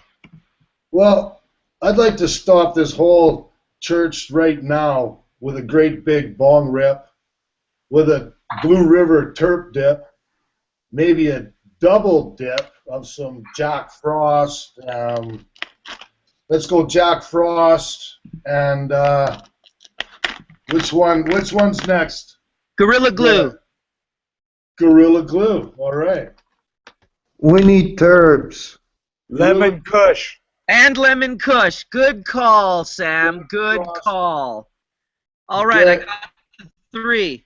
I got the Gorilla Glue, the Jack Frost, and the Lemon Kush. What are you guys doing? You're doing like the triple dip combo here? No, Yes. it's a bong rip, double dip, terp dip, triple dip. Oh my god. This is how Canadians react when you give them terpenes, guys. Yep. Yeah. No, this is how D reacts when you give Here terpenes. we also do a quadruple dip. Nice. Nice, Sam. That's awesome. Always Very happy taking it to about the next level, eh, Sam? That's the Jack Frost, now Gorilla Glue. And I saved this other side for Lemon Kush. All right, so I'm going Gorilla Glue first. I dropped it. Then doing the Jack Frost. And then going for the lemon. You guys are making me drooling, you know? Don't drool. We'll be in Barcelona soon, Lorenzo, and we'll have a terpene party. A terp soap this was. Can't wait. I'm not sure, Chloe, if you've had much experience or been exposed to the pure terpenes yet, but it is quite a beautiful experience. It's quite different from sitting around and just dabbing and smoking with people, quite different from going to an event where the food is catered, is medicated. It's really more attuned to almost like a wine tasting without the drunkenness that people who drink wine eventually display, and more of a really relaxed kind of nice, irie feeling. It almost turns off the burnout phase of THC and just makes everything irie. So, bong rip, triple dip, double dip, whatever, quadruple dip. Let's do it. Bong rip! Go. I did have the pleasure at the Emerald Cup of being introduced to the Terps. And I could smell them as soon as I walked in the place. It was insane how they are. And you have so many things to find out about these different strains and what we can pull off of them. But at this point, it's like we're not even growing weed, we're growing resin. And that, it's a whole new level, and I'm fascinated by it. Yeah, that is exactly what we're doing. We are definitely growing resin. Whenever someone asks me, what's the yield like, and I'm like, I'll say something like, you know, you can get just like 23, 24 grams off of a pound. And they're just like, what are you talking about? It's like, I thought you asked me about the yield. Of course, they're asking about the vegetative yield, but I don't really care about vegetative yield. I only really care about what the glandular weight is. Mm-hmm. I've been sifting a lot today myself. Some nice OG that's been cured up for a year before I started breaking it down. And it's nice fire. I gave a little bit out yesterday, and you know, just it's beautifully melty and all that kind of stuff. It boils, it turns to liquid. Beautiful. I'll do a melt video when I get back. Yes. My morning just got shit. Back for you. What's that, Tony? It's a pretty full church, and there's some pretty good conversation going on, and I just wanted to jump in and do the bong rip call and the terp dips and all that sort of stuff. I am signing out and letting someone else jump in. Have a good day, world. Peace and hash. Thanks, D. Have a great day, man. See you when we get back. Or I'll see you in Spain, maybe. Are you going to come to Spain? I'm still juggling it. We'll see. Make it happen. Barcelona. I'll see you in Barcelona. Peace, Barcelona. Barcelona. You know what? My morning just got shittier because I have everything in my hotel room except the D-nail box. Oh my God. She So for those that can't take terp dips, I'm joining you. I can't take a hash dip. I can't get a cup of coffee. I can't get my morning going. And you have shit under your fingernails. I can't do anything. I might just... Don't go sublingual if you've got shit under your fingernails. Oh, I do want to tell you something, Horatio. I did give you some shout out and some love yesterday at this little academy party because I had some candles and some terp dabs and different things, and I did. There was about 4 or 5 people that actually tried the terps in their champagne.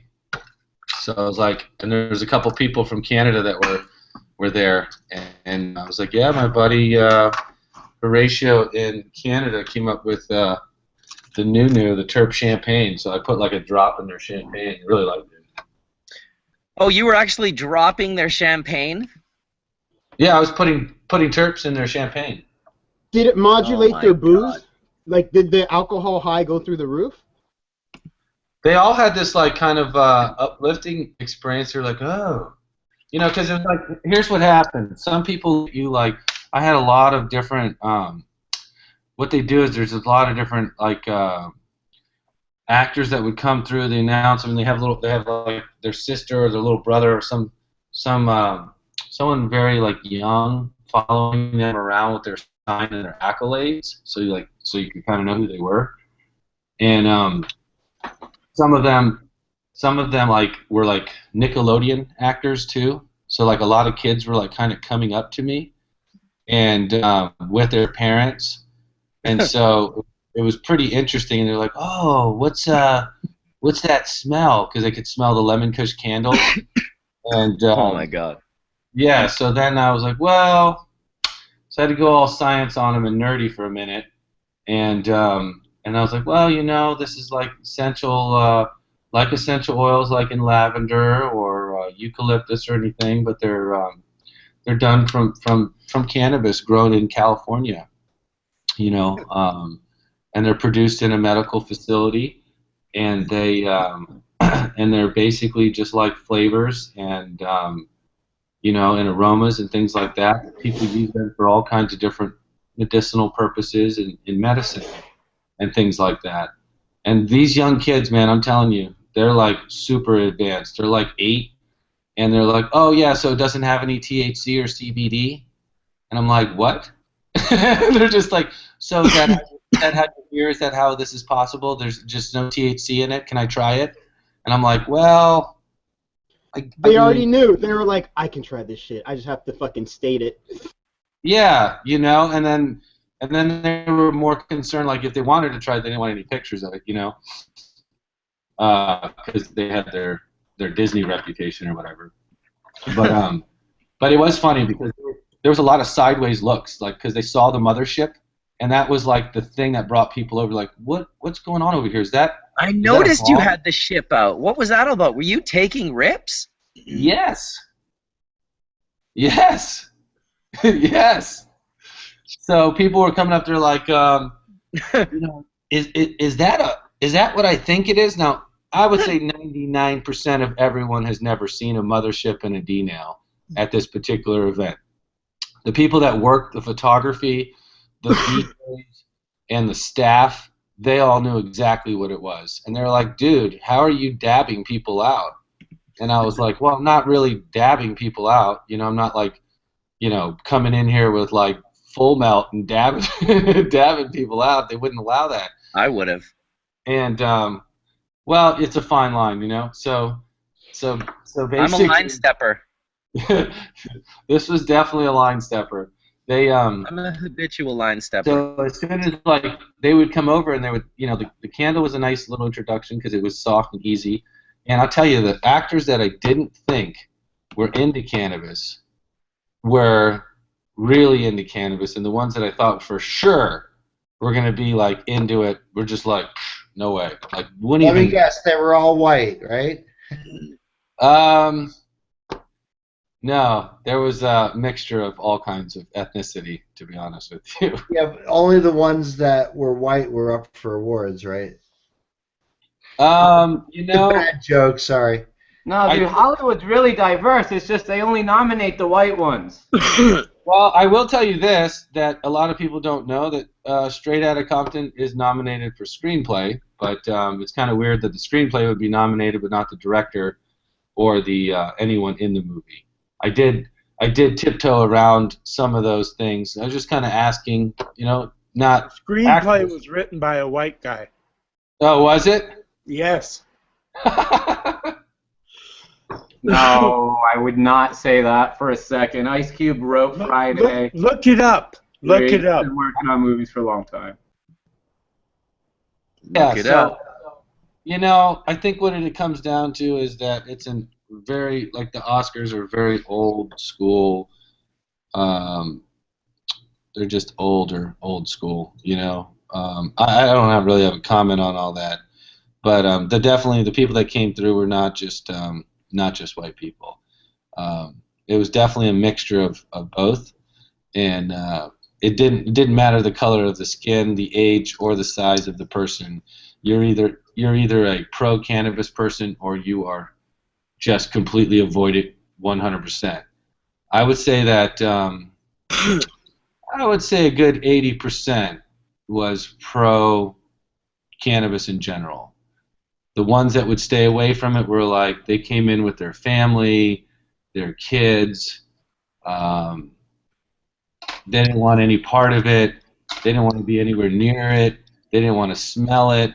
And then I would say, you know, that was a good, I'd say 15%.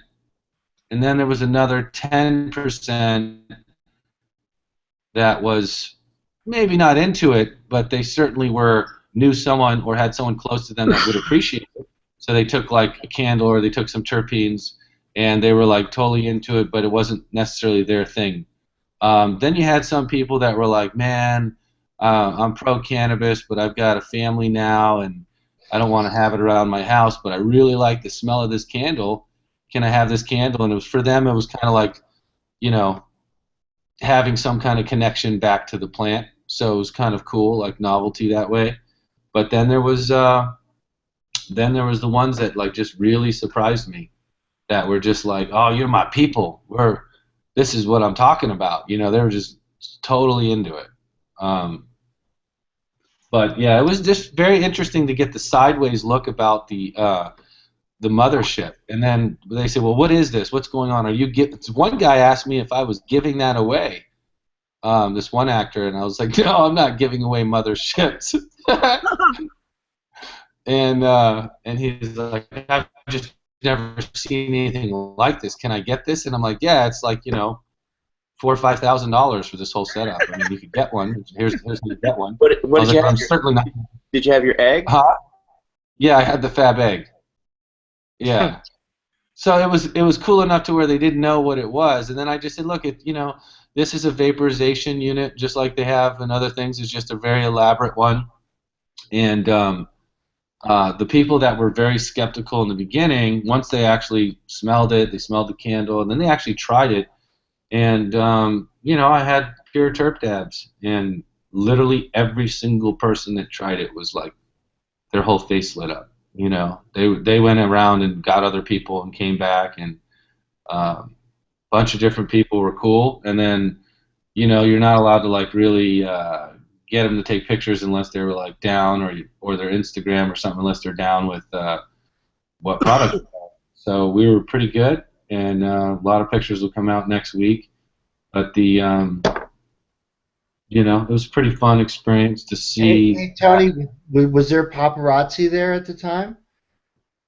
No, this is like a super high-end like ballroom complex, and it was like list only. And what they did was they had lots of cool products, lots of cool other vendors, a lot of really cool things. There were high-end organic teas from Australia, New Zealand, and England.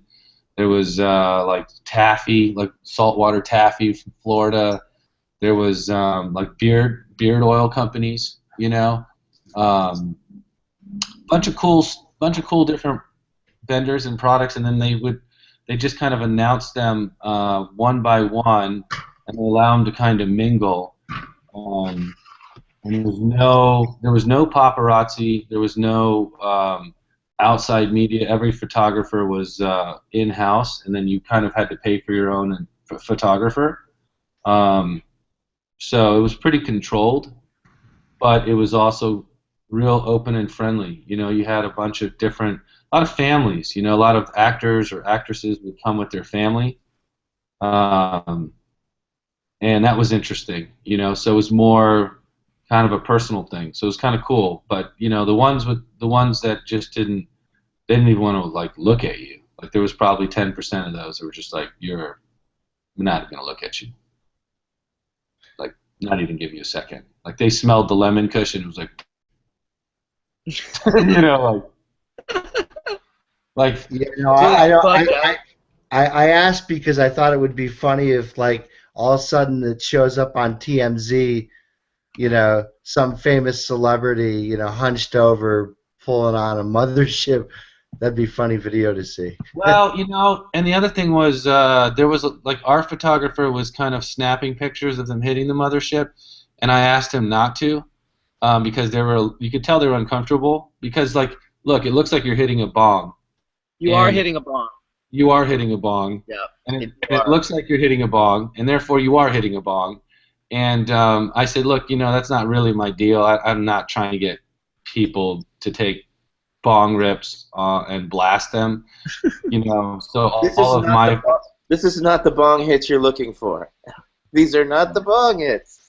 Yeah, no. It was more like, it was their introduction, try it out, and then they took a picture with our backdrop. Like I was like, hey, just take a picture real quick. It's cool things. There was music producers, and it was just different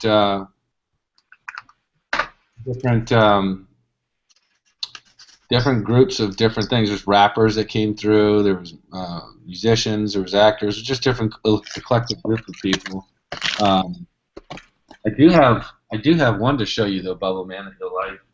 Find my phone. Anyone want to have a dab with me? I wish I was in Jamaica having a dab with you right now. Look at that stuff. Is that live resin? This is rosin. Yeah, so Tony, we were talking before, like, about Snoop Dogg and other sort of branding plays in the cannabis industry, and you've seen this. You've had a front row ticket. I mean, what's your opinion of like where things are in terms of branding and like how important ultimately that is? I mean, I think like where Todd was going is, like, once legislation happens and I can cultivate my own cannabis, I don't really care what Snoop Dogg does, or I don't care what other Willie Nelson or Bob Marley branded cannabis. But ultimately, I mean, again, if you're positioning to be successful in the commercial cannabis space, how important is it to be associated with like Snoop or to have somebody, some association like that? How much does that really mean?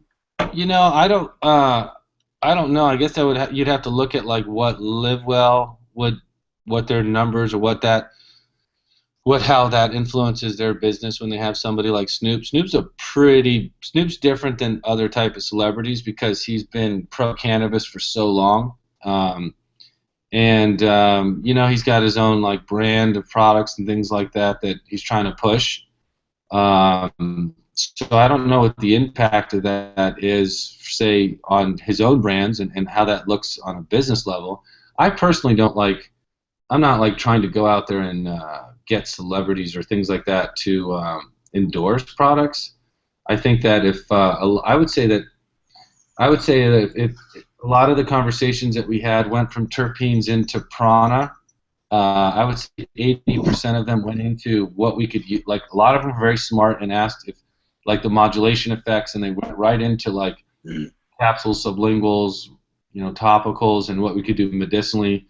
There was some PhD writer there for autism.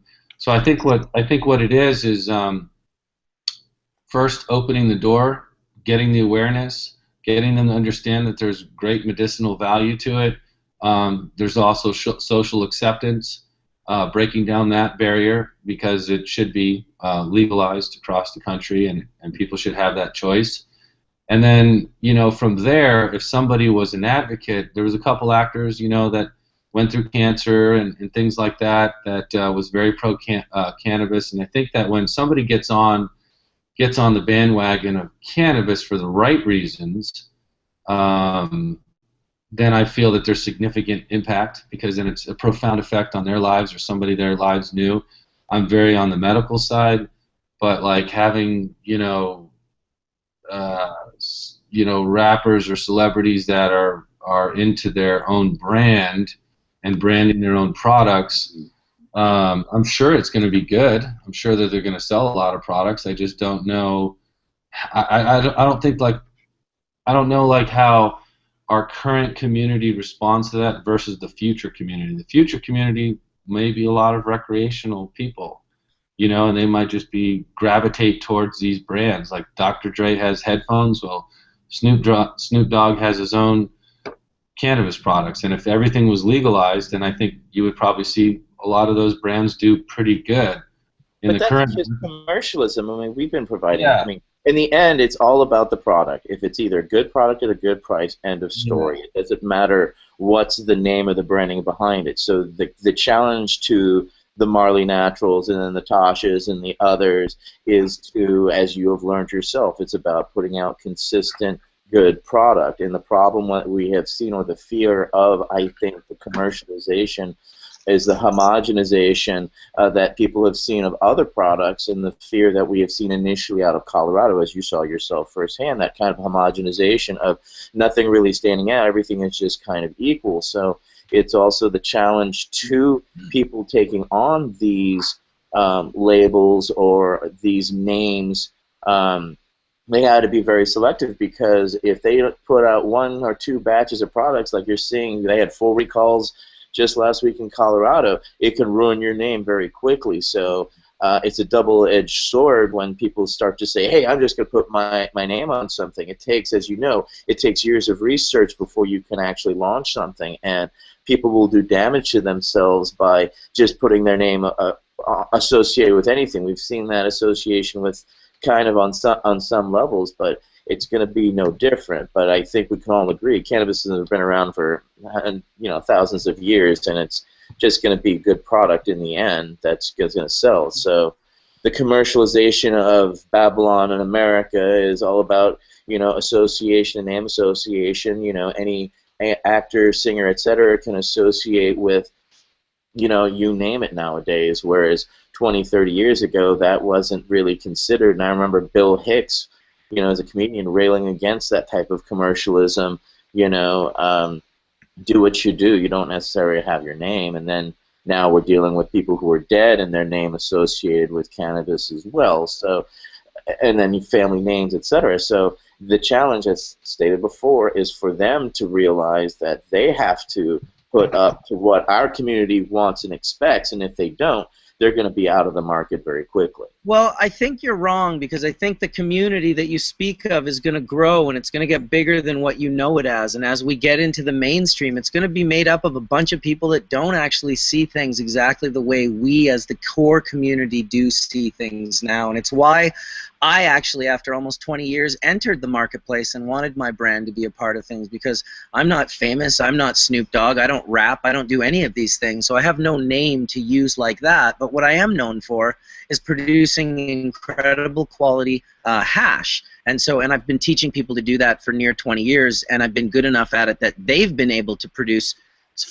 beautiful, beautiful hash, and that's what my brand represents. It doesn't represent that I'm a famous rapper, or that I sung country music for 40 years and toured the world and everyone knows that I smoke herb, or even that I'm like a famous Rastafarian reggae artist. It's a solid product that stood the test of time, that you yourself put your name on, that you improved, and not only your bags today are no near what they were initially. You constantly improved, and you constantly made it better to separate yourself, and that's what these are. I don't disagree in time. I think in the short term is what I was discussing, until that transition to that larger market where it is fully across the board.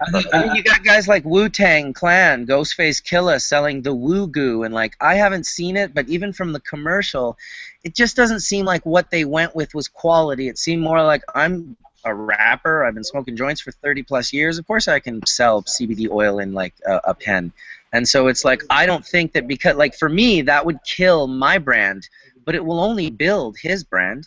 He'll just end up selling millions of dollars of that stuff, I can guarantee it. So it's because what's that, Tony? Yeah, I think you're both. I think you're both right. And the market. That's what I was saying. The market today, for me personally, I'm not trying to take on a rapper for a brand. I'm taking on Bubbleman. And I talked to him, and dude, I'm super meticulous in certain things, and I don't want to release something unless it's of the best quality.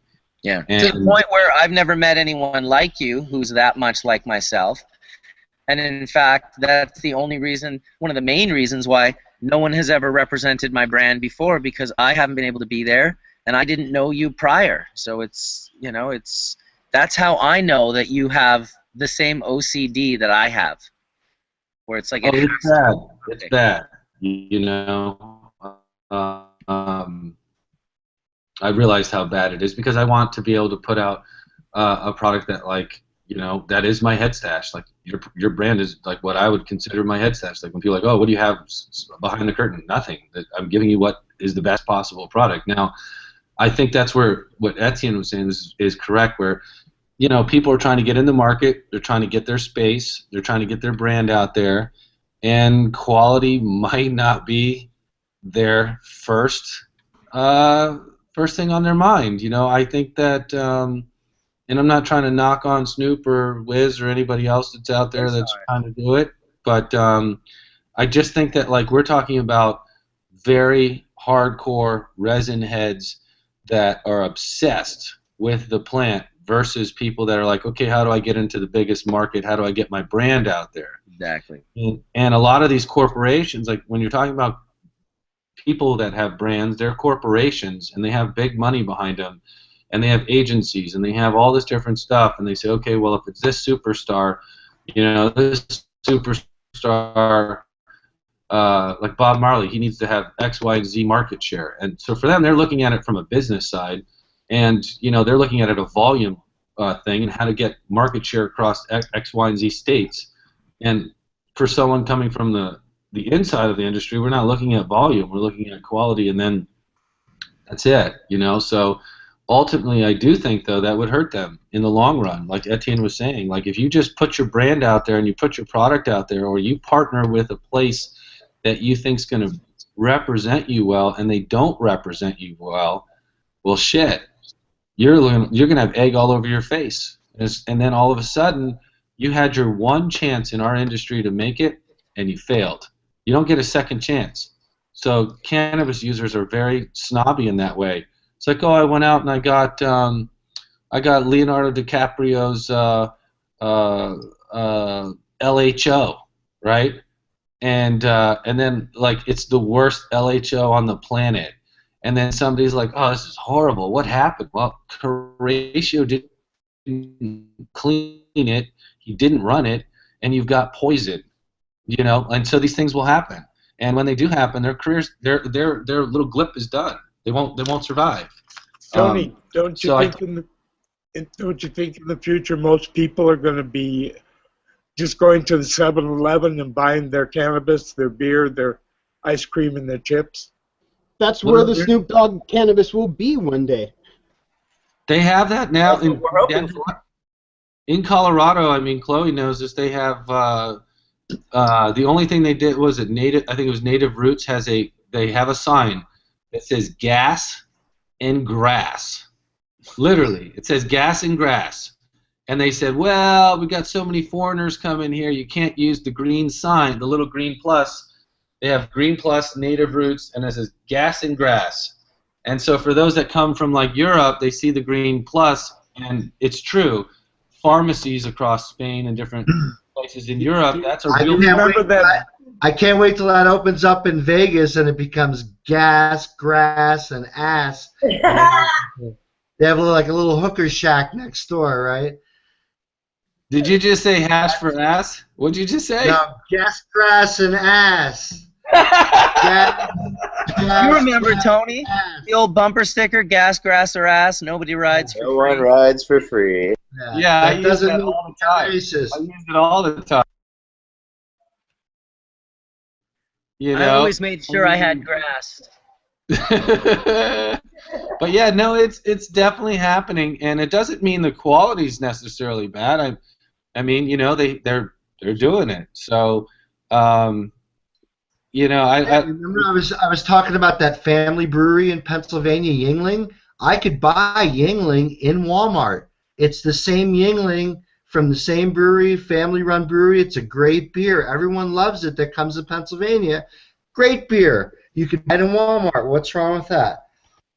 Ready will have like 3-2 weed, and then that's what will be available in the Snoop Dogg brand or something, and then it will level out, and there'll be better weed. But well, the market's going to expand. Huh? The market's going to expand. It's not going to be just what we see it as. There's going to be a real mainstream market, and it'll be maybe more unrecognizable to what we think, you know, as people who have been using cannabis for a long, long time. I think that there'll be levels of it, and the mainstream will be not what most of us would choose. Right, Costco bulk. Yeah. Right. Yeah, we're still going to go to Whole Foods. Yeah. I'd buy some dank herb at Whole Foods. Do you guys think that they actually decided to do gas and grass, or do you think that maybe that was the only facility available within 1,000 feet of any daycare, playground, park, things like that, and so it kind of worked out because you would have to split the licenses in the building and you couldn't sell the gas in the same place as the weed, so they have to have 2 separate entrances. It's brilliant from a marketing standpoint. Come on, you can't deny it. I mean, because of the sticker, and it goes generations back into the 60s, ask grass or gas, no one rides for free. So by actually having a gas station you can get your weed at, it's a win-win for the individual consumer, okay? The consumer can go to 2 places at once and get what they need. It's a brilliant idea. And well, you could probably also get your refill of your butane for your torch there as well. Oh yeah, and you can probably buy some of the the butane clan's the Woo Goo. Right. CO2 oil. They're from the East Coast. Oh right. I've never been in it, but I know the company's fairly reputable. Wouldn't you say, Chloe? Oh no, they're definitely the Native Roots. I love Rhett and the whole team and Josh. They're great guys. But I mean, just knowing them, I don't think that gas and grass, like they went looking for a gas station. I think that they actually marketing that made the best of the location they had. Of course. Hey, zoning is reality. It basically fell into their lap by coincidence of what happened, and then when I saw that, yeah, of course, Etienne's right. It is like, listen, I'm gonna pull over, I'm gonna get some gas, I'm gonna walk in, I'm gonna get a soda or a drink, I'm gonna get some snacks, and I'm like, you know what? I need a joint, or I need to go get some concentrates, or I need to go get whatever, and you just walk in the other door. It's pretty fucking genius. And anyone who doesn't think so is pretty jealous, Trust me, I wish I could do a drive-through and all that stuff. We tried way back in the day, and the city of Berkeley's like, yeah, we have a thing against drive-throughs, so we couldn't allow it anyway. There are already drive-through laws, but I hear there's finally going to be a drive-through as well coming through there in Colorado.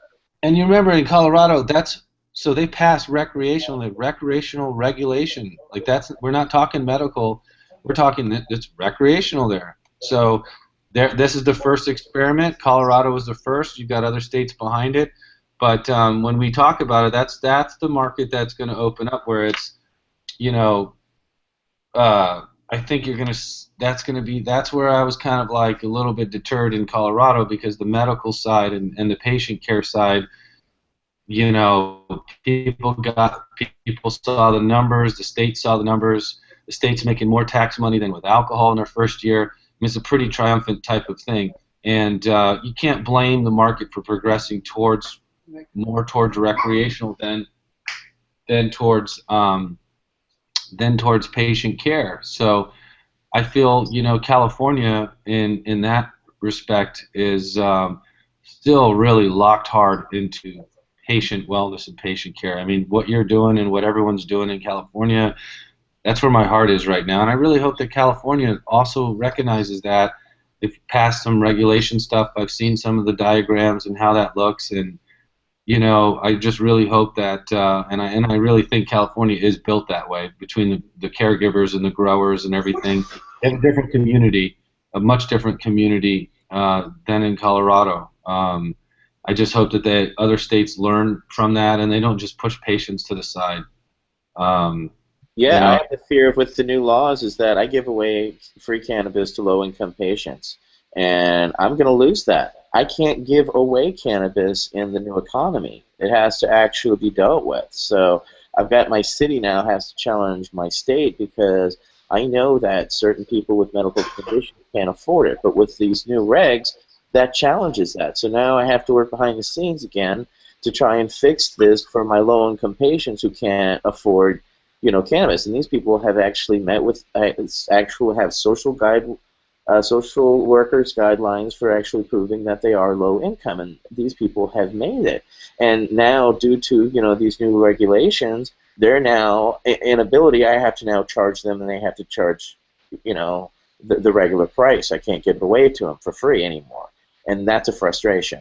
And so, this is also part of the realities of coming from that, this very, very opaque law here in California to actually more firmer regulations. And hopefully my city, which actually has written it in that we have to give away 2% to Berkeleyites who meet low-income standards, which we do, will that become illegal as well? So these are things we have to explore in this new era of regulations that are coming on by 2018. Yeah, So, I think. Yeah, I agree with you. I agree. To just go back to what Sam was saying, Sam, yes, it will eventually, not in my lifetime, but in the future, yes, you will be able to go to your local liquor store, get your cigarettes, your pot, and everything else. Because if you're already seeing it at one gas station in Colorado, it's only a matter of time before it's standardized and large enough and commercially available and viable enough with lot numbers and ISO 9000 plus standards, and it's actually in stores. I mean, the race is on for that right now, and that's the reality. Yeah, and I know this is a. Sorry, I just had one question.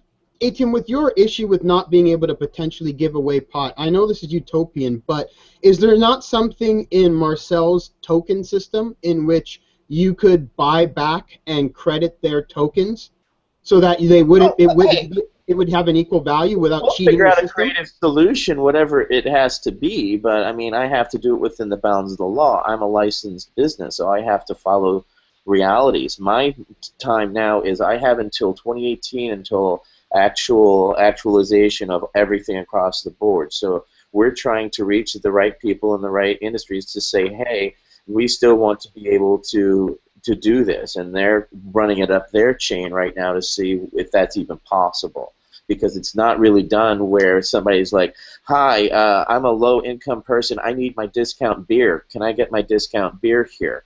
Or there are things for pharmacies, etc., but they still don't equate us with pharmacies. Yes, you can get discounts from pharmaceutical companies for your specific medication, but is that the route that I have to go now, that I now have to now print vouchers and have to actually have that and go that route? This is what we're still exploring. This is a very fluid motion. This is a very fluid action, and why we always have to stay vigilant, stay on top of things, and even study your own laws and figure out where it affects your reality, because we are dealing with a very unique situation. I've transitioned from, I'm 16 going on 17 years in business, handling it at a whole other level. Now I have to go from dealing with you, the individual farmer, to where I can no longer deal with you. I have to deal with the distributor, and the distributor deals with you in the testing, and I can only buy from the distributor anymore.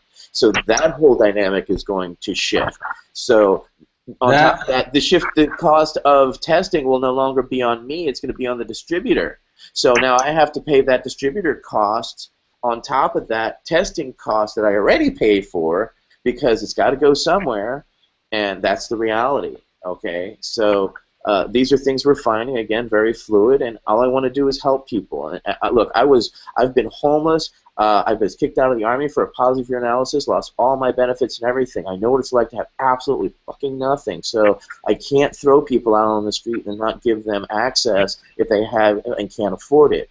And I will fight for that. So that's, again, after this battle, and I'm still suing the government, I have another battle to fight just for my low-income people, because the legislature doesn't see low-income people. They just see dollars and cents and what's coming in the future. And so we still have to be humans and realize that we still taking care of humans. As you say, medical is still our focus here, so we can't forget about that. The legislature has, so we have to make them aware. And that's what I'm trying to do now. So I think hopefully we'll spread more awareness. I think even in Colorado, you could sell an eighth for $1 to a low-income patient, or have veterans discounts, or have, disability discounts still. Yeah, you can. But I mean, it's really hard for retail shops to offer those type of discounts. In Colorado, it's convoluted. I mean, you have virtually separated, dual licensed facilities. So they're allowed to be non-vertically integrated, which means they're allowed to have a cultivation facility, a dispensary, an infused product manufacturer license, and there's limitations on infused product manufacturing license on like plant counts and things like that, and cultivation facilities. So a grower like you would have to go out and get a warehouse or something that would be, zoned properly, approved locally, and then wait a lot of time to get those build outs and all of those things approved through the local government until the state government enacts some sort of a system and figures it out.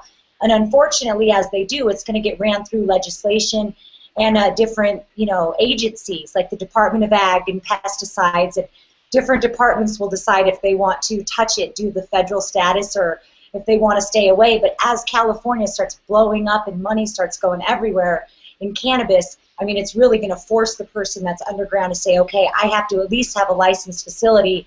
And then, I mean, I've already noticed there that it's hard for people to sell wholesale to dispensaries and stuff. That's why the underground market works. And then find some sort of level between medical marijuana and recreational marijuana law, which are two very different things.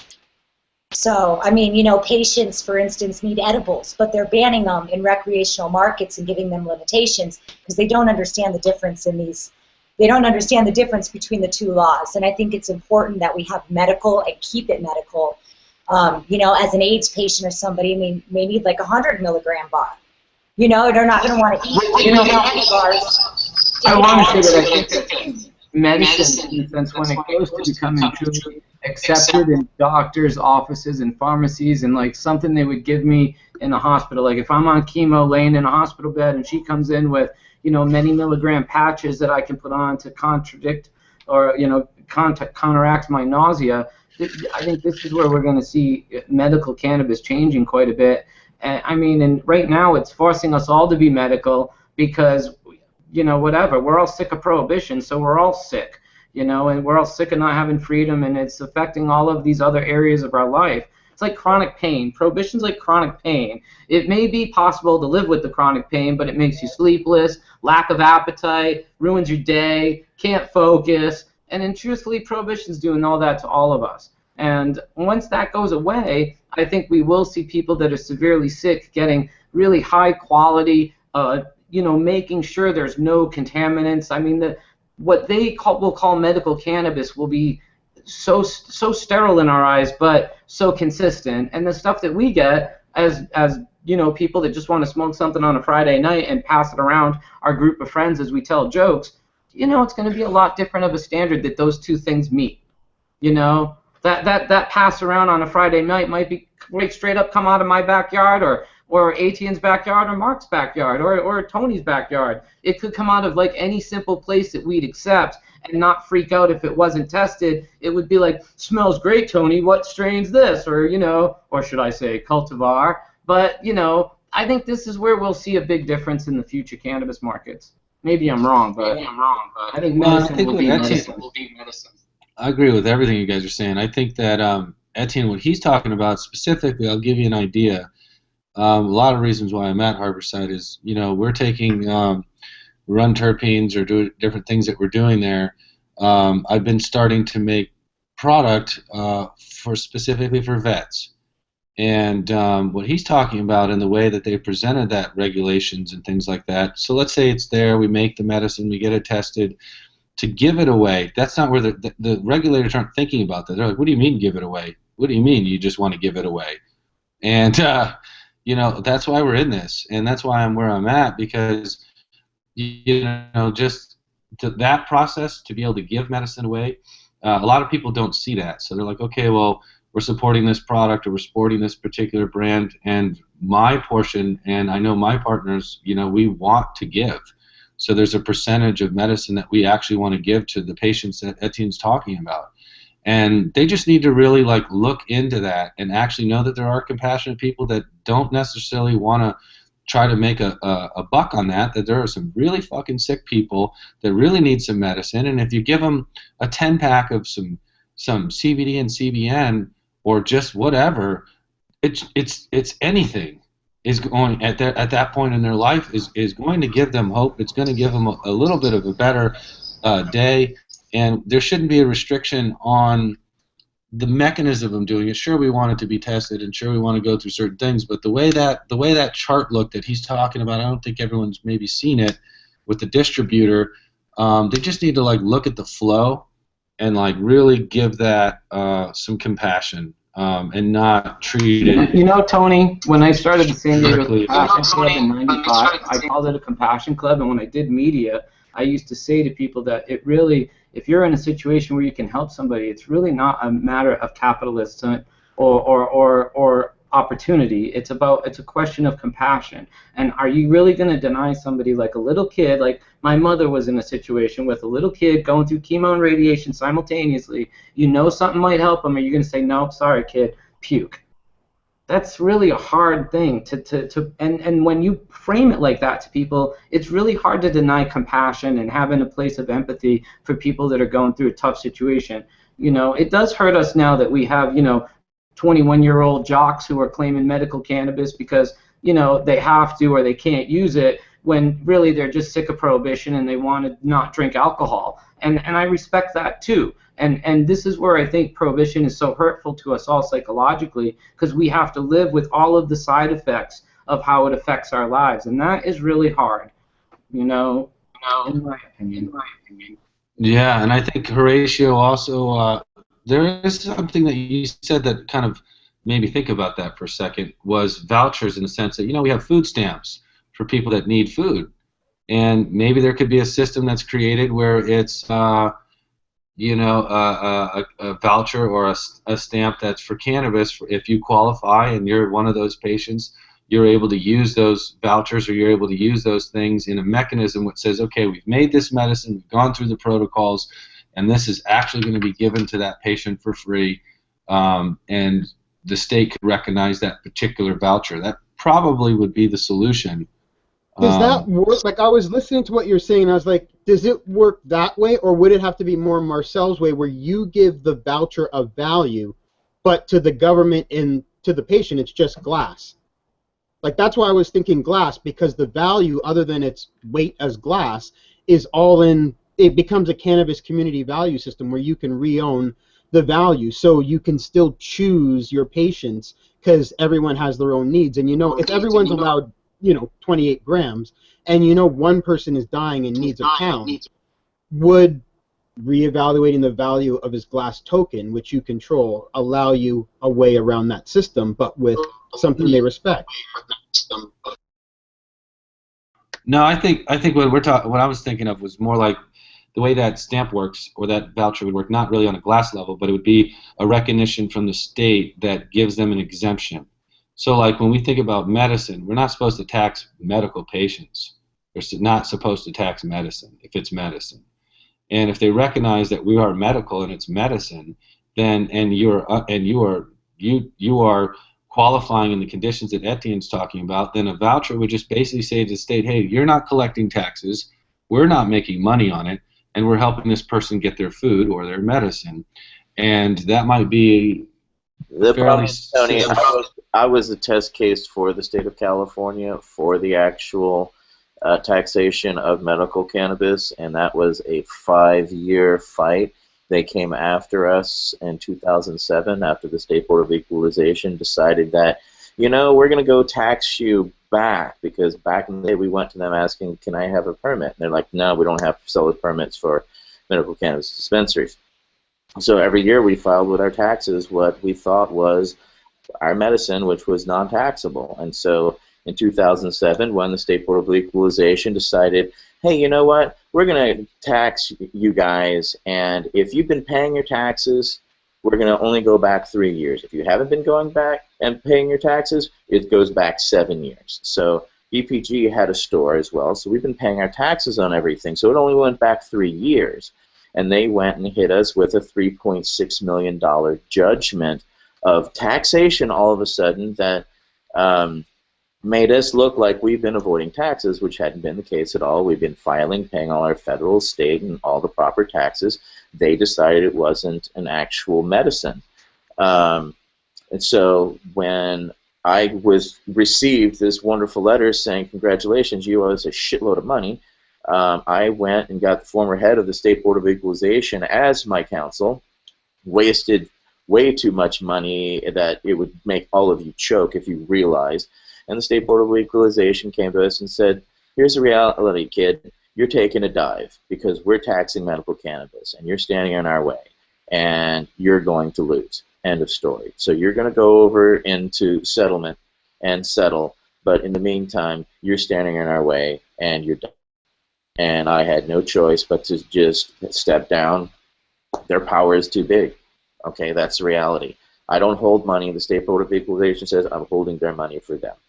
So let's explore. I have ways into the State Board of Equalization and other ways, and we have to figure out ways and strategies how to figure out an actual voucher system. But the state of California has already decided that it's taxable, and they're not going to stop the taxation and give it back. That's just the reality. And with the next step of legalization of recreation, it's going to be taxed even more. And right now, with the new laws that they're talking for us right now, they're talking a 15% taxation for medical patients already on top of, I have a 2.5% retail sales in Berkeley and then a wholesale sales tax I have to pay in. So there's 20% in taxation plus the 9% over-the-counter tax that you have to pay as well. So then that would be a 29% taxation right off the top. So that's the reality that we're looking at right now. So now, with the amount of money that the state of California is looking at, how do we convince them to give away free stuff? That's the challenge. That's the key. That's the key. At the very end, what you said, which is in Colorado, they're making a tremendous amount of tax money. They had a surplus. They gave money back to some of the taxpayers. So California, in perspective, Colorado's entire state's 4.5 million. We live in the Bay Area. Just the Bay Area is twice the size of Colorado. So when you get regulation going and you start getting those tax monies in, and California's 50 million people that we know of that's reported. And so when you start getting into those kind of numbers, that's the key. When you say, hey guys, you're about to regulate, you're about to have this 29% tax, it's great, we're going to legalize, you're going to have recreational, but for those that are qualifying in the real in need, perhaps they could develop a small section for that where they say, okay, well, we can make those particular type of patients exempt. On Well, some they do it for the pharmaceutical companies, so maybe we follow that model or that loop, because they're allowed vouchers for low income or even free medication depending on the situation. So maybe that's the dialogue we have to utilize or bring that language forward. Yeah, and we know how much money the pharmaceutical companies make the state. So if they're going to get into that, that's and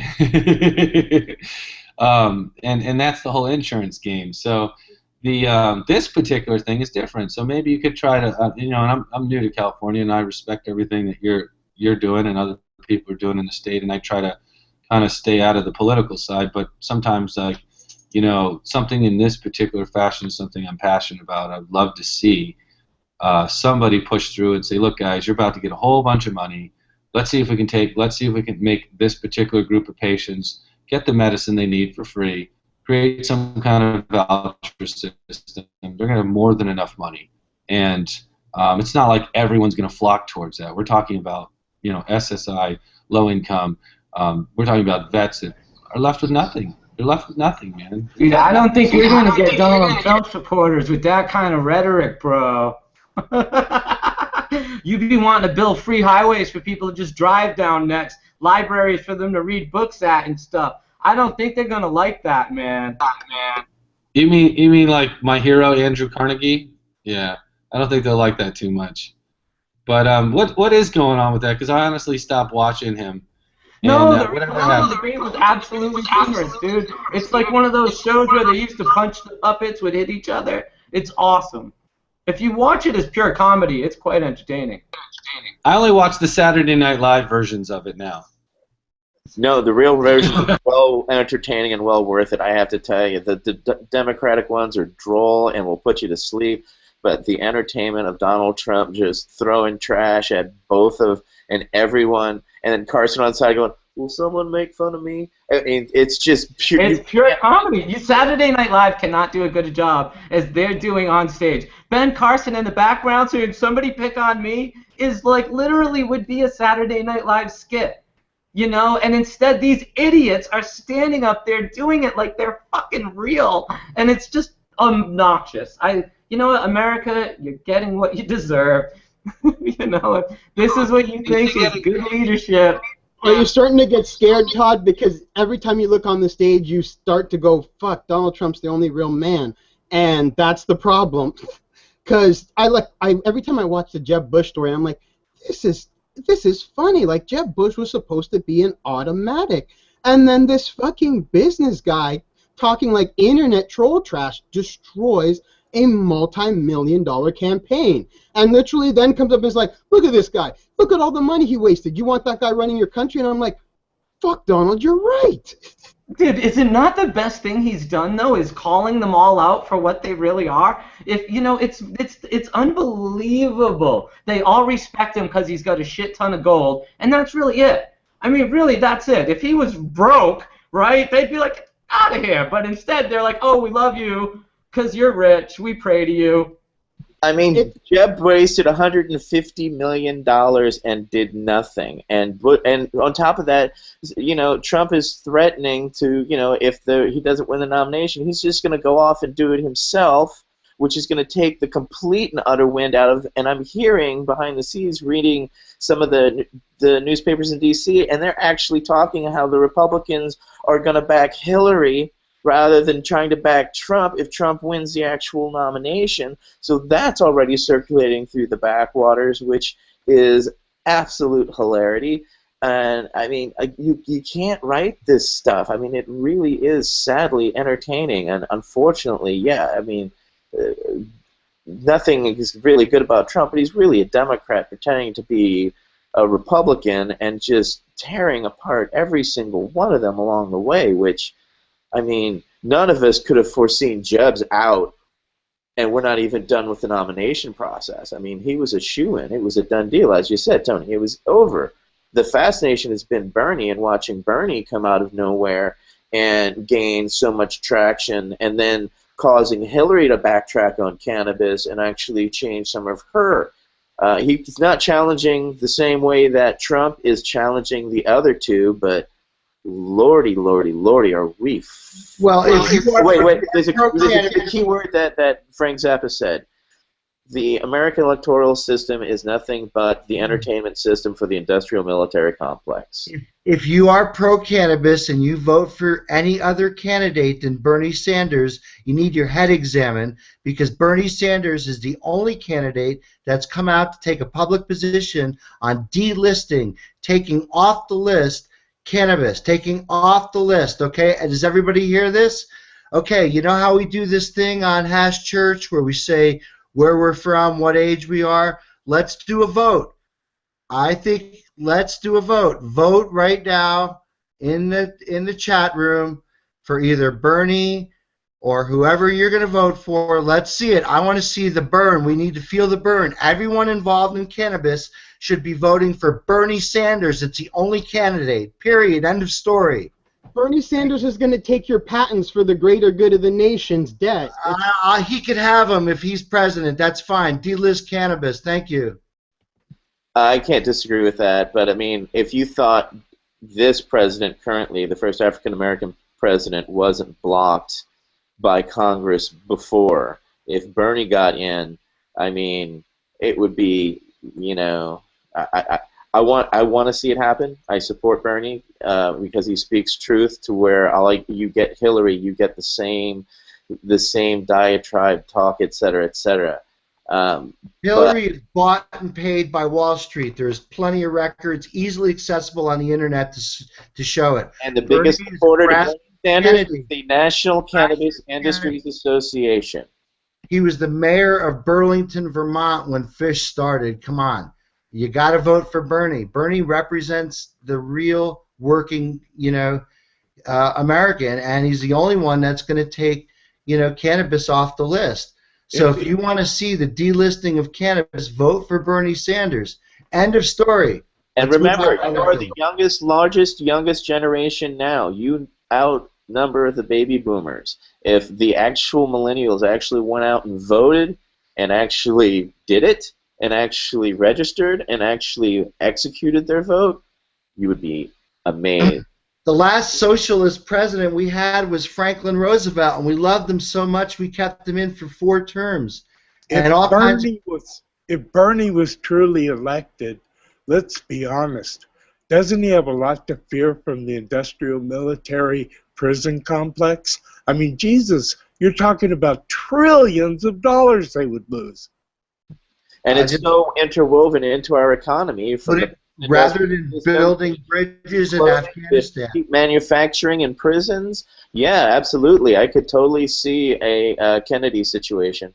Yeah, rather than nation building offshore, we need to take all that money that we spend on the Pentagon and redo our infrastructure. You know, the entire Eisenhower interstate system and all of the bridges and all of the overpasses, well, all of that salt that we use to melt all the ice basically corrodes all the rebar. And when you corrode rebar and reinforced concrete, you ain't got reinforced concrete. You got big rocks that are going to fall from the sky. And they need to go through every major city and redo so much stuff. We need to rebuild bridges here, not in Afghanistan and not in the Middle East. We need to redo them here in New York City and Philadelphia. We need to put that money into the U.S. and not spend it. Defund the DEA. Why do we need a DEA?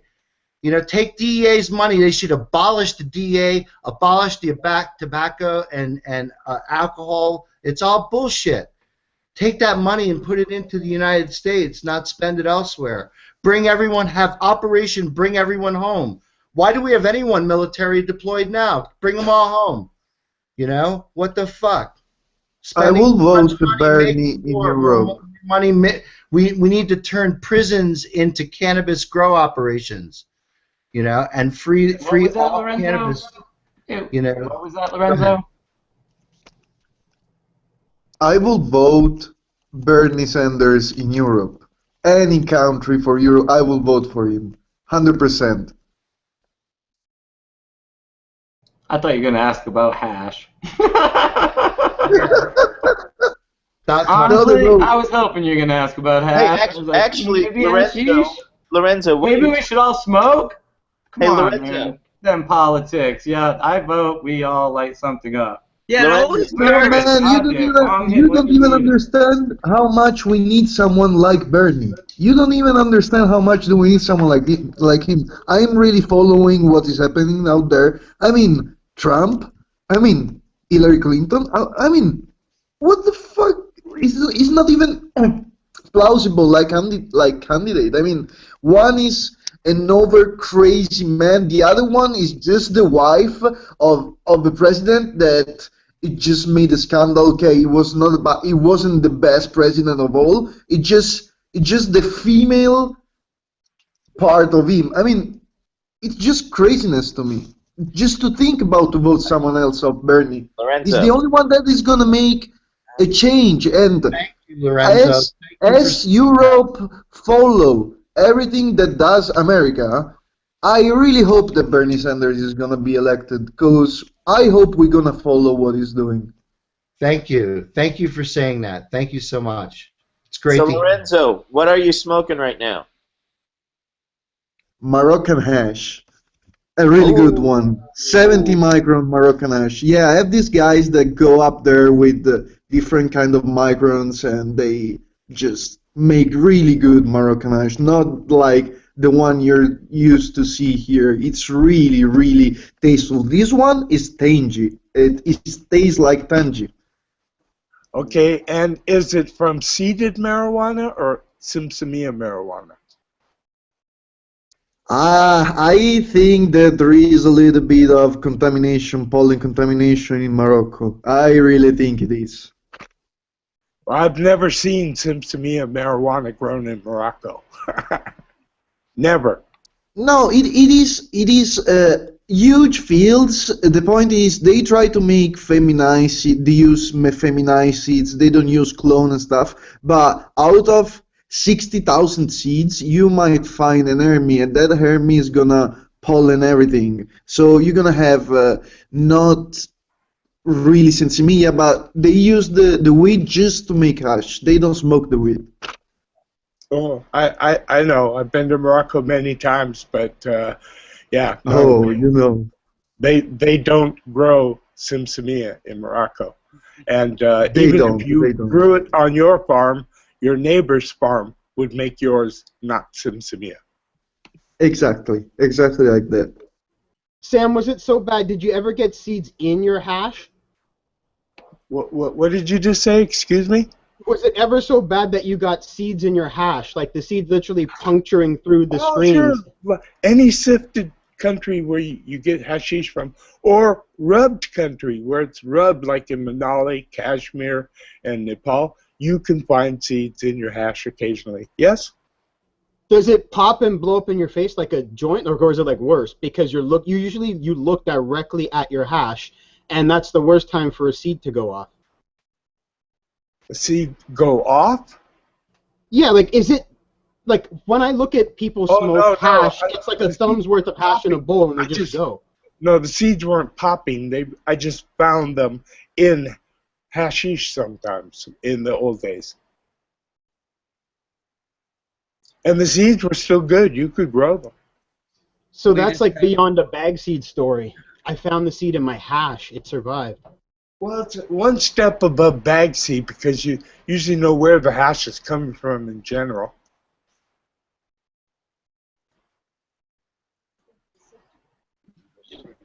Here, let's check this out. We just got a soil sample here from our friends. Came in from St. Elizabeth. Little soil sample. Let's see that. Yeah. We'll be testing this soil. We got soil from the other place. Sorry, but which one's this? This is the other. That's the farm. Same thing. Oh yeah.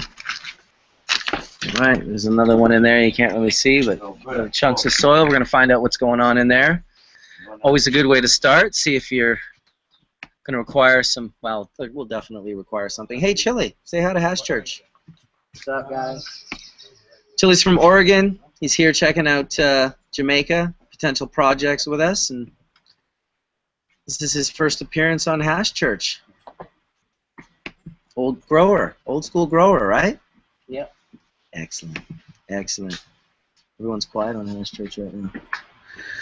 But we are honing in on our last half an hour here. I hope some of my musician friends are going to roll through. It would be nice to see at least one song play out, but if not, we can puff a few bowls and that'll have to do. What's the favorite varietal that you've seen there this week? There was some. Tony had some nice bud here the other day. He had some. What did you have? You had Sensi Star and something else. Diesel. Sour Diesel. Yeah. He had really nice flowers. Really nice resin content. I should take pictures of them with my macro lens because I'm sure they'll look beautiful. He had cured it properly. It was it snapped when you broke it, and he had it in a glass jar, which was right off, and it was green. So all good starts to that. So props to you, Tony. Where was that grown again? Huh? Where was that from again? St. Anne? St. Anne in the house representing. Do you have any of it on you? Not right now. Damn. We would have shown them. Next time.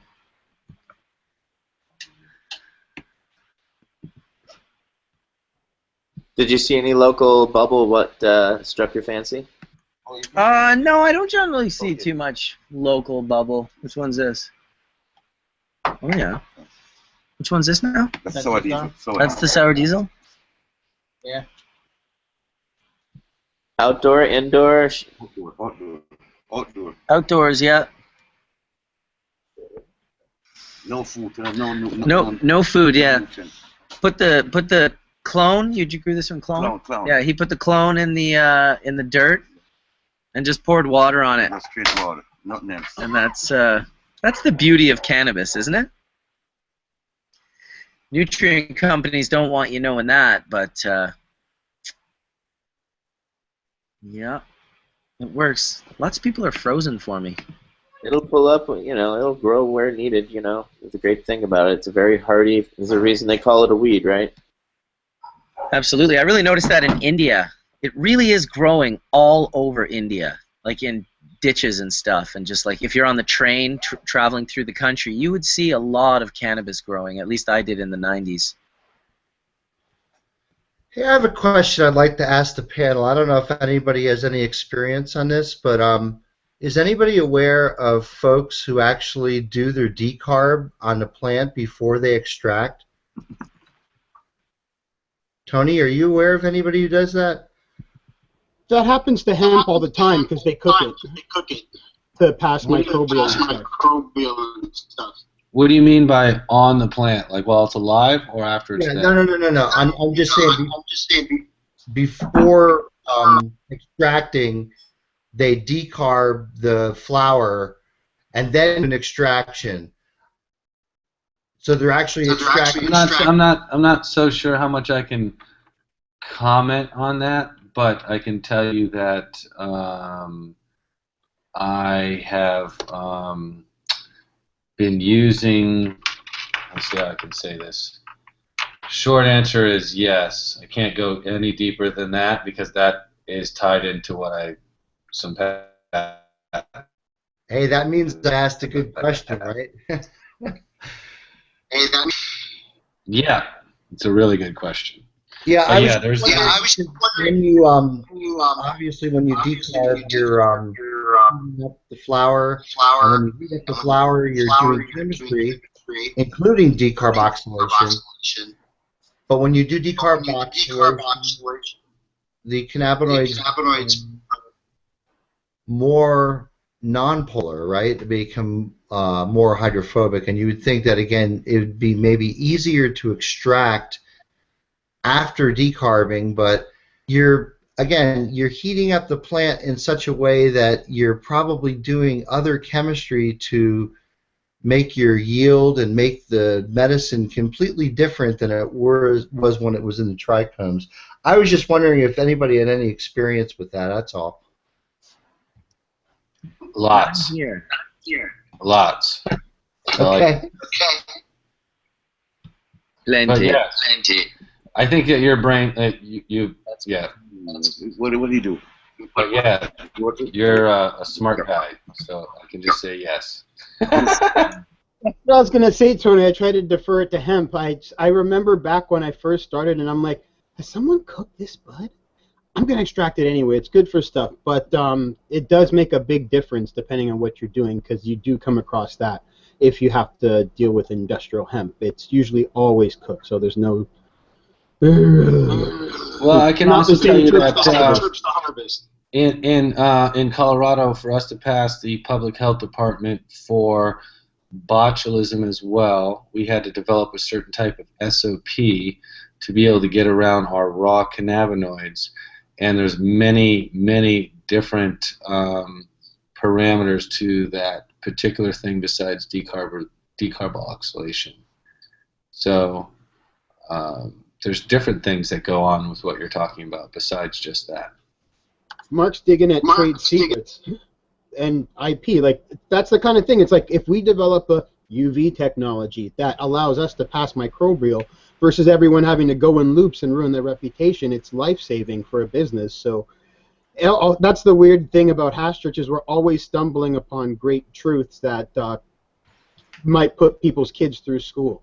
Right, but if you compare that to we were talking about dry sift and the quality and the sort of like if you had to make a cannabis derived quality pyramid, certainly dry sift would be at the apex of that pyramid. Is there any argument from anyone? I mean, that's like the highest quality cannabis derived material, the purest. It doesn't get any better than that. And so anything that basically any kind of thermal history that any kind of material sees, it's going to change it.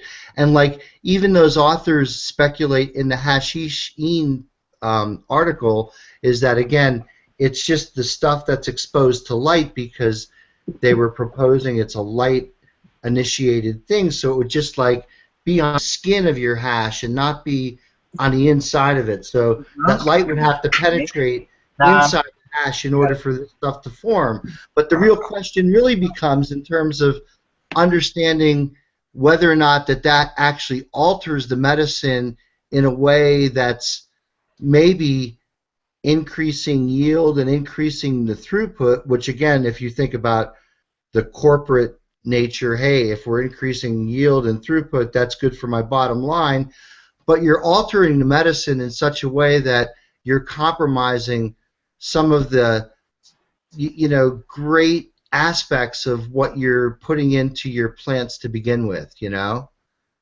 It's just a thought. I don't know. Mark's a smart guy. No, I'm not. No, I'm not that smart. Yeah, you are. Yeah, I was going to say something else, though. You had brought something else up. I'm not trying to change the subject, but you had... No, Tony, I don't want you to compromise any intellectual property. No. It was something that you brought up, though, because I just forgot what it was. Don't be ambiguous. I didn't have my coffee this morning. Don't be ambiguous here. Something you were just saying. Oh, yeah. This is in a simple format. This is why I gravitate towards Bubbleman and Sam the Skunkman as my favorite people, because when you said the apex of dry sift, that really is the key, because you're mechanically isolating the resin heads down to 99%. Then you can, just like when someone's saying, hey, I've got CBD crystalline, 99.96%, you have to have a starting base. And because cannabis in its nature and what we've always dealt with, thinking of dry sift on that level is something that we just haven't been able to do because of the volume, cost of goods and things like that. And this is why I always promote outdoor and greenhouse, because eventually you get kilos and kilos and kilos of that dry sift, and then we can start making real medicine with it, and that's why I always really respected, Mark's system and Bubbleman's system, and saying, hey, there's a reason why there's a 73, a 90, a 120, a 45, a 25. There's different head sizes, and each one of those head sizes will allow us to do different things down the road. And there's a lot of people that skip the 90 bag or take bags out of it. And that's cool if you're just thinking about it from a hash level, but if we're really thinking about it from mechanical separation of the plant's potential, you really have to get in deep, and each plant's going to produce something different. Different size heads, different reasons for it.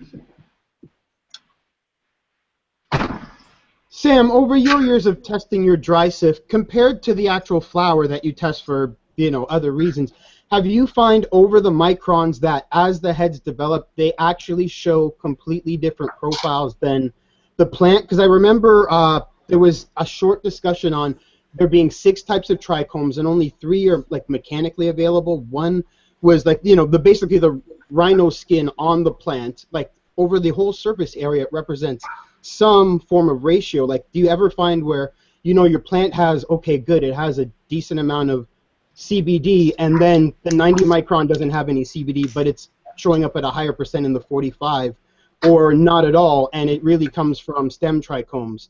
I just keep seeing this one aspect where no one is testing what's not mechanically separable, so it becomes an unstudied aspect of the plant that has the potential to get lost. So is there any data, because you test the plant and you test your dry sift, that says at the 70 it's the most like the flower, it actually encapsulates most of the picture, or anything like that?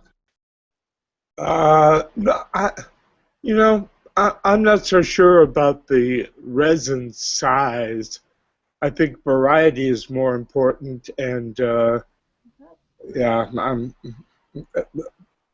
I'm sure you do get different terpene profiles, but you're not getting different terpenes. You're just getting, a different profile of those terpenes that that plant can produce. I guess because in the case of dry sift, there's no 45 micron, there's no 25 micron. It's not, basically it's only me that wants to go there. I can separate enough piles into enough fractions that I can literally smell where what I want is not siftable. I'm I can't sift this 45. I don't have a screen for it. What I like is here. What I find in my 70 that's going to be popular is a more, it's all wax membrane now. I don't want that. This is pre-rosin, you could say, where we could rosin it all. But I noticed that sometimes the 25 micron in a tropical strain, would that then produce a new level of issues? If, let's say, I wanted to dry sift all my work, but 25 micron is where tropical heads become the most medicinal? Well, if you find so, then it's a problem. But until then, I don't think so. I've never seen really good resin that was that small. I've seen it anywhere from maybe the 75 micron up to, or around to 150, but I've never seen it so small as you're talking. I was, because I had that theory of the grape, and just like harvesting crab apples for completely sour, insane, different, but then it develops to a sweet apple. I wondered if the trichomes go through that kind of course, and in those smaller, undeveloped microns that we can't make awesome smoke out of, there's a smell profile that says, if I could get these heads, it is I've never measured the sizes of enough resin by microns, both fresh and dry, because they alter quite a bit, as we all know. Tony, you can do it in bubble hash. Like, I hear the stories of, like, the 45 was just, and every time I hear small micron unique potency, I think, well, what if I could isolate even small? What is it saying about its, we can't grow a plant that's all 45 heads, but when Bubbleman speaks of the tropics, it seems the sun forces more small heads versus larger heads to develop and melt. It seems like there's potential in the smaller sizes. Like, have you come across that in bubble hash where it smells good but it doesn't melt? I think that Chimera and Bubbleman would be better suited to answer that question.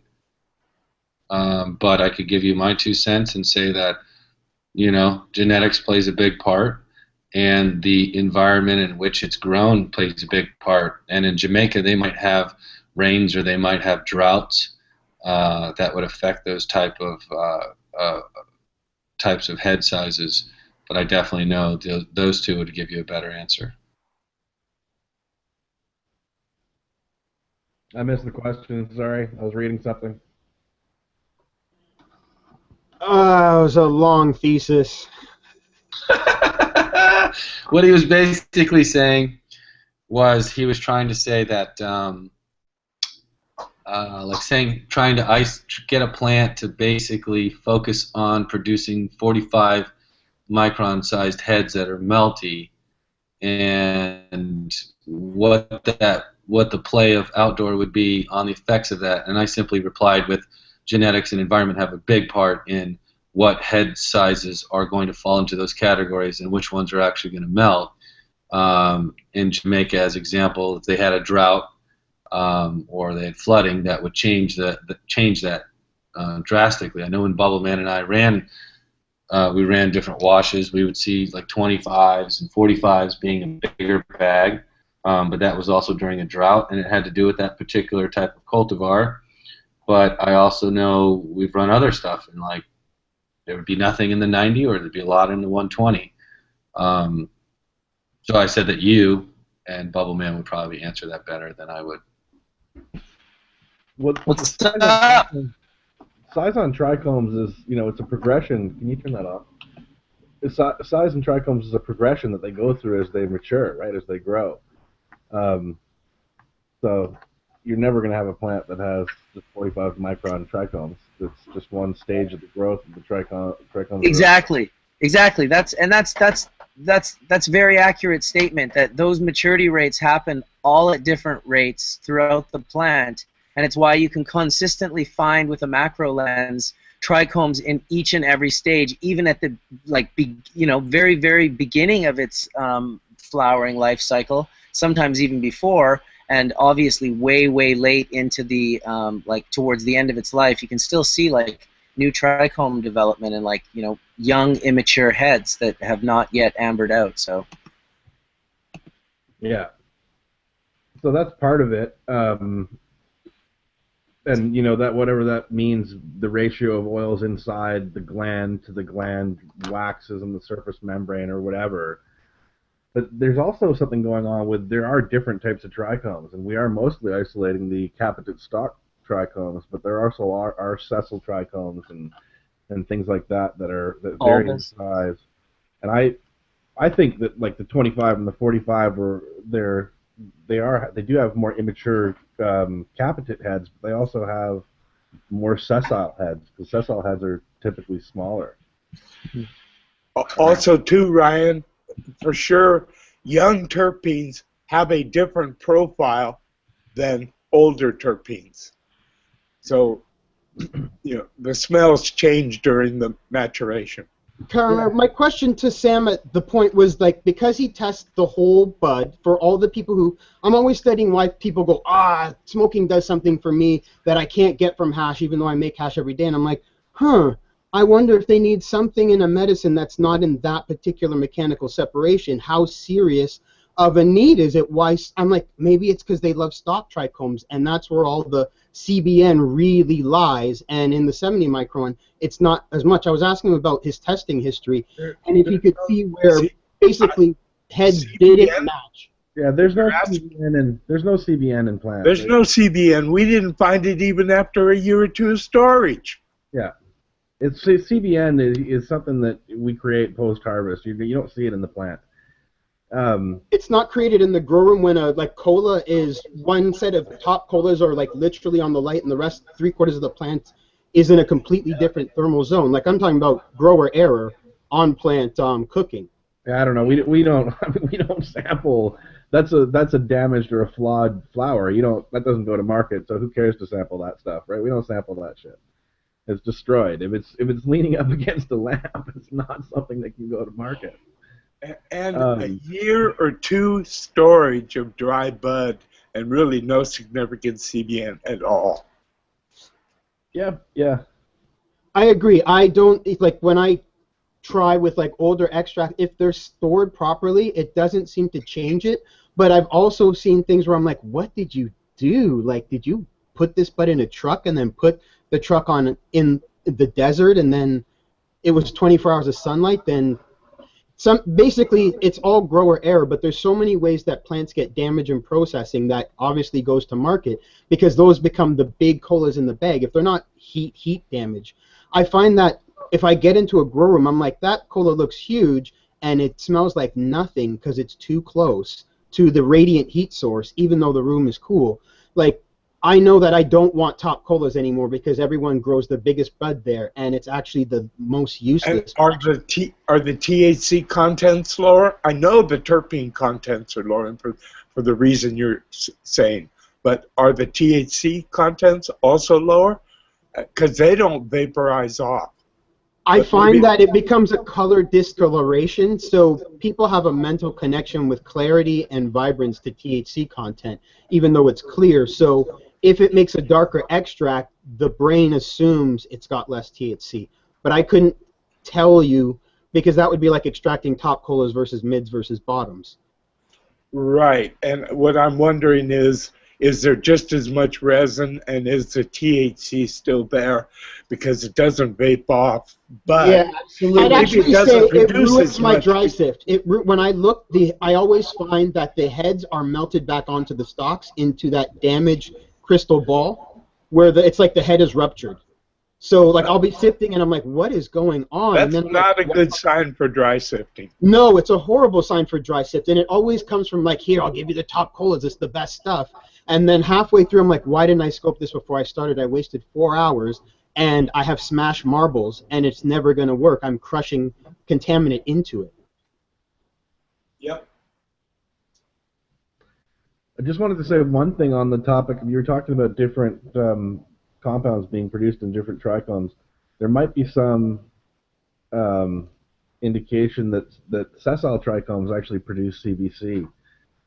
So, you know, if you end up with, like, if you use these 25 and the 45 bags that really catch a lot of the smaller stuff, you might have different fractions, but I think that overall it's going to be pretty low. It is. I heard a story, like, I'm saving, everyone has this, there's a forum question that always goes, can I process my stocks? And everyone's like, you're going to kill yourself for a $1/4 gram. But then someone goes, I saved 10 pounds worth of stocks from California outdoor grow, and I made this product, and it's insane, and it smells like amino acid. And I'm like, whoa, what is that, a CBC concentrate? What cannabinoid did you get by shelling, basically throwing away all the trichomes and sticking to only the razor skin?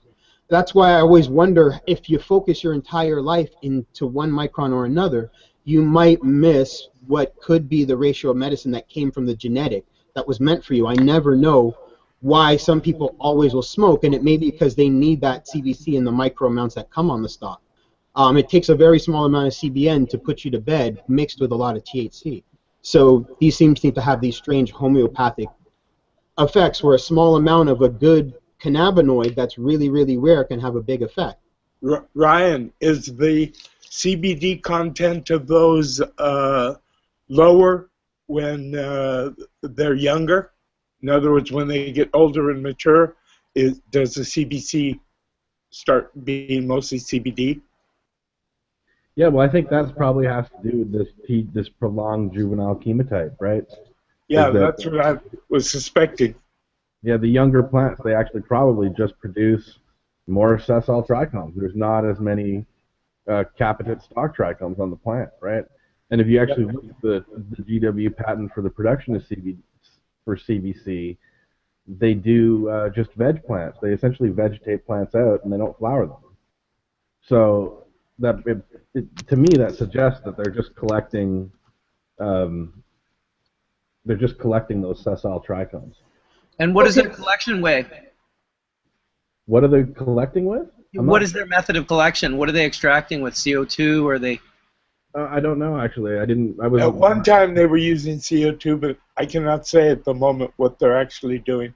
It's not in the patents. They're doing that for CBC, but it stands to reason that they would. I think they were actually producing again, this is kind of from like reading the patents and making suppositions, but if you read David Potter's thesis, he talks about using bubble bags actually to do extractions at GW. That wasn't for production. That was just fucking around. No, I know it was, but I seem to remember. I don't have it in front of me. I saw it. Yeah, I read it as well. They did say it was using water and ice. Yeah, but I think that they actually what they did is they did an isolate with the 25s, and they found that they were higher in CBC. So it stands to reason that that's like a similar process that we're using, right? That's kind of why I was asking, dude, because like I've smoked the things that you're not supposed to smoke, and I'm like, whoa.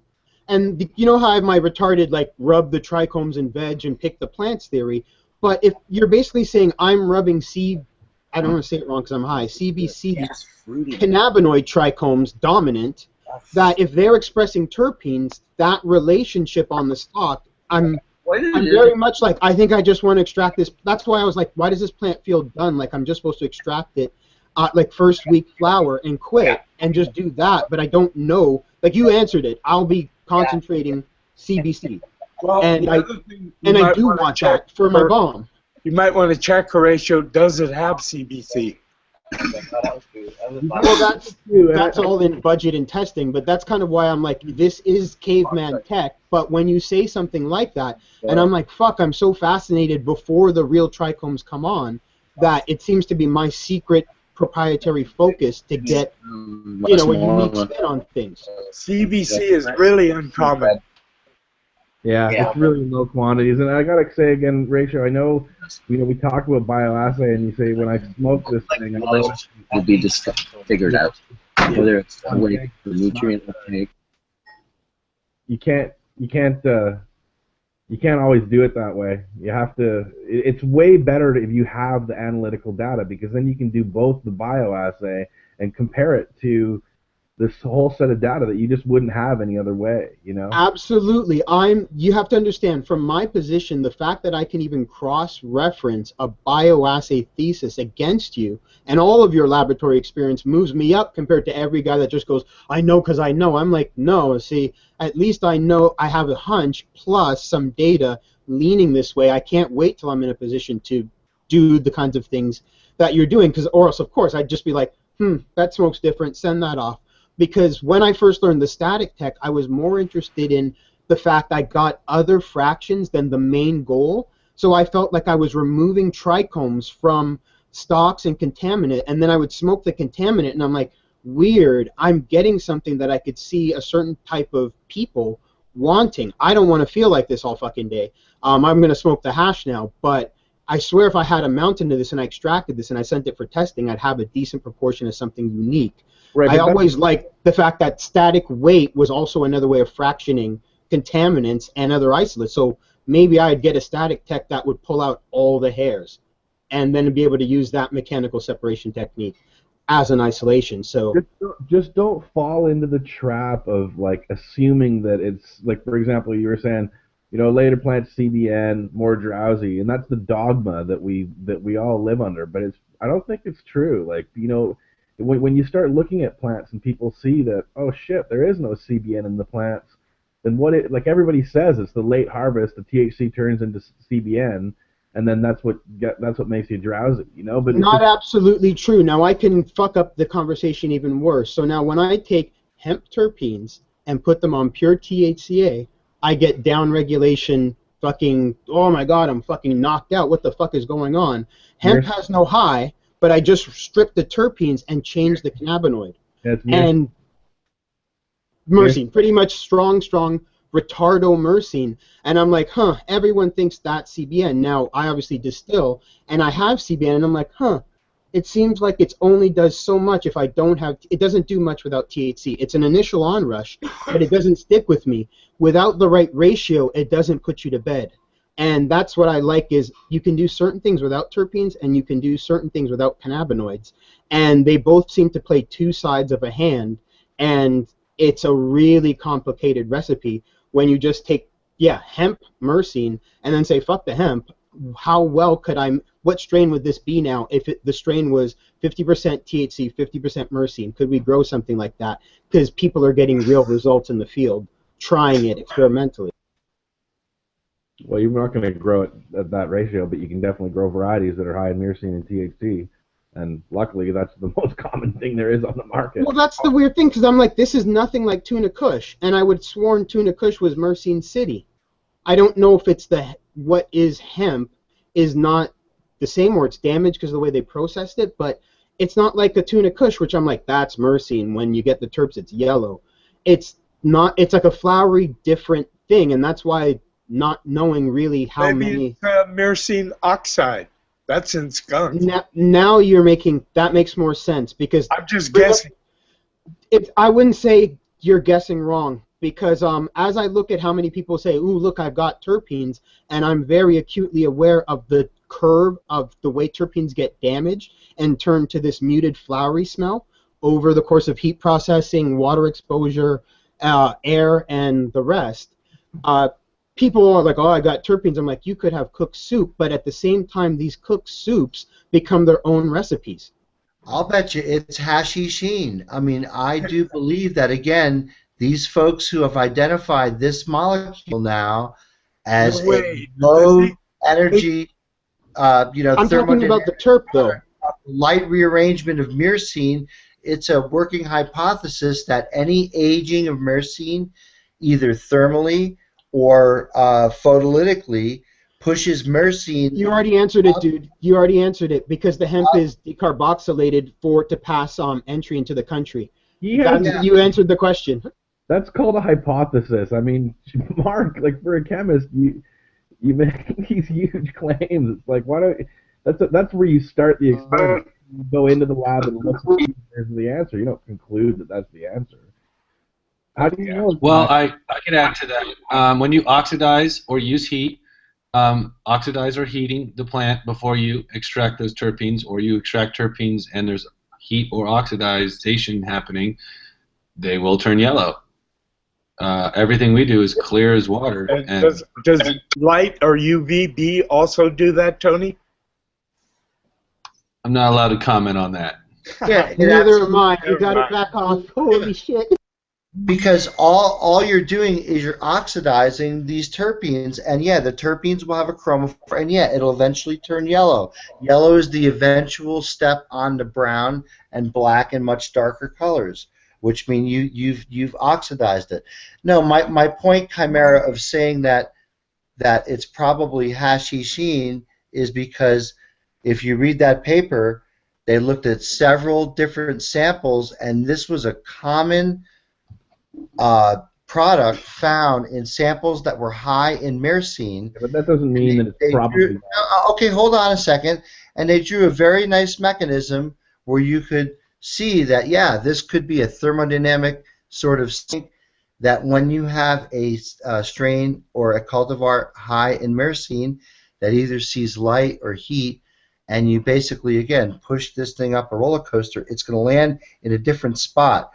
And the interesting thing, too, is that, as you know, most of these terpenes are thermal labile. They start rearranging and do chemistry with each other, but in the presence of air, all unsaturated compounds will start to decompose. You just can't keep it from happening, and so yeah, these things happen from the moment you harvest, from the moment you consume the material. Them with the gas chromatographs. Don't just say, oh, it's probably this, or it could be this. Like you're essentially saying that this is probably what's happening when you have absolutely zero data to back that up. It's not hard to get samples. Relaying what they've concluded in this paper. Oh, okay. I mean, dude. I know I don't have data.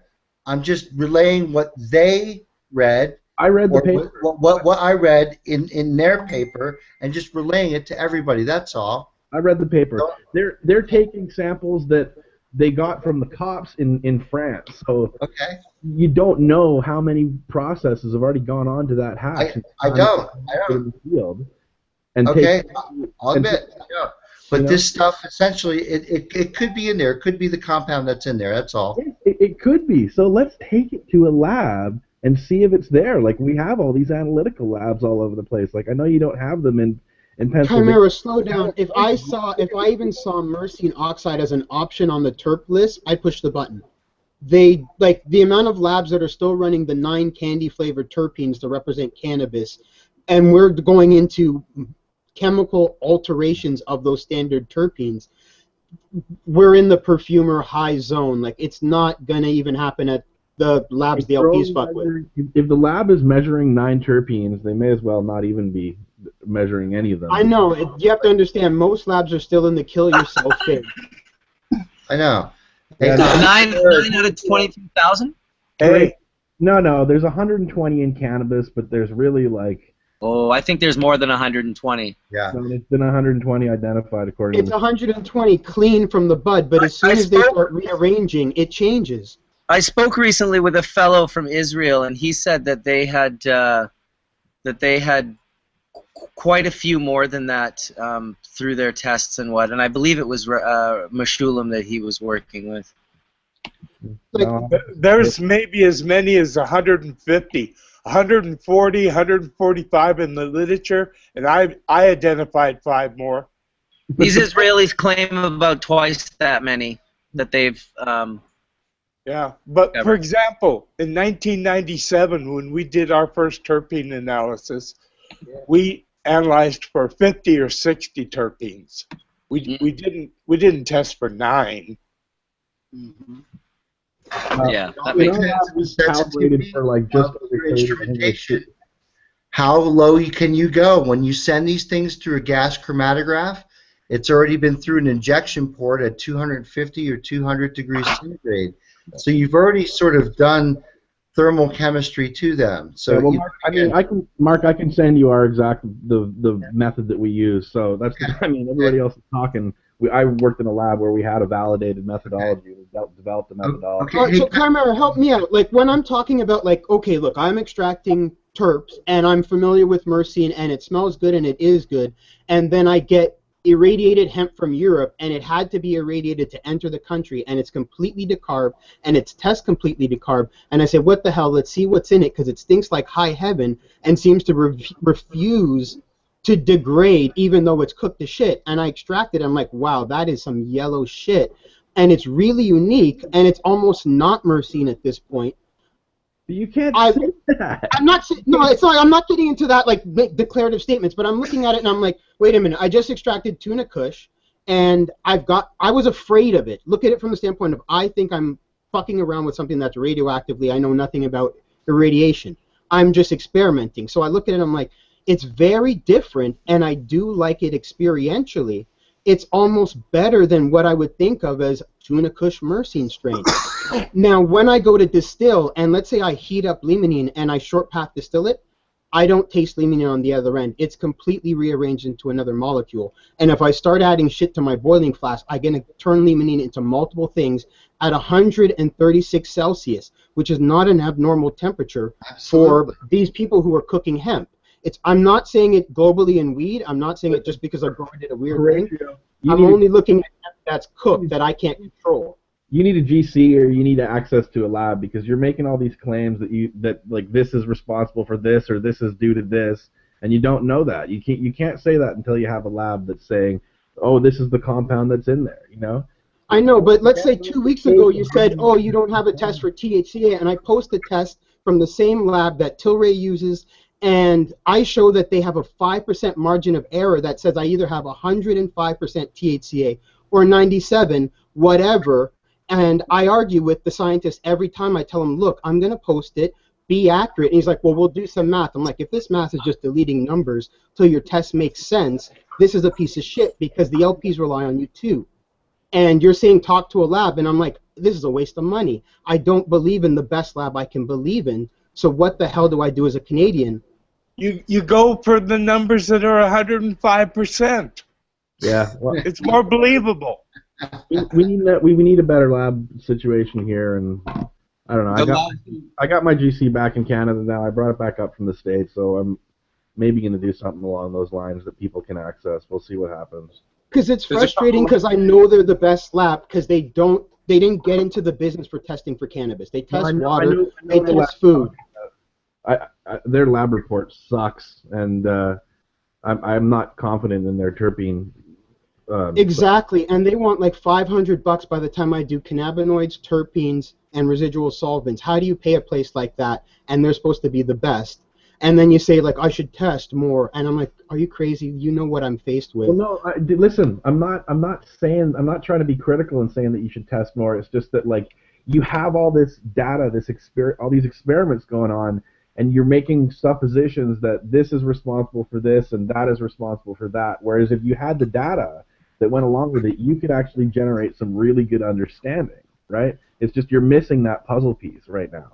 Of course we want a hash news journal where we could actually publish our articles and start to do peer review shit. It's like without that kind of stuff, I'm lucky. I can throw it at you, I can throw it at a PhD chemist and get a bro science that is the best bro science on the planet. I'm still lucky. Yeah, Chimera, can I add, stay tuned. My lab, the lab I currently work in, has a HPLC mass spec. We don't do photodiode array. We have mass spec, okay? Yep. So I know what I'm talking about. We will have data real soon. Stay tuned. Okay, well, I will stay tuned. Another thing that we'll have right away is a 420 dab, because in 3 minutes, it's 420 here in Kingston, Jamaica. Yeah, I look. Billy and Ernie. Ernie, great to see you, buddy. We're dabbing hard. We are ready to have a 420 dab. It's been a nice long Hashchurch, 4 hours and 17 minutes so far.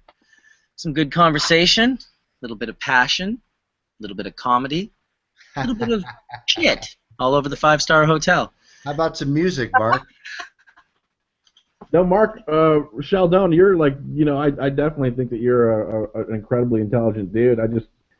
I think that, again, like Horatio, it'll be that much more valuable once you start having some real data behind the yeah, claim. well, I mean, hey, if I could plug my class that I'm teaching at Chloe's University here next week, I mean, this is exactly why, you know, when I came up with the idea of chemistry for hash makers, I wanted to make it clear that it's not a class that teaches how to make hash, because everyone, we know how to make hash. You guys know how to make hash. I don't need to teach how to that. But it's like not a class to teach how, but it's a class to better teach why, to better help people understand why things happen. And it's kind of like how to give all these hash makers that are all throughout the world the eyes of a chemist. So how would a chemist approach these things? And again, there's various aspects about, you know, the chemistry of the plant itself. There's the way that we extract. There's the way that we analyze, and it all has to do with various fundamentals of chemistry. And as I was putting this thing together, I was like, well, it's going to be a 3-day course because there's so much, and there's so much stuff that I want to relay, and there's so much stuff that I want to put into this because, again, I think what Chloe was saying, we want to bring up the level of understanding and the level of intelligence in the whole community, and do it not just at these small, little things, but we want to do this everywhere we possibly can. In fact, we're going to be offering a webinar of this so it could reach more people. But the point is that, it's like if we can educate people on how to understand what the plant can do and how the plant can do everything. I mean, this is just chemistry for hash makers. I would hope that you, Chimera, would do biology for hash makers, and we would have a doctor do medicine for hash makers, and to really understand the fundamentals of what underpins it. 420 buddies. Please join us for 420, all you hash churches around the world that are watching this beautiful hash church. You can check out the link to Cloverleaf University and find Mr. Scialdone's class that he's teaching in the Hashchurch group, as well as a lot of the other things that we spoke about today. And here's a 420 rip. Hey, Mark, why don't you, 420. Dr. Scialdone? Yes, sir. Where is this course you're giving? Chloe. Where's that? Chloe, tell us. Go ahead, Chloe. Colorado, it's at Cloverleaf University, and if you go to cloverleafuniversity.com, you can sign up for either the in-person class or for the webinar, which it's actually more of an online training, not just a webinar. So it's going to be 6 hours per day for 3 days, March 11th, 12th, and 13th at the Cloverleaf University campus in Denver. In Denver, Wow. Okay. So why don't you guys approach one of the testing laboratories in Denver and see if they'll donate some testing, and you guys can, actually generate some data during the course. It's not that we can't do that, but it's just complicated process to manifest like a few grams, and take it from one place to the testing facility, and it's complicated here. But I would like to talk with you further. You should definitely send me an email because I've worked on a lot of these projects with variances and with a lot of edibles companies and infused product manufacturers, and I think that we have seen a huge variance in testing from taking bud samples from the top to the bottom, and I would love to discuss all these different things that we've discovered throughout this legislative process with you and see what you think. Well, and the class will conflict with Hashchurch on that Sunday, so we will chime in just to say hello to everybody. But we hope so. We don't want to divert the class's attention too much. Well, I think I'm going to be in Barcelona that Sunday. So Hashchurch will be from maybe our apartment that we're staying in, or maybe we'll be at the museum, or maybe we'll be some other random place. I have no idea. That's awesome. And Mark, if we're having Yes. Hashchurch and we're having Legends on the 13th, how is that working?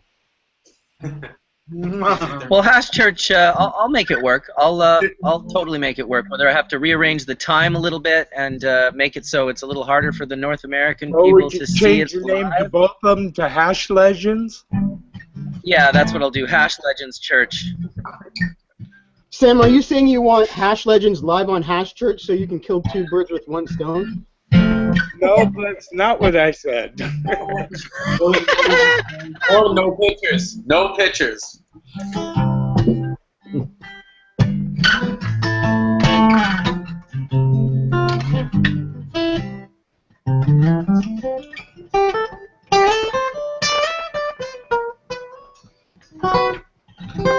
Hey, no flat notes. If you're gonna fucking play fucking clean. God damn it. I know. I did not do that justice. I was trying to remember if I or see if I remembered "No Woman, No Cry," right? And I want to take a minute to thank Dan for joining us too. Big thanks to Chloe. Thank you for coming out and explaining what's going on and what you guys are doing there, and pardon me, and gals there in Colorado are doing. It's really key that everybody here, the challenges that are still happening that are going forward, even though they, people think just because Colorado it's legal that oh, it's all fun and legal and everything must be fine and dandy, everything must be sunshine and lollipops, but we know in the industry that that's not the case. So thank you for bringing your perspective. It's really helpful. Yeah, and I want to thank Dan from the Secret Cup too. It was really nice. His computer followed up, or he'd be with us to the end. So thank you both. Thank you too, Chloe. Definitely look forward to talking to you at other times. Yes, for sure. Thanks for having me.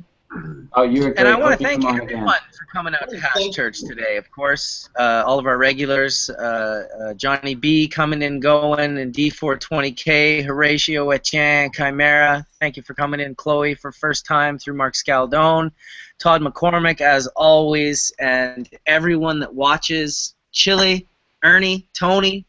Thanks for watching Hashchurch, everybody. We'll see you next week, where we'll still be here live in Kingston, Jamaica, and then after that we're going to be in Barcelona. So stay tuned, and I hope you guys have a beautiful week. Peace out.